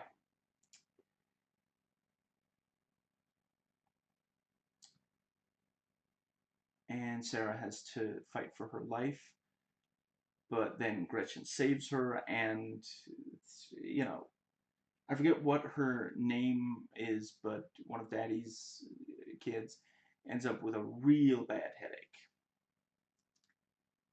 And the, let's see, yeah, and Daddy is told, and I hear it's those fish, Tancredi and Morgan. No, no, seriously, when talking about Lori Petty, anyone who says that she can't act has not watched this performance. That is just simply, she is really compelling in this. And let's see. And as has happened many other times, when I voice type Tancredi, it comes out as Tank Ready. Oh, there it is. No wire, no fire. And that will draw ire. Teabag's a liar. No children he sired. Okay, so at least in the first four seasons. I don't know about the season 5. We're in between. Yeah, so Lincoln was ready to threaten Daniels with a gun once he got in his car. So either they did mean for Sucre to be spotted, or they were just ready in case it happened as he broke into the house. But I like how, for just a few seconds there, you genuinely think, oh crap, it failed, because he didn't know that Daniels could see him break into the house. And once he gets in the car, it's like, they're not going to make it, and he's going to be ready next time. But, and I do like, yeah, at this point, with the company gone, yeah, I mean, Daniels is a glorified accountant. Yeah, he handles the money the general has left, but he can't fight. When, like, it's so pathetic when the general talks to him again. It's like, they beat me up and took the money. They didn't even have to like kidnap him and do anything. The general has no power left outside of prison. All he has is this money, and by the end of this, he doesn't even have that anymore. And that's the brief. Excuse me. If you do watch this, you get the character development that Mahone could have swapped. He could have, traded in Sarah staying in prison for him being an agent again, but he doesn't. Although at first he tries to, but later he decides not to. He, let's see, give me a second. The money that is gonna, over the course of this show, there's been several times where it's, for a while there was DB's money, and then excuse me. Anyway, the money for Scylla and such, Anyway, yeah, what was 100? It was all 100 grand, right? 100 grand. That's something for Sarah to help pay for, to take care of the kid and such. It might be. I mean, she might not be able to practice medicine again after all that's happened. And if she isn't able to get a good job, maybe she won't make that much money. With 100 grand, she's still going to be able to take care of the kid pretty well. And Gretchen gets Sarah to take care to help Emily So there's that, you know. And I really do think I hope a lot of people who really love the show did end up watching this. Even though I understand their frustration having to pay. Again, here they aired this and they aired it right after they aired the actual finale. So you know, I paid to watch it again, but it was on sale, so it wasn't very much. But anyway, I really do like that that's like the final word on Gretchen is that she convinces one of the others to take care of Emily, or help Emily. And we see that Sucre and Lincoln and Mahone are still just jump right into helping Michael and Sarah. Sarah tells Gretchen she'll think of something, and Gretchen points out that Daddy's home. Go to hell. Careful I don't get there first. Become king of that prison too. Okay, at this point, if they did make, I'm pretty sure season 5 is not set in hell, but if they did make a season of Prison Break where it was a prison that they had to break out of and Teabag was the king of it, that would be really cool. And Mahone tells the other agent about the parachute, and we think that means, but we realize, no, that was so that Michael would... Actually, I guess maybe telling about the blind spot was part of the plan. No, I think that was Mahone wanting to get back, but then he realized they're going to keep milking this, and then he agreed to help with the... But I guess there's a chance... No. If Michael had okayed that, he wouldn't have told Sarah, clearly that was the original place they were supposed... No. Yeah, that's why he said, I hope you'll pray for us tonight, so go to the church instead of where I told you to go. Excuse me.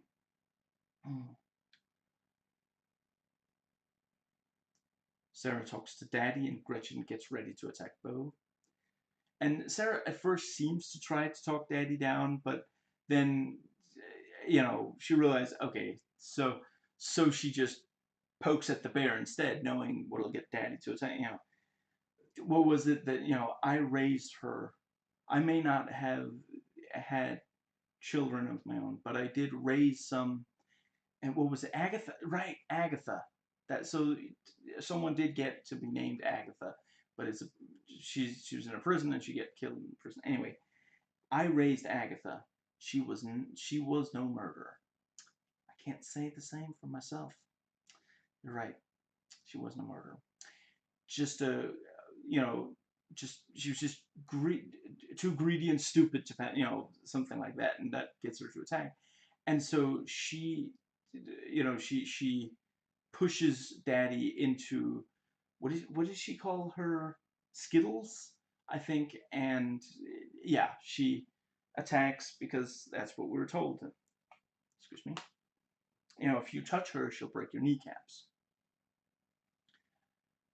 And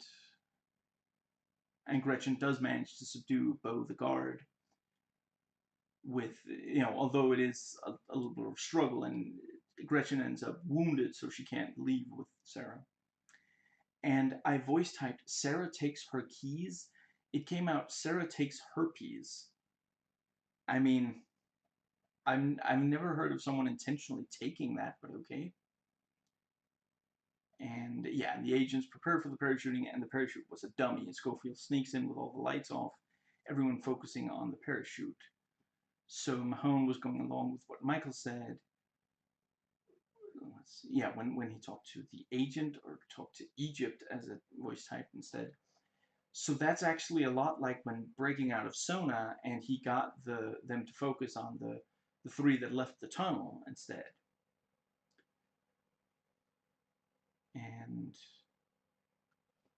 And Sarah helps Gretchen. Sarah helping Gretchen to escape from prison is an interesting parallel to Michael helping, for example, Teabag.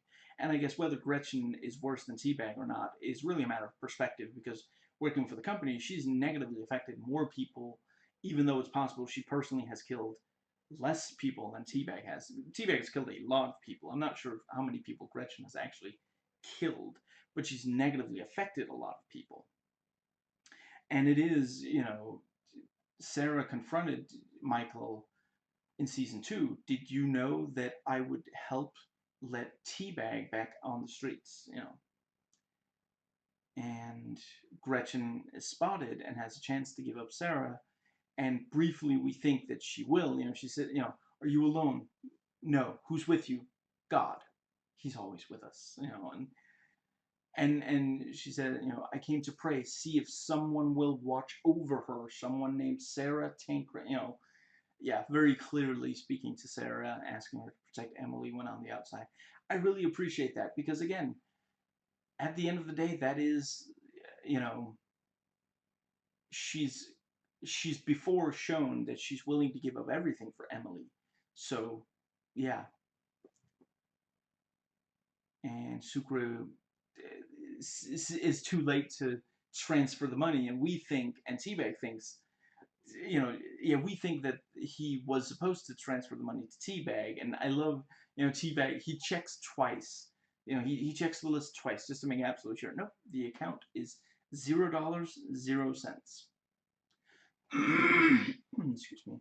I do also like the thing of, like, when Teabag thinks he has money, he tells the general to, like, take care of his food for him or something. But similar to how Abruzzi got favors in prison for, and C-Note, because they have money on the outside. Anyway, what is it worth to you to find out? And he did say he would happily squirrel on them. I think Gretchen intentionally sacrificed herself, figuring that with her leg wound she wouldn't be able to get out anyway. There's only one thing you can count on when dealing with Teabag. He's a rat. So what he told Teabag was not what he wanted him to do, it was what he wanted him to rat out on being supposed to do. Very clever. And at this time I thought the idea would be that whether Teabag got the money or not, he was going to rat on them. And, that would also make sense, since what are they going to do once the money's already been transferred? They can't untransfer it, And there are a lot of, this show, again, like, if someone made a supercut, it would look funny, just how many times people trade, hostage exchanges, trading favors for money, and trade, and people talking about this is just the way we do business. Just season 4 alone, how many different times do people say this is about doing business? This is a businessman. He's just doing business. All this stuff, like, Vika. So Mark Pellegrino says it. Man in Black says it. Christina and the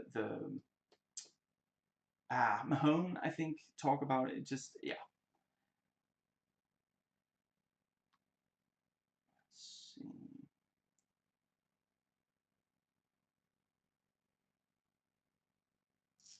Yeah, so real quick.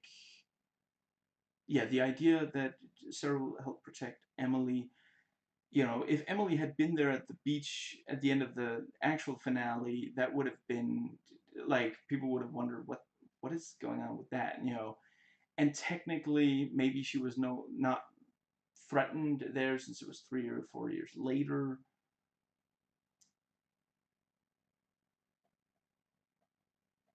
I am coming with you. Didn't I always? And Michael sacrifices himself to open the door for Sarah. I will say, at least they give him a nice, dramatic, self-sacrificial death. It's not some just boring death like Ralph. Hashtag justice for Ralph. And I appreciate that it's given weight when Lincoln and the others, they're hit by the realization Michael is not coming. I really have no idea how they're going to bring Michael back to life for season 5 after that. I mean, I guess we don't technically see him connect the two, we just see him holding them, but just, anyway. I will 100%, I will praise season 5, or at least them bringing him back, if they come up with some genius way to bring him back. I do think them bringing Sarah back. I mean, basically, we technically never did get a great, excuse me, a good look on that decapitated head. So okay, and Teabag is put in shoe as punishment. So the last thing we see him do is this shouting Michael's name. So Michael would have died from the brain tumor if he didn't sacrifice himself, which is what we thought would happen before this two-parter with when we just see the finale. So you know, and Sucre explains the money he was supposed to transfer was for Sarah, not Teabag, and Mahone gave up on being an agent again so that Sarah would be free, despite it clearly being a huge motivating factor in this two-parter. And makes sense for his character as well. They do a really good job on stuff for this two-parter that is only in this two-parter. Just, yeah. As you may have noticed, he has a tendency to get in trouble. We're free with purchase of one item. So that's why the second part is called free. And, you could also call this a finale, and it's again great. And yeah, I didn't remember what all the various resolutions were, but I remembered feeling very satisfied with them. And, again, I thought that they changed with the final break. I had forgotten that it was just, but anyway, so yeah, very satisfying final resolutions for all the characters in, whether you watch the finale or the two-parter as the very last thing. So I wanted to try to note if this season did a good job following up on where the last season left off. So the last things we saw the main or major characters in season 3 were as follows. Michael's on Whistler's trails to get to Gretchen so he can kill her to avenge Sarah. So yeah, they did a pretty decent job of, obviously he doesn't end up killing Gretchen, but it means that their working together is very tense. And Sucre is in Sona with one of the main guards hating him, promising him he will be miserable there, which just resolves off screen. Bellic is in Sona. It's unclear if now that Lucero is gone, things will be better, worse, or the same for him. Also resolved off screen. Teabag is in Sona. He's a populist who gave what was supposedly Lucero's last money to the other cons, suggesting all cons there should be equal. Also resolved off screen. Lincoln and LJ are with Sophia recovering from the gunshot. In the finale, Lincoln have developed a positive relationship, seeming like they're going to end up together. Again, they barely appear. LJ appears to like Sophia, but they haven't spent a lot of time together. They don't spend much time together on screen in this. They have in between, but one is working with Whistler and also Gretchen. Whistler and Michael's going to find Gretchen to Sarah. Also, it's very quickly resolved. Whistler and Gretchen can now carry out whatever it was they were going to do. Why Gretchen was so determined to get Whistler out of Sona, which appears to be what the German wanted as well. Last we saw Lincoln kill Mahone to get revenge from Mahone killing. Yeah, so they do something compelling with, Lincoln wanting to kill Mahone as revenge.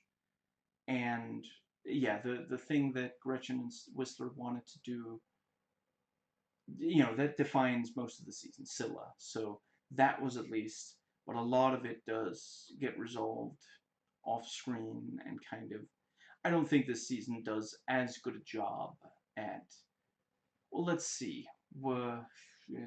So season 3. Actually, I guess, do all of the sequel seasons resolve too many things in too abrupt a manner? I guess they kind of do, yeah. I said the same thing about season 2. Abruzzi disappears too quickly, or is killed too soon in season 2. And season 3 is just, suddenly LJ is hostage. Yeah, actually, I guess ultimately they don't do that great of a job of following up on things like that, even though I do like all 4 seasons that I've seen so far. Anyway, so there's a little bit of DVD special features. There's one called Fade Out, Final Episodes, 12 minutes long. And they, among other things, they say it's rare for a TV show to end on its own terms. Normally it's canceled and you just pull the plug. here the writers got a chance to end it properly, and you can really tell. You can tell that, and that it's the same writers, or at least some of the same. They really understand these characters, and it's about it's become an origin story. It goes back to the beginning, explains everything that happens in the first 3 seasons. They like the returning cast of the finale. The actress who plays brother's mother doesn't think of herself as evil. She justifies it. In her own mind, comes down to psychology. What she didn't get when she was a child. Sorry, that was the actress who plays the character who said that. Robert never likes the book ending of the ending for Teabag. I agree. Fichtner loves the ending of episode 22, which is, yeah, the finale. Everybody gets a happy ending. Some people might be taken aback by it, but it fits the story we're telling, or we've told something like that. It's bittersweet for them to do last scenes together. Dominic plays a lot of pranks on the others, except for Robert, who doesn't sound like he would mind it. And there's one called The Plan, the Execution, and the Bullet, 11 minutes. A lot of this is essentially B-roll, showing the different phases of the car crash plan. Most of these are typical featurettes instead of that. And there's one called The Director's World, 13 minutes. Talk about keeping the style consists between episodes. The kind of plays this generally seen smiling. It's seriously weird. And for the final break, there's deleted scene. There's 4 minutes of deleted scenes. The warden is confident Sarah won't escape, and the agent warns her. Mahone talks to Pam, having to track her down because he knows where she buys it. Yeah, not having to, but having tracked her down because he knows where she buys something. So chicken. Turns out Pam is with a guy named Jason, which surprises Alex, but they do part on good terms. So yeah, that. Let's see. I guess that's why he's with Lang instead in the finale. Anyway, so let's see. Yeah, so there's okay. On January 13th, 2009, Fox president Kevin Reilly confirmed the series would end at the conclusion of this season. He explained, Prison Break got to a point where a lot of the stories had been told. At the time, he said there was a possibility of adding 2 extra episodes, and we want to finish strong. These 2 extra episodes became Prison Break The Final Break, although they never aired on Fox and became available only on DVD. And, okay, so I have some review stuff. Let's see. It's 4 pages worth. I'll quickly go. Okay, so yeah, the critics' consensus. Yeah. Prison Break's first series finale will bring closure to the diehard fans, but the season's ludicrous plot-breaking twists betray the feeling that the saga should have ended a jailbreak or 2 before. I can understand what they mean, but I'm very happy with how it ended, and I do think that, I mean, at the end of the day, this show was ridiculous from the very start. The concept of letting yourself be put in prison so that you can break out of a high security prison, it's ridiculous on its face. It got to be more ridiculous, yes, but as a TV show, it was ridiculous from the start. It was ridiculous, but kept fairly close to something we could kind of buy as realistic, and that's what made it work in these 4 seasons. I don't know about season 5 yet. Let's see. Either tomorrow or the day after tomorrow, I'll start watching it. And yeah, it has a 50% on the tomato meter with 10 reviews counted, so you can do the math of how many of them are rotten and fresh. And the audience score is 59%, 160 user ratings, average, let me think, yeah, user rating average 3.5 out of 5, critic average rating is 7.03 out of 10. Excuse me.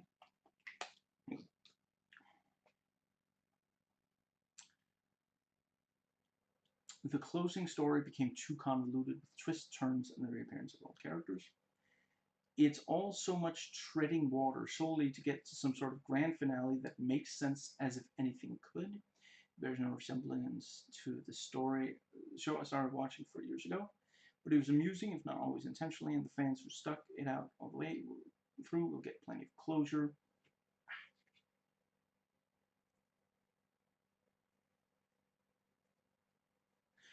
so far, these that I'm reading aloud, I see what they mean, but I don't, and I partially agree, but I wouldn't go as far as they do. Fans who prefer the show's more subtle nuances may find events folding together a little too neatly, but on the whole, the finale serves the characters well. It's a roller coaster ride for these memorable characters, and season 4 gives you the chance to say goodbye to some very compelling personalities. Somewhat staggeringly, this horse had one last race left in its creaking legs, saved it for the feature-length finale. Prison Break bowed out in fine style, wrapping up the tale of two brothers and leaving a lump in the throat. Basically, the series, which could have stayed cute, quirky, and lovable, slowly sinks and drowns under the weight of its own shoddy and convoluted plotting. There's an intensity behind the series that makes it difficult to stop watching, and with its final season, the story is wrapped up somewhat nicely in the end. Attack with attitude, always good to have one. It's especially good when the mission is as preposterous as this one. Sadly, the rest of the show just went off the rails in a variety of ways. 3 major characters are killed tonight within the first hour of a pretty stellar premiere. Now it must find a way to become more than a routine action drama, pitting plucky good guys against amoral robotic bad guys. It's got the characters who can do that, and it's also streamlined its story enough so even a new viewer can figure out what's going on from tonight's back-to-back premiere episodes. Excuse me.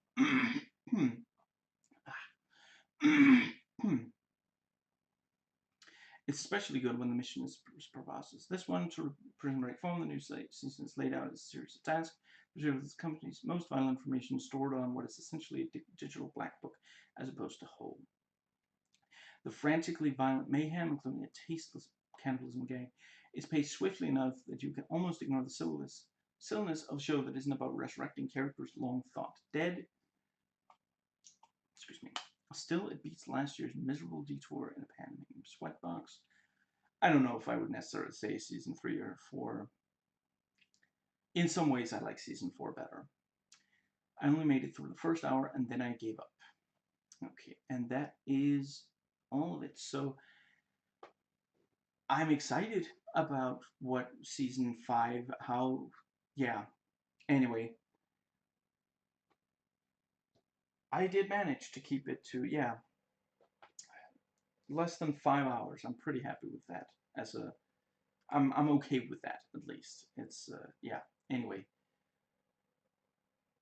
I think there's a lot of good in season 4, and I think ultimately they got a lot of good stuff out of, them bringing back characters who were supposed to have died long ago, some of them long ago.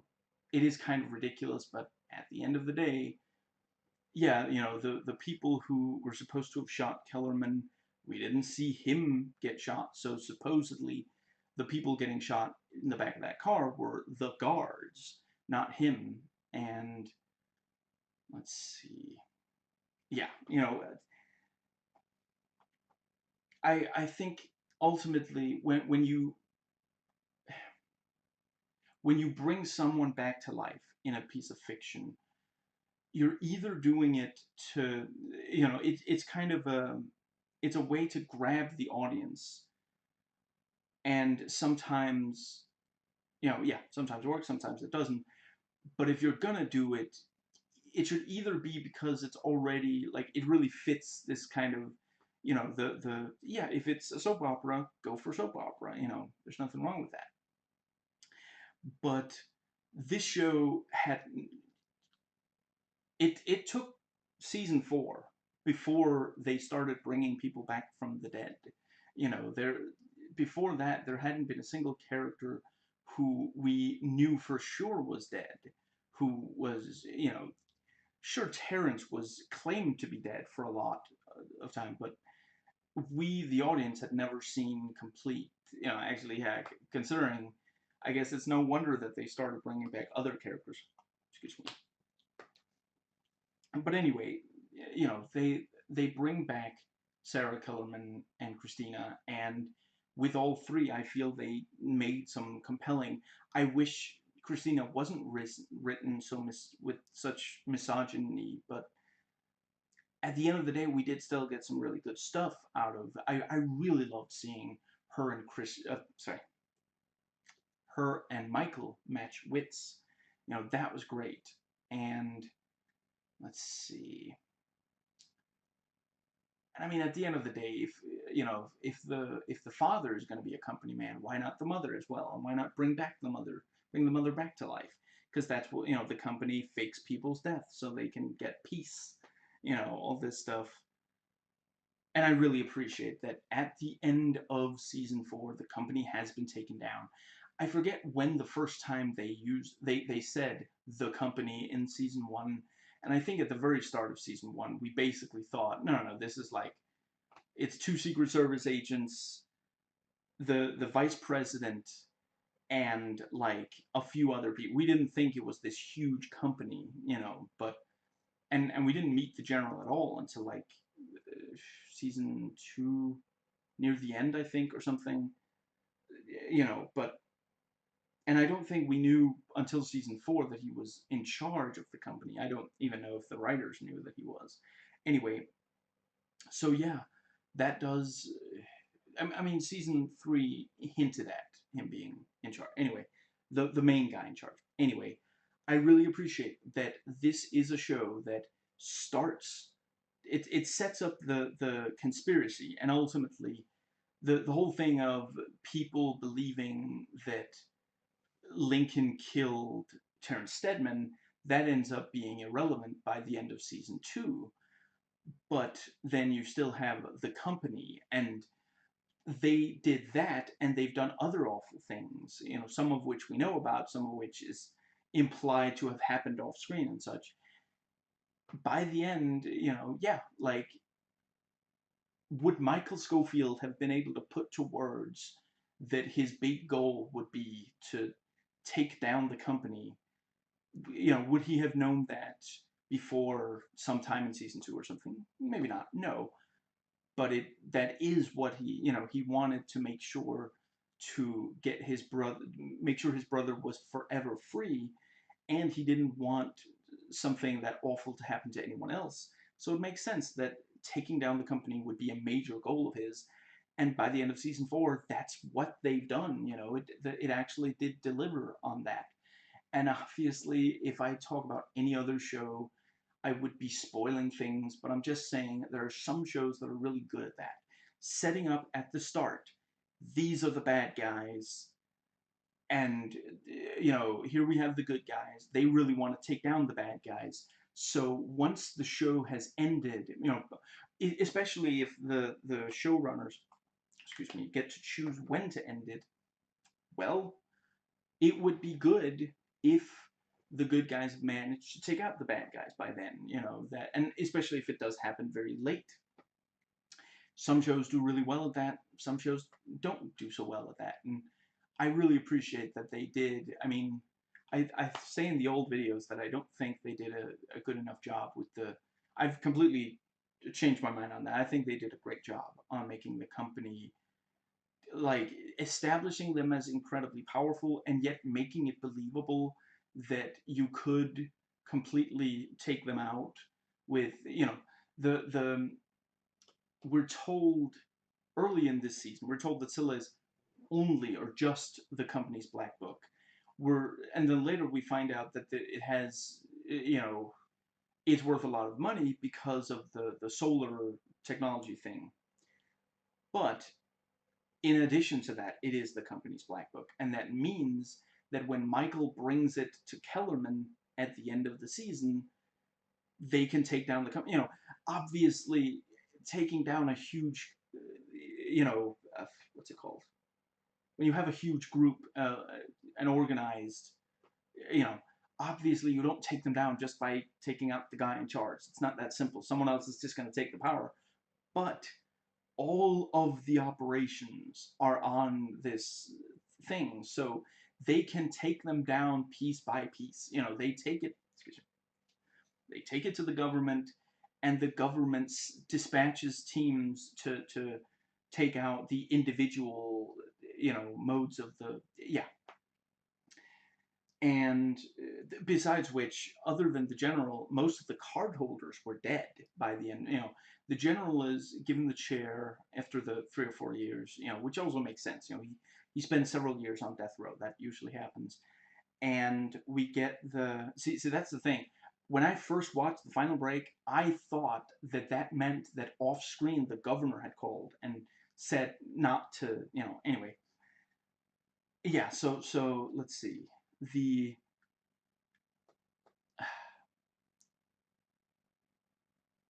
yeah, so the general is in prison by the end of the finale, even before the whole thing with, excuse me, even before the execution. And let's see, Lisa is no longer working with him, so you can count her out.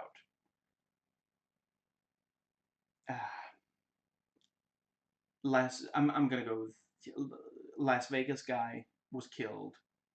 The Oren, I want to say his name is dead. And the general, that's four card holders. I forget who the fifth one was, but you know, yeah. So the people who have the very most of the power are gone, and yeah, I can imagine that, like hypothetically, let's say that during season 3 they had taken out the general. Well, Gretchen was working independently of the general in Panama, but now that they have Scylla, they know about all the different operations, and because of this, it's a very clever kind of, you know. Anyway, yeah, I feel like they, at the end of the day, Scylla as a concept in the what it is in this show is at the end of the day a little ridiculous. But again, the show's always been ridiculous. It got more ridiculous. But no, they managed to see, the thing is, I think what the thing is, when I watched season 1, I was like, I love this, but there's no way that they're going to be able to get the whole thing with the conspiracy. You're not going to be able to keep that satisfying for several seasons. And so by the end of season 2, when they get rid of, oh, it doesn't matter if Lincoln did or didn't kill, Terrence Steadman. And let's see, the, yeah, they get completely exonerated and everything. And then I think, yeah, when I saw that, I was like, so it doesn't even matter anymore with the whole thing. I didn't, so I kind of tuned out whenever there was, because yeah, season 4 explains very well, what the company wants to do. I do still think that was very vague in seasons 1 through 3. In seasons 1 through, for a while it was just, oh, they gotta keep this secret about Terrence Steadman. They gotta make, because Caroline wants to be president, and then she stops being president, and then season 3, it's like, well, what even is the, we have no idea what Whistler and the whole thing. But season 4, they explain it. They explain it very well. Why, what is the company trying to do? How powerful are they?